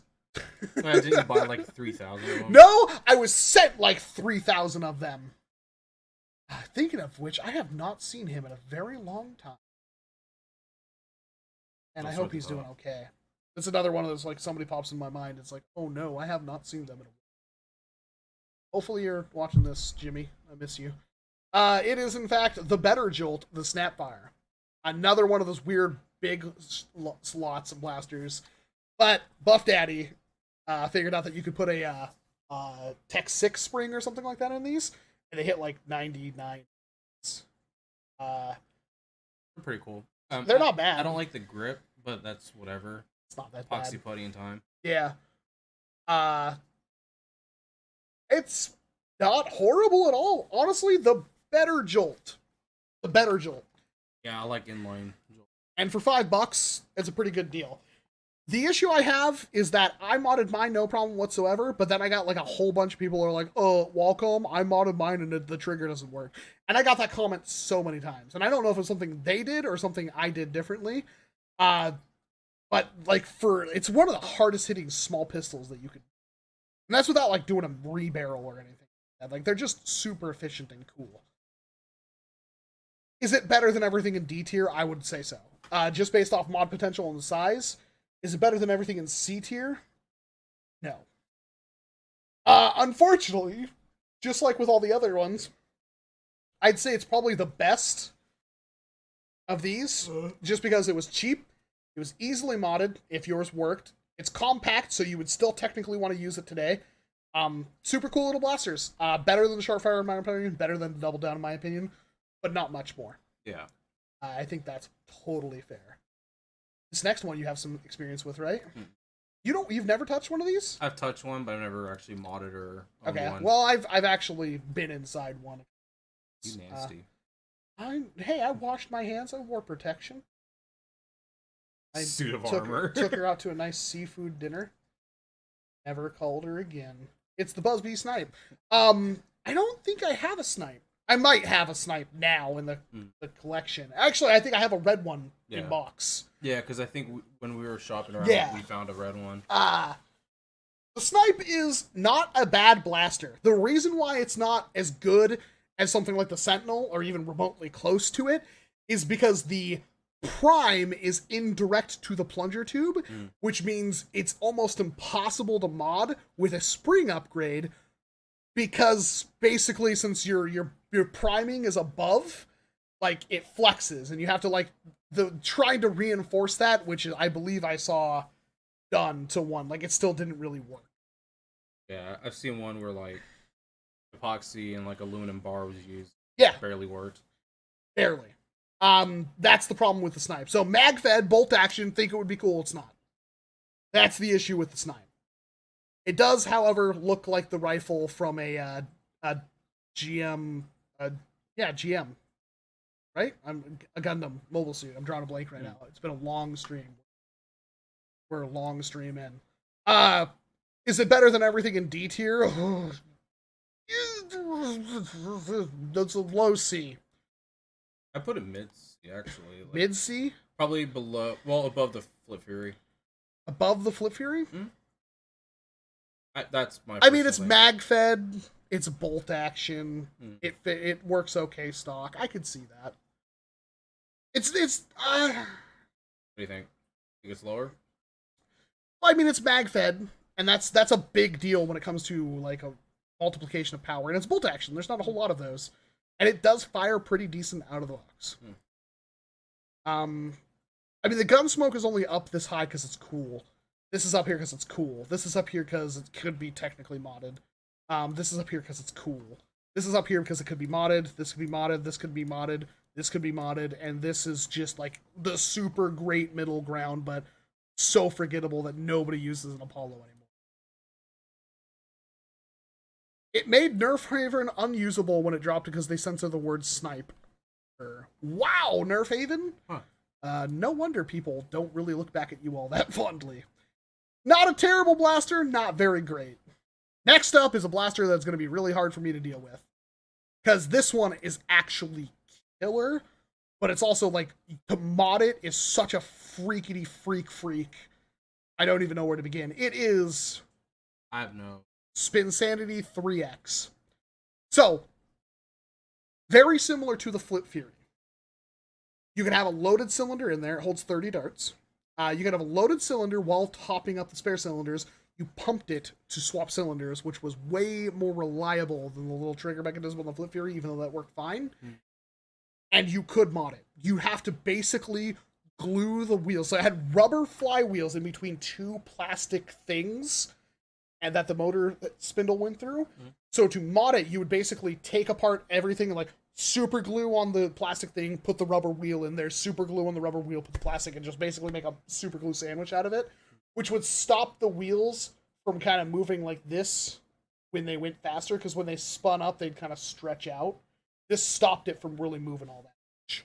And it made it hit hard. I have one out there with a 3S in it, and I think it hits like 110 FPS. Probably could do more with better motors. That's something I may have to explain or explore in the future. I didn't have a lipo that fit in it very well. That was my biggest issue. And it's semi-auto, so it was basically like a glorified Strife. And yes, if you wanted to, you can make these mag-fed. Nice triggers, as from what I remember. The biggest issue is that like it's a weird mod. It's Boomco, but in terms of like the Boomco flywheelers, this was the one that was moddable and it was usable, and it shot like really good because it was a Boomco.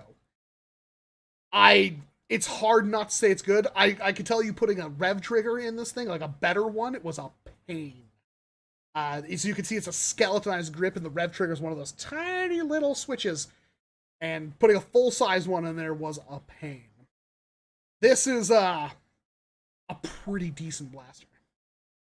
You imagine, like, shot everything. The cylinders on the outside were free spinning. You could, however, unhook them and put another. Oh. So it was hot swappable as well. But the idea of, again, you could have all three loaded. Empty cylinder. So you have a third cylinder in there that's loaded. The empty cylinder on one side, empty cylinder on the other, but the one on your right or your left, it's ambidextrous, doesn't matter. You could top up, especially the one on the left. Because if you're holding it like this and your spare cylinder right here is empty, you could top that up and then swap it in. Problem, since it was free spinning and since it indexed a certain way, you would tend to miss shots if you didn't do it right. Not terrible for, semi-auto, because you just click, and then get back into it, but yeah. So on the tier list, it's really hard. I put it below the Apollo. Yeah, I mean, it's technically better than the Colossal Blitz, but it holds nowhere near the ammo. It's nowhere near as cool. It's also not full auto select fire. I would honestly, because of its modability, I would put it above the Apollo, because it is moddable. And it is like, it can do some damage. I have one, we'll fire it up at some point. This thing is super interesting. I don't have a lot of experience modding it, but I know it's capable. And that is one of the coolest blasters Hasbro has ever released, the Split Strike. I love this thing. This is one of my first, like, brass blasters I've ever made. Like, I think you made one and I wanted one like this. I actually have on my computer blasters somebody made. They can't see this. Where the hell are you? Somebody just did something and I can't see it. Why do you do that when I can't see it? Oh, Moon of the Boom subscribed, and Jason Tran has a Tran. Where the heck are you? Right here. Oh, huh. Is that not rad? That's hot swappable. That's pretty cool. Yeah. So it was a split strike that somebody took the front end of a rough cut and basically fits it on the front of the plunger tubes and can pull it off and put it back on. I don't remember who did that. It was somebody in the Discord a while ago. But super cool mod. Split strikes, big plunger tubes, ARs, but can be singled and hits hard. And it's also probably the closest thing you'll get to having the Buster cannons from Gundam Wing as a blaster. That's something that I want to do for a while. We are almost done with the list. I have a lot of these. I don't think I have the one I want. I think I need a brand new inbox of the camo version. I don't know if I'll ever get that. Yeah, mine I brassed it, the ARs, and I put K26. It was slightly short, so there was spring rattle. But looking back on it, if I put like 2 of the Retaliator 12K springs, I think that would have been better. And then 150 FPS probably. Yeah, with like 4 darts flying. Yeah, this one was one of my first ones, and it was great. So definitely better than anything in C. I put it mid B. Mid B. Yeah. I would actually put it above the champion in my opinion. That's MagFed. It's not MagFed. How do I do this? Okay. That's fair. That's fine. Hey, Kakaru5688. Thank you very much for joining the fray.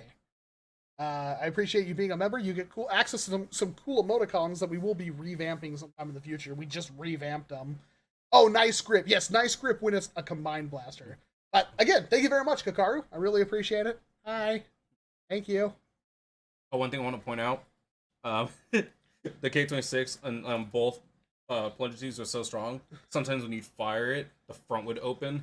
Because there's that little latch that holds it. Oh, yeah, yeah. So I was like, oh, all right. I really want they make them look like the Buster cannons from Gundam Wing that the Wing Zero has. Pretty cool. All right, we got still so many left. Is that the single gem? Hey, we can skip that one, right? No, the gem was a rear prime. This one's the wait. I think it's still. Oh, did they? Yeah, it's the same name, right? Where did we put the gem? Oh no, it is technically different. Yeah. What the hell am I looking at? It's a Busby thing. Like, that's what I have to say about that. Waiting for Lucian to start puking. Yeah. Thanks. Sorry. Star. The Star. Oh, this one has an internal. Yeah, internal revolver. Is there anything wrong with it? No. Technically, it works fine. Is it better than a gym? Just put it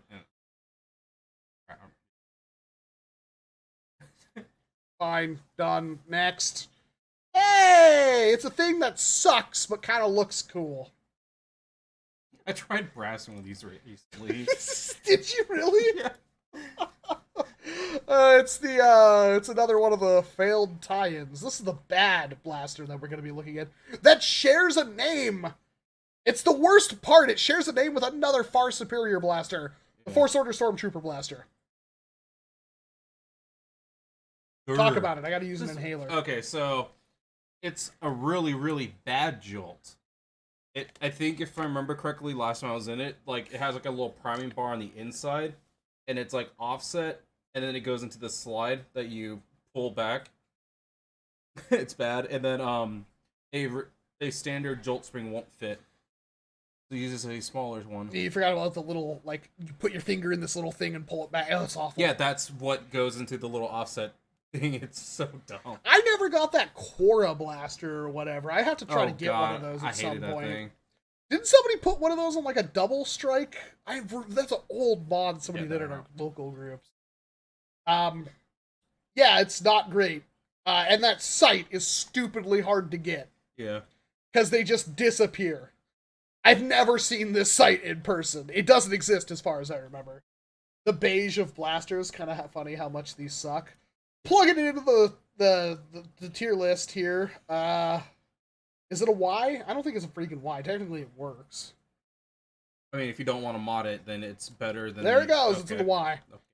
I agree, and we'll get a much better one with the one that I usually try to split up same looking blasters. But speaking of something that shares the exact same name, except for this one's the deluxe. Oh, I love this thing.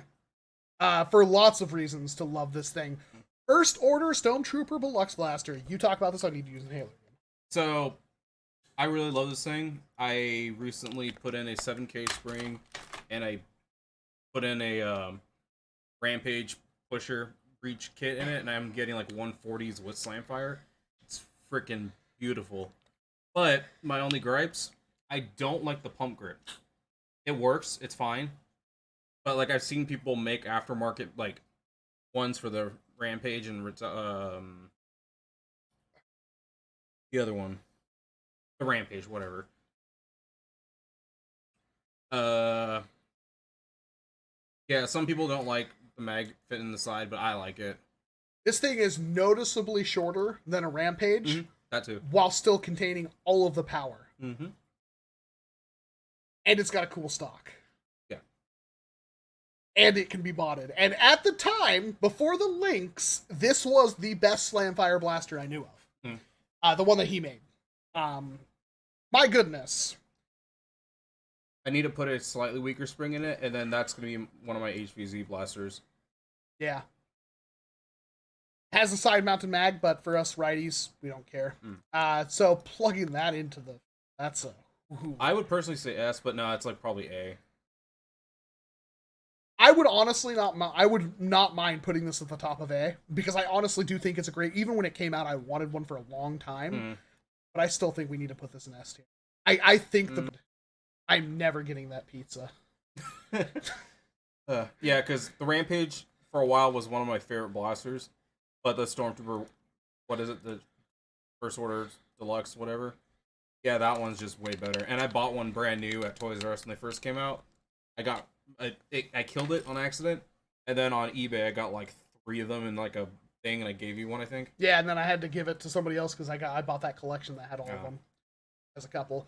My goodness, the next blaster, looking at it, I don't even know what the hell I'm looking at because it's this thing. Oh, let's see. No. we've already talked about something that's basically just like this. It goes boing. Bye. Bye. It's a 4-shot smart AR bow. It's still spring powered, so you basically just pull it back and then you roll your fingers off the little rubber things on the strings, and it lets the spring go forward and it shoots 1 dart. And you do that 4 times before you have to reload. You could buy it, you could technically use it, but why would you want to? Not good. Next. Where does this go? Woo! Where do we begin? Like, No. really? That bad? Yeah, you know, like when the dog like pees on the carpet and you're like, bad.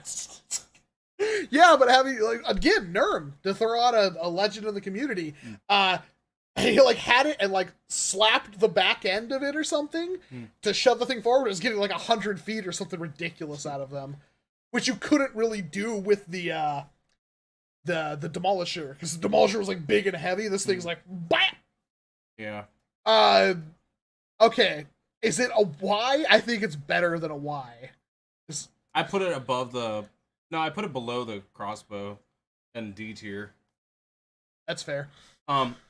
It's because they got the Demolisher stock, and then they got the Hamp. They're like, what if we got rid of the Strife? How much was it? Was it 15? I can't be more than $15. 25! Hasbro! Look it up. How much is a Demolisher? It just got demoted. I'm putting it down here. Okay. It got demoted. $25? Are you kidding me? Are you literally joking, Hasbro? Jesus. And this next thing's like, That's so funny. where is it? Is it what I think it is? Is it a single shot? Yeah, it's the freaking Oh my god! I literally have never seen this blaster. Oh, yeah. I'm never gonna find one, am I? Oh my god. Oh, first of all, that grip. Like, this bow, like, bow-wise, looks the best of, like, any bow I've seen. Yeah, that's a single shot. How many glitz Blitz ammo holder? Yes. Oh, I'm never getting one of these, am I? I've never seen one. I have never seen one of these before. Fun fact, they re-released this under the Mulan theme. Oh no! But that was better than the movie. So So I'm putting in the freaking Y because how expensive was that again? It won't even tell me. I guarantee you it was like 25 bucks. I bought the dolphin bow for the wife because she liked bows, and it was so bad even she didn't like it. And I tried to mod it too. They're awful. It's a single shot bow, and it's like not even like an actual bow. So you have the dart and then they remade it for the Mulan movie. It's like, I want to get one of these just for. I'm never gonna find one. I know I'm never gonna find one. What we need to do is get the Mulan one and then practice horseback riding, and then we could That'd be a great video. Dart punching makes a dart go faster, and Mongolians rode horses to make their arrows hit a little bit harder. But what happens when we use it for Nerf? It's Nerf for Stallion. It's Nerf for Stallions. Speaking of stallions. I love this blaster. This one. Oh, I wouldn't say it's almost S. It's you know what? Okay. We're talking about the Boomco M6 pistol. Yep. So this is the one that, even though it's just a far shot, it had a big old slide, it was super comfortable, and it could be modded. And honestly, if there's anything people remember from Boomco, it's this. Yep. You take one of the best weapons from Halo ever. I'm sorry, full stop. Best weapon in Halo. Halo 1, this thing will just turn you into goo. Love it. Even though that's not the one from Halo 1, but anyway. Point is, this thing is dumb good. Really, the only flaw is to mod it, you almost have to break it. Yeah, there's a pin on the side, and then there's a really gross one up front that you have to carefully, and if you mess up, you break it. Yeah, but it was cheap enough that it didn't matter. And also, it looked like this. And also, grip was super comfy. Slide was a little slick, but you could deal with that. I had my own methods. Seriously, this, I think just about everybody had one of these. No matter, what's the cheapest 130 FPS blaster that was pinpoint accurate? This. Yep. And it required almost no money whatsoever. Yep, that and one thing at K26, and you could do if you could probably, K26, you could probably do 3 of these. Yeah. One 12-foot section, or 12-foot, yeah. 12-inch section. Hey, Austin, I feel you, but we're almost done. But I know what you're talking about. If you thought it was if you've, after 4 hours freaking blasters, you're beat, yeah, we're pretty freaking tired, but we're almost done. I would argue this is S tier, because it is iconic. It's comfy. It's moddable. Little heart, doesn't matter. It hits hard. It was accurate, and everybody had one. And if you didn't have one, you got hit in the face by one from 150 feet away, and you wanted one. You know what? Yeah, I'm putting it under the Sentinel, but it is undoubtedly S tier. Yeah. You can't. It's just undeniably good. And see, we both agree it's S tier, so it's going S tier. Yeah. That's how this tier list works. Yep. And of course, there's so many people SS grip tape on slide, bro. That's S plus. Yeah. No, okay, I agree. Next up. Oh, what? No, you had something to say? No. I'll fillet the M6 more. Go on. Because you're right. Because when I think Boomco, my brain immediately goes, "Remember this thing? The whack." Yeah. How many people because I always give it a slight angle and it would just hit people in the head. To be fair, you had the better version though, which is the Snowstorm? Yeah. Oh yeah, that thing's lethal. God, I would take that too. I should take that to a war. I really should. I have the ammo. I still have hundreds of darts left. My only complaint for the Halo thing is I like T-poles better, but yours pretty much it has it built in. And it's a nice T-pole too. That's the best part. It's big enough to fit the palm of your hands. Oh god, so good. That would be if you want a Boomco blaster better than the M6 pistol, not as cool in some people's opinions. Right there? Grab it real quick. It should be up on that wall, but I might have taken it off. Look around. I also have brand new and boxed one from oh my god, I forgot his oh no, I forgot his name too. Try to get one. Yeah, if I come up with an extra one, you can have it. This thing, super nice. This thing, oh my god. Even Boomco, bro. Yeah, these things are so much nicer than M6 pistols, but yeah, and this blue thing is completely, you can take that off. I just like the look of it and the fact that it holds ammo. Plus you can hook someone in like the jugular. You can be like, Yeah. Well, it reminds me of like Hasio's like gunblade things from .hack GU. Yeah, no, they're amazing. They're freaking incredible. Maybe I should put an inline clip on one for short darts or something. Zach gave me the idea here. Anyway, up next is something that's probably not nearly as good. Honestly, is it better or worse than the freaking carbine? Oh, it's another Halo thingy, but it's not nearly as good as the UNSC SMG. Yeah, that's about right. I don't even remember how this frickin' thing primed. I bought it, and I didn't like it. Oh. Yeah. Wait, we can give it 3 thumbs down. I'm just there. We can give it there we go, 3 thumbs down. Yeah. Stop, I don't like what you're doing.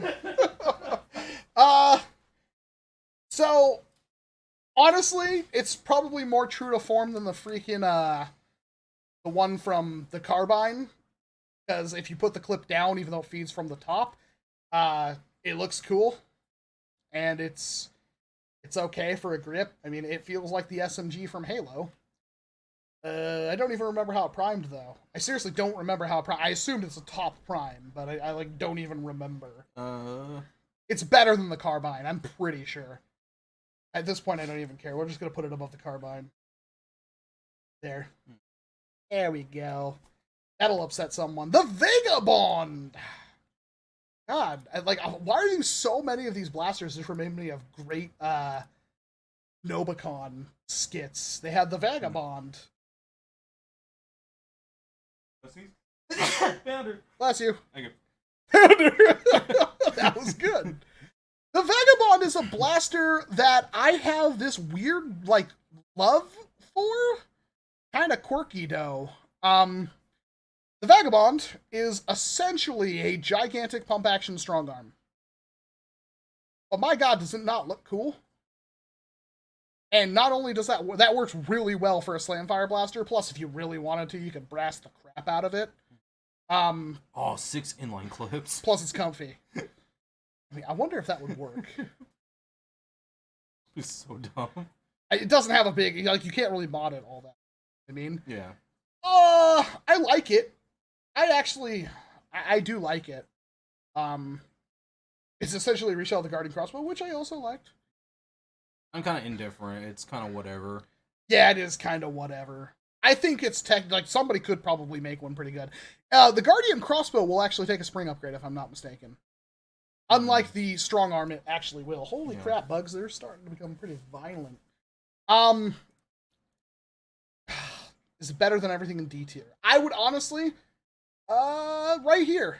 I think that's actually, yeah, that's fair. That's pretty fair. I think that's pretty decent right there. So what? We got 2 more. Yeah, just 2 more because I'm not doing any of the. We have the Connects things on here. I bought one of those when they first came out, and I was like, "What the heck is this?" They're all a jolt. I do want the flywheel one. We have to buy that flywheel. I keep forgetting that even exists. I need to do a video on that too. Up next is the Wizard. Magic the Wizard. Honestly, not bad.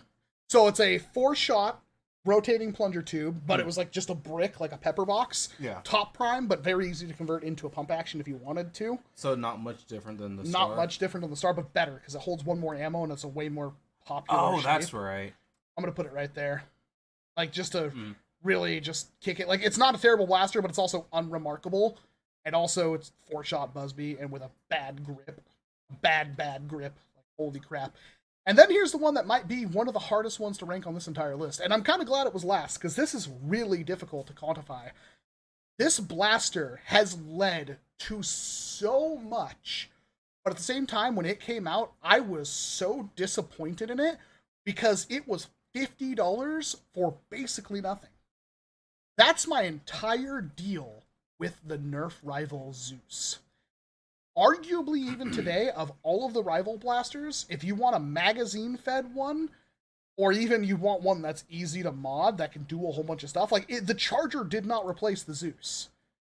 The Zeus also looks frickin' sick. And people have been stealing so many parts and pieces out of this blaster on top of, you know, out of Darts' Proton Pack thing. Woody was the person who, not the Cullen Wood, but somebody named Woody, was the one who originally did the full auto Zeus, which somebody then copied and said they came up with it. But it is a very cool platform, and Out of Darts has really done a lot with it. It requires some pieces to make it slightly better. You have to buy some 3D printed pieces to make the magazine feed work right. Otherwise, it can be really a pain in the butt. But it is rad. And even today, like, if you really wanted to get, like, you could pick up one of Out of Darts', like, you know, whatever he called, what does he call his, like? The Hurricane. He calls it a Hurricane? I think so, yeah, the tubing thingy for the Zeus. Is it really called the Hurricane? I had no idea. I believe so. I don't remember for some reason. It's really good. Yeah, I like it because it was like one of like the first times I tried making a mask, and it worked pretty well. Yeah, it was a big master key, and it will just dump rounds like none other. Like, there's so many applications for this blaster, and it's just all rate of fire at like 110, 150 150 FPS. Yeah. Okay, so where do we put it? I put it low B. Low B? There's no way. Oh really? No. You think higher? Definitely A tier. Almost S. Like, arguably, you could say that this blaster deserves an S. There's been so much done with this thing. That's, yeah, like, I guess. how... I'm going to pop it in S tier right now. What could actually be bad about the Zeus besides the loading thing, which is fixable? It does everything. It really does. Like, if you wanted a high-capacity semi-auto, you could do it. If you want to make it full auto, you'll literally remove one piece. And it's a full auto just burnt. Like, I don't know. It does everything. I don't even like it. Like I said, when it came out, I was like, ugh. Yeah. Like, because your magazine is literally what's pushing the balls into the flywheel cage. It's so mechanically simple, I almost felt insulted. But the testimony still is there. Like, it's cool looking. It's still good looking. It's comfy. You know what? I'll leave it S tier. Only reason why is because I like the a full auto mega thing that the oh my god, Mag 212. Yeah. That and the Hurricane, I guess. See, I understand that, Zach, but also at the same time, when it came out, it was still like nothing else even remotely competed. Like, even like, it's only a solo shot, it's a super mechanically simple, blah blah blah. It was still 100 FPS freaking, you know, flywheel blaster of rival, like, and you could buy mags easily. Like, I remember I bought rival mags when they first came out, and they were $4 a set at Walmart. I bought like freaking 40 of them. It was ridiculous. I don't know. I'd probably say high A, but I mean, yeah. See, that's the thing. But it's like, if I were to look at the tier list and go like, okay, I still want that to technically be S tier. I think it's worth it, but is this worth S tier? No. And that's this is fine. I think this is okay. This thing, like, and again, I'm not like super into this blaster. I think it fundamentally opened had it not been for that blaster, we would have never had the Nemesis. We would have never had the Prometheus. We would have never had the Perseus. Like, I don't think it would have happened. Like, maybe, like, you could argue, like, oh, Hasbro was already gonna do that. But, like, come on. Like, what happened after the Zeus? Yeah, Valor changed my opinion. Yeah, it's S. And the barrel isn't set to one side like the Charger. This is true. Yeah. The Chaos was 2016, wasn't it? I believe so. I'm fairly certain. I'm gonna type in 2016. I'm gonna assume that the Chaos.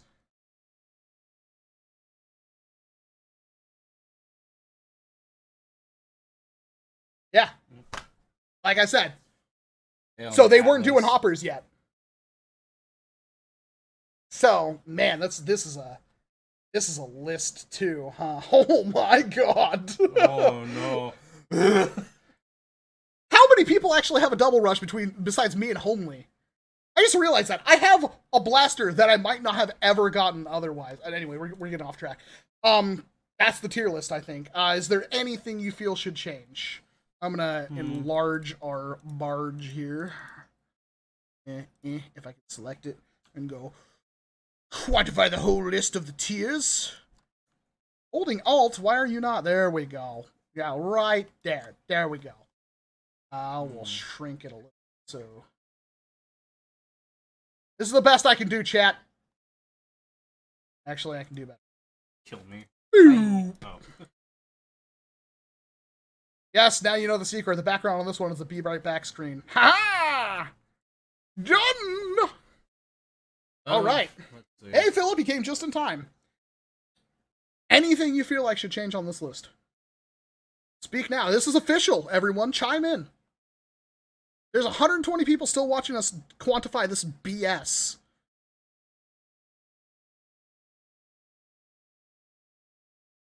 I'm trying to think, Sentinel's definitely the best blaster released that year.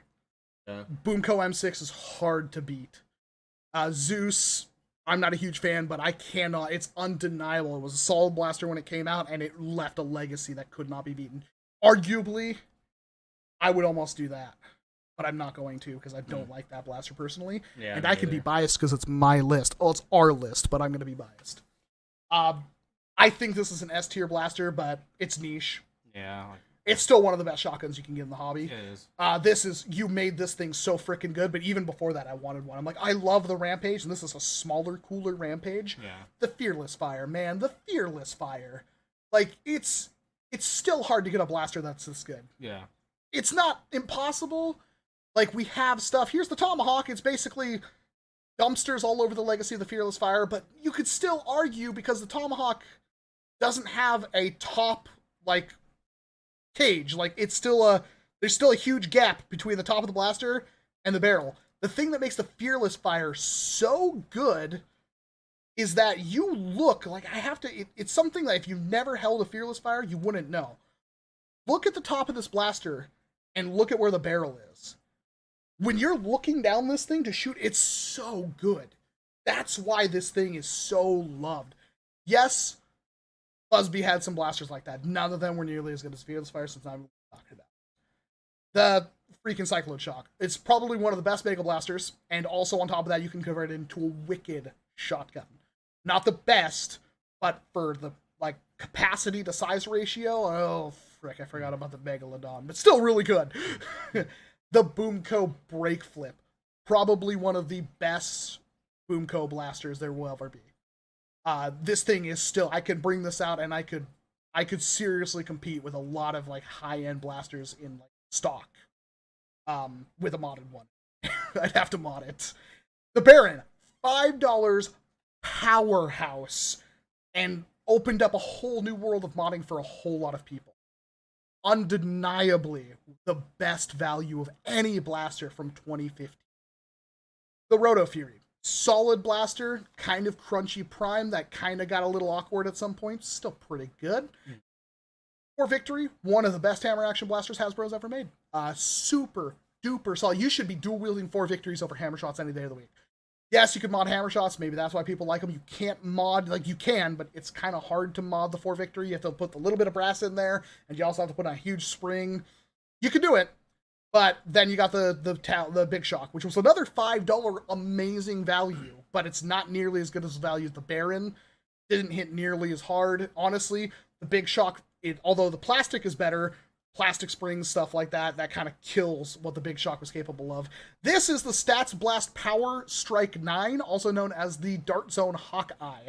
Massive plunger tube, pump action, 9-shot cylinder, swept back grip. Love it, want it. Can't find them anywhere.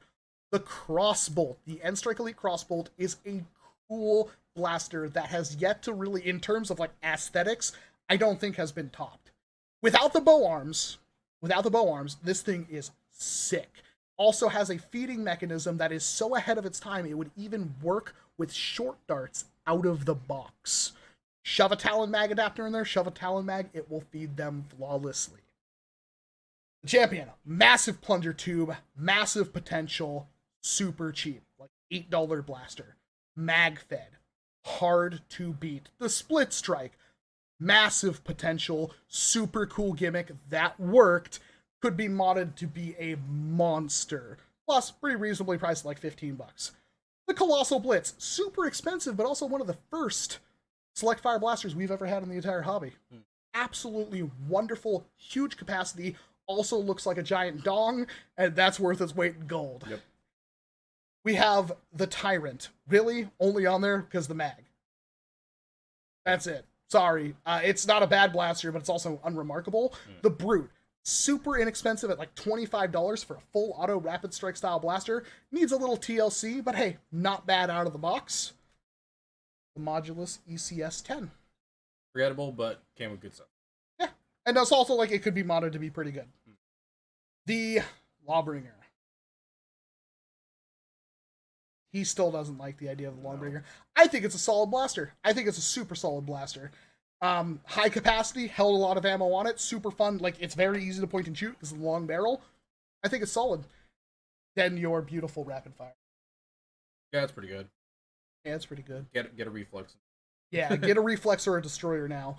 The Boomco Spin Sanity 3X can be modded to be a master, and right out of the box it was 30 rounds, easy to swap between the cylinders. Cylinders could then be swapped out on top of it. Pretty solid pick. The Apollo. Not a bad blaster.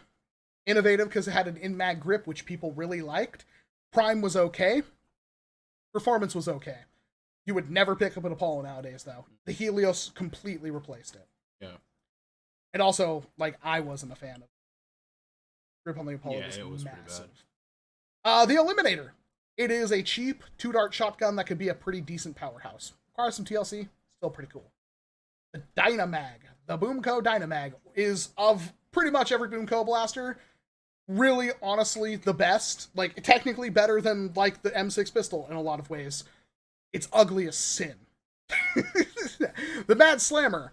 Technically worse than the Dynamag, but more fun to use and more effective in pretty much every way.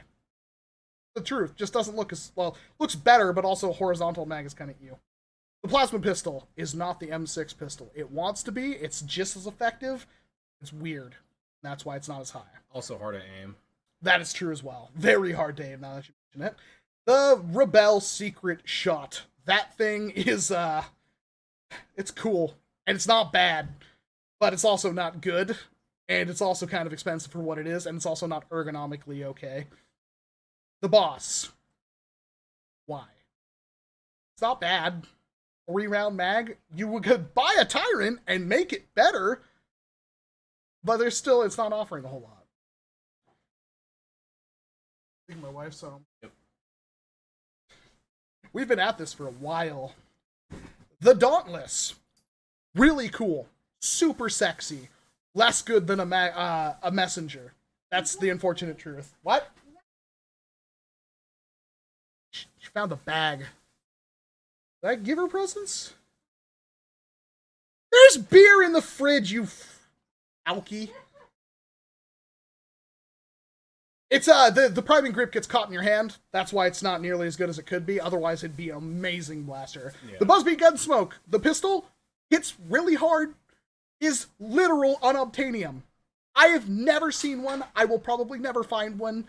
I would do dirty, dirty things for one. Buzzbeat Snipe, really cool concept. Mag-fed. Problem, the prime is indirect to the plunger tube, which means it's really hard to mod, so you're basically stuck with what you got. You want to go from here? I've been doing all of these. No, that's cool. Okay. The Flip Fury. It's a cooler strong arm with the gimmick actually is tactically okay. Massive. One of the few blasters that can slap darts out of the air. I don't think we mentioned that, but it can slap darts out of the air. And honestly, it works okay. It's just also unremarkable after that. The Duet. Probably one of the best derivatives of the double strike you could get. Problem, you're never going to get one. They are expensive. They are rare. 3 people bought them, apparently. The Snapfire, a really good Jolt alternative. Probably one of the best Jolt alternatives. Problem, it's inconsistent when it comes to modding, although you can get them up to about 100 FPS. And I mean, it's not very comfortable. It's a Jolt.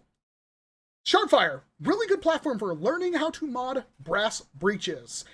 Also innovative, pretty cool. And also Chris Cartaya made one into a Mauser fire, which was magazine fed and hit like 150 FPS, which was rad at the time, but obviously not clonable. Not a whole lot of people made one after the fact. It was kind of a pretty crazy detail job. That guy's brain works in weird ways. Really cool. Like Mauser fire, I remember asking if I could buy one off of him, and he said it's way too much work. The Double Down, a really cool 2-shot smart AR weird thing. Like, it's like a jolt, but it's not a jolt. It's better than a jolt, but it's also still basically a jolt. Buff Daddy did a plunger tube replacement on one with PVC and made it a monster, and it could be converted into a pretty competent shotgun. It's actually not hard to make it a shotgun, but it's also not super withstanding. Fair Fortune Bow. We both love this blaster. They are freaking cool. A little bit of just removing one part makes it a joy to use. Love it. But it's also like, and you can't really mod them to do it. I tried. I broke like 2 of them. I kind of hate it. I cut one in half. The Vagabond. One of the best Nobicon skits, I think, next to the Chaos. And is super, super cool. But it's basically a pump action strong arm with slamfire, and it's gigantic for that. Could be cool, question mark? I don't think a lot of people have tried a spring replacement with, like, what you said, use inline clips in each barrel. Yeah. Like, I think it could do it. The Courage crossbow, Courage the Cowardly crossbow, I got that right. It's the Courage crossbow, right? I'm looking now. I gotta make sure I was right. Where are you? Courage crossbow, Courage the Cowardly dog. It's okay. It's one of the best versions of arrow shooter we get in NERF, of the, like, Rebel arrows. None of them are good. The Z-Strike Bio Squad Abolisher. It's a hamp. Rough cut. Shot Silly String, shot Water. Could do one of the, either or, plus darts. Not horrible, but also not good. Rounds out the bottom of C tier with the Codebreaker crossbow. It's a cool thing where the gimmick doesn't stick, and the overall blaster has the same problems as every other string blaster, but it's not mag-fed like the beautiful, beautiful, beautiful crossbow. It's okay. It's fun. Rounds out the bottom of C tier. D tier. The Hurricane. Cool blaster. Fragile in some places makes it difficult to mod, and the magazines are not compatible with really a whole lot of darts, and or not, they're not cost compatible. You can't use NERF mags in it. And they're like, this is like the one blaster they came with, and they never really came with extras. So good luck ever fielding one of these things. We know a guy who tried. The Wizard. It's a pump, like a top prime 4-shot rotating, like, you know, the turret stayed in place, the plunger tube rotated around. Terrible grip, but it's otherwise an okay blaster that's just outshined by other things. The Sidewinder. 30-round capacity, hamp, has a fake trigger that lies to you. It's not bad. You could do some work with the Sidewinder. The Busby Barbarian / Berserker is better. Actually, I'm getting confused because there's multiple versions of both those blasters, I'm pretty sure. But yeah, it's not bad. It's a hamp. It could hit like 100 and something FPS if you like try to break it every single time you prime it in a high capacity. Not bad. The Boomco Needler. It's okay. It fixes the Twisted Spinner in a lot of ways, but it's also gigantic. The lights are cool. Not worth it. But, you know, if you have one with the pink darts, go for it.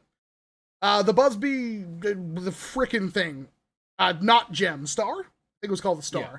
It's a top prime, 3-shot rotating turret, same, basically inferior to the Wizard in every way. The Gem is a smaller version of that with a T-pole in the back. Not worse, but also kind of just the same. The Mini Mischief. Hey, we have one of those sitting right here. Super cool little fun blaster. That's it. It's a jolt that folds, and it's still bigger than a jolt even when it's folded. Still cool, though. The Boomco SMG. A Halo SMG. It's the same thing as, like, the Dynamag, but worse.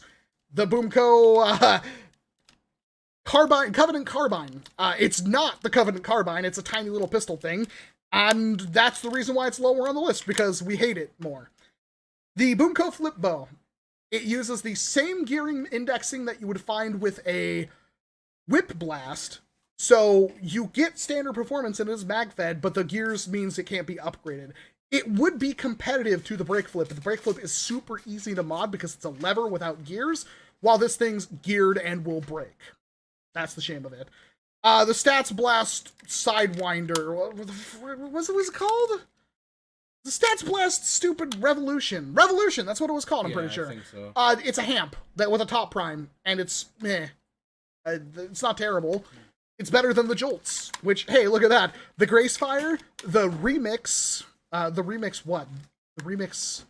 oh my god, it's a Remix Jolt.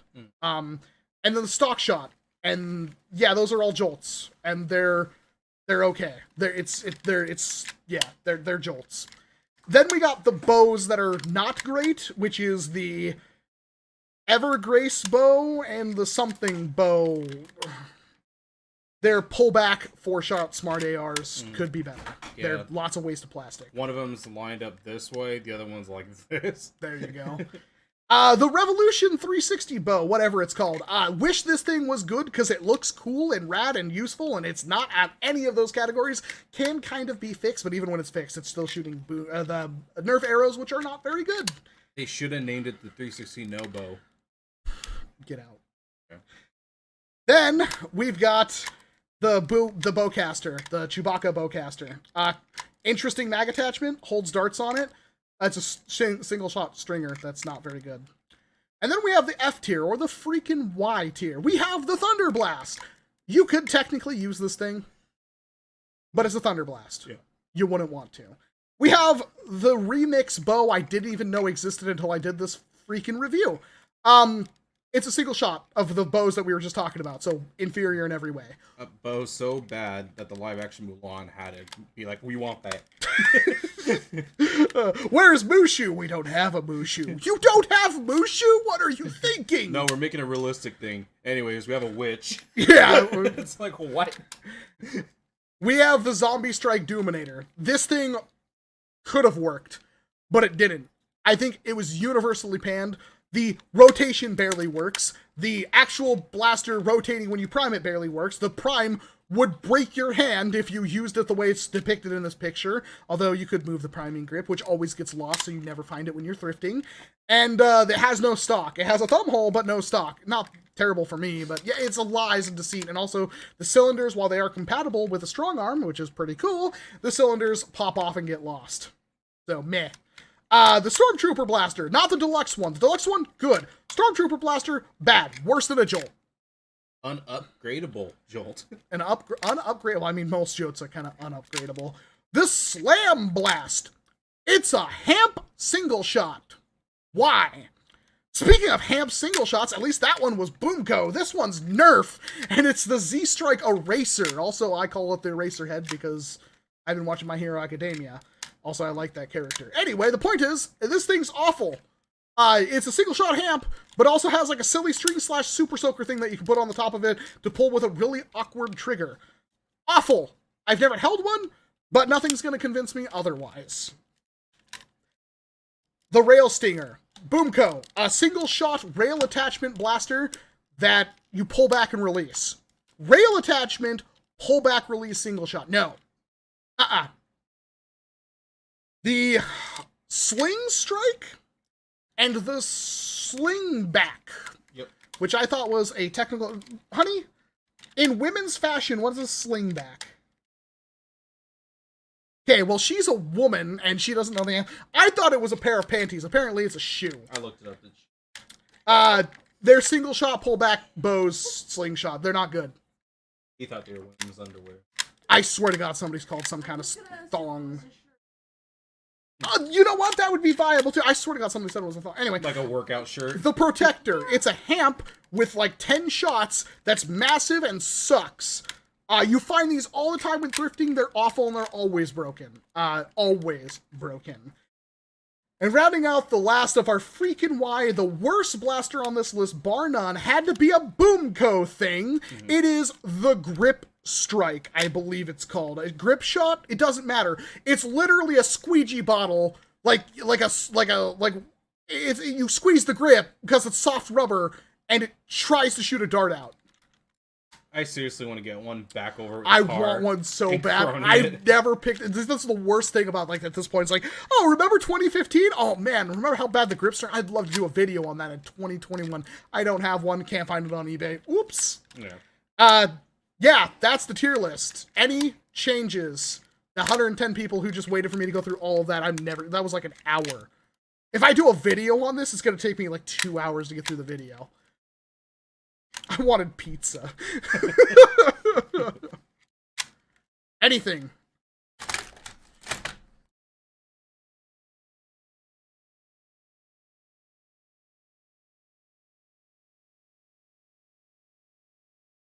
Wait, Little Caesars is still open?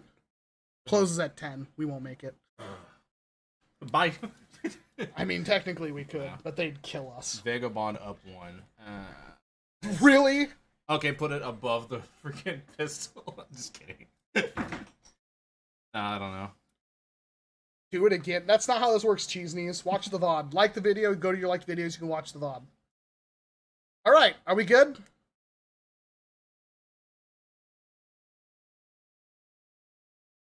Sidewinder good. Alright, well, looks like we've reached the end of the line. The ones we did not cover are all of the Connect Blasters, because they're all Jolts. And then this got snuck in there, which would have easily have been A tier, which is just the reshell of the Elite Alpha Trooper. God, do you remember when the Elite Alpha Trooper first came out? People lost their crap, but Target put them on the shelves for like $8. Yeah. And then after that, they were unobtainium, and people were paying a crap ton of money for an Elite Alpha Trooper. I got one, and I didn't really like it that much. I never liked the Alpha Trooper. I still never... Anyway, that's our tier list. I'm going to save this. I'm going to title of tier list 2015 NERF.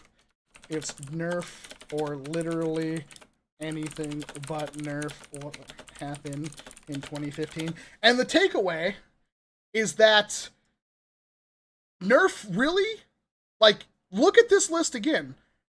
It was actually hard because like stuff like this I would argue would be better than a lot of what NERF had. There's been other years NERF has been bad. Like you think about all the Ultra, like I would look at 2020 and I will almost argue that NERF did better in 2020 than they did in 2015. Like the Pharaoh's legit. Like there's so many good blasters that they've kind of done. Even with the advent of NERF, like Elite 2.0 and stuff, there's still some things. But man, it's like NERF has their own like tiers like inside. Yeah. Or like not tiers, but I'm gonna, you're the A squad, you're the B squad. I'm gonna do 2017 because I think 2017 was a banger of a year. I'm sure it was. Alien Menace and wasn't. I mean, it only had the Voidcaster and the digital. There was an Alien Menace digital target. Yeah. No, it doesn't look anything different. Oh. And maybe it is. I don't know. I have a digital target, but that says Elite on it. Okay, the Judge. That's not good. Nagosh. That's not good. Oh god. Ravenfire, Terra Scout, Raptor Strike and Falcon Fire, Battle Scout, Double Hasbro. Barrel Strike, Day-Night Screw, Regulator, hey, there's a winner. Oh, there we go. Stock Shot, I love this thing. Holy crap, I love the Stock Shot so much. Boo, the Strife. Oh yeah, Strife sucks. Wait, was that a bat? Or tennis? Yeah. Combo. This never came out. This True Point never released. Oh, really? No. Pirate was looking for one forever.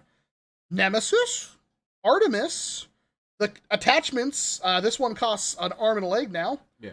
A tactical blaster shot. I've never seen that before. Crap. Are they still obtainable somewhere? Crap. Apollo, Hera. God, I hated the Hera. The Dreadbolt. Oh, I remember I bought one brand new when they first came out, and I like took it out, and I was so disappointed. The Dart Fight. Oh, that thing. That's one of my favorite reviews that you've I don't think this was ever released either. The Zombinator. Oh no, more connects, but the revolvers, I forgot. I've never seen those before. There's so much. World Tech Warrior. You really put those on this list? X-Shot. Okay, you know what? 2017 wasn't a very good year for anything not Rival. 2018. I got Assemblers. Oh no, all of these are bad too, except for maybe the Han Solo. The Holdout, this was the last thing they released in Doomlands, pretty much. Oh my god, this stuff that I never even Oh, Infamous. Infamous? Like, I don't like the Infinites, but it is a The good Delta blaster. Trooper's not terrible either. Yeah. Oh no. Oh no. Oh no. Oh no. Hey. Hey. Okay. Yeah. I really wish I would have got this. I'm never going to find one. Yeah. Chrono Barrel, Evader. Okay, you see what I'm talking about? Like, if I actually go through every list, it's really disappointing. Like, it's almost all, like, Wait, super... go back up. Remember that? Right there. Oh, I thought it said Flannel Fury. Flannel Fury.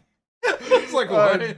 We need to get, like, both of us wearing, like, flannel shirts, like, silhouettes, standing there like Mythbusters, and the shirt just says Flannel Fury. Hey, again, another year where it's like, Stormtrooper Blaster, that's okay. It's alright. Good. Okay. Awesome. Awesome. Another year where it's like Rival was pretty much the only thing that did okay. I still don't have one of these. I need to get my hands on one at some point. Oh, there's a Wrathbolt. Meh.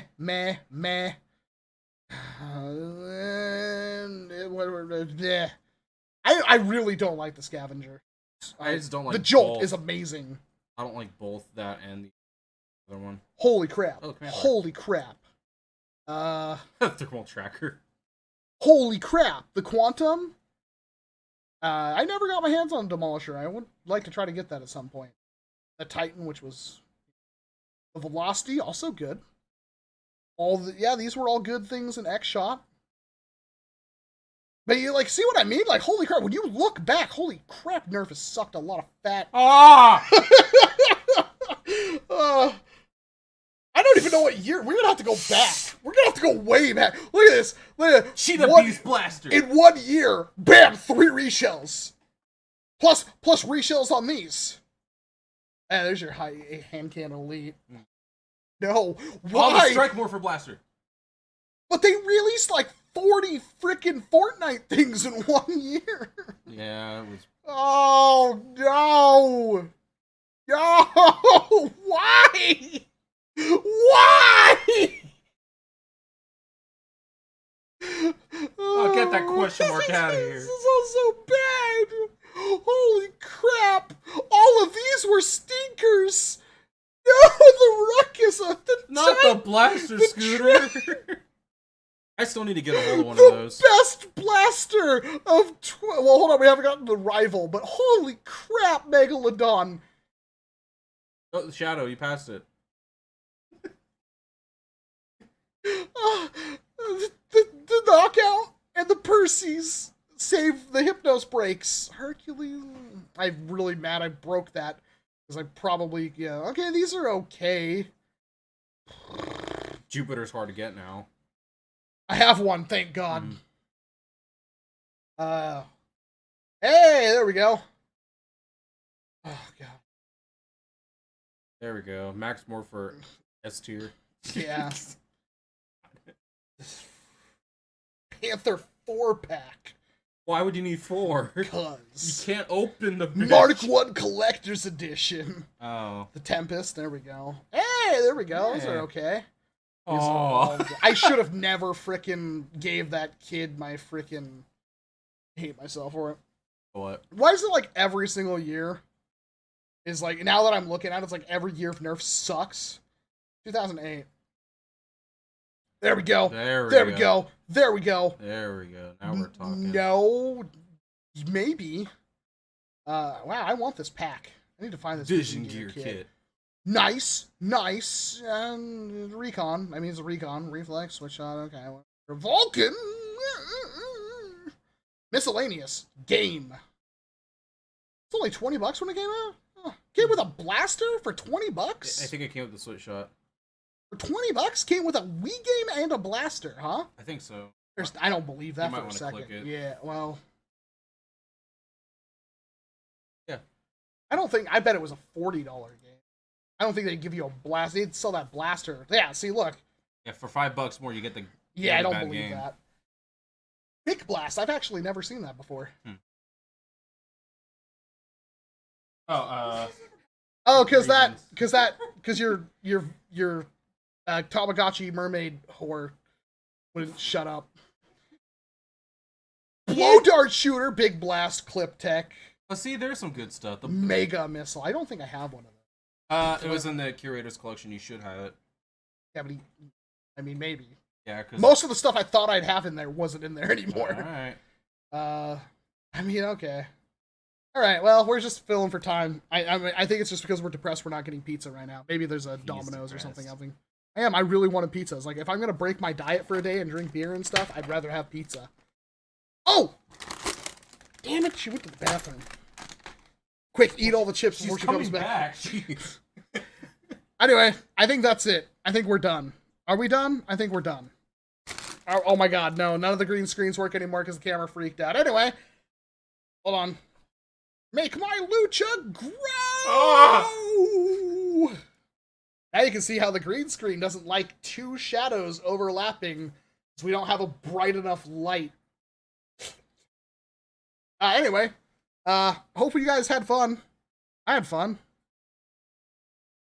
Anybody else have fun? Anybody?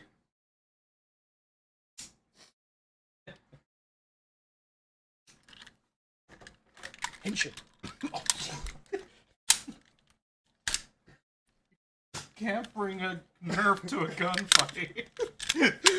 You brought a Nerf gun to a knife fight? Hell yeah. Well, thank you very much, everyone. Been interesting. Everyone fell asleep. That's fine. Banana. Ooh, banana. I think we're done. We stopped playing music a while ago, too. I completely forgot about that. Oh, yeah. I've been wearing headphones for literally no reason. There we go. Looking out the window. On Everyone Feels This. Alright, we're done. Hope you guys enjoyed this one. Bye. I'll close you guys with this sensual song of Everybody Feels This, and I'll see you guys next week. By the way, I'm moving at the end of the month. It's happening. It's happening. Love you all. Have a great night. Enjoy the rest of the song. Talk to you later.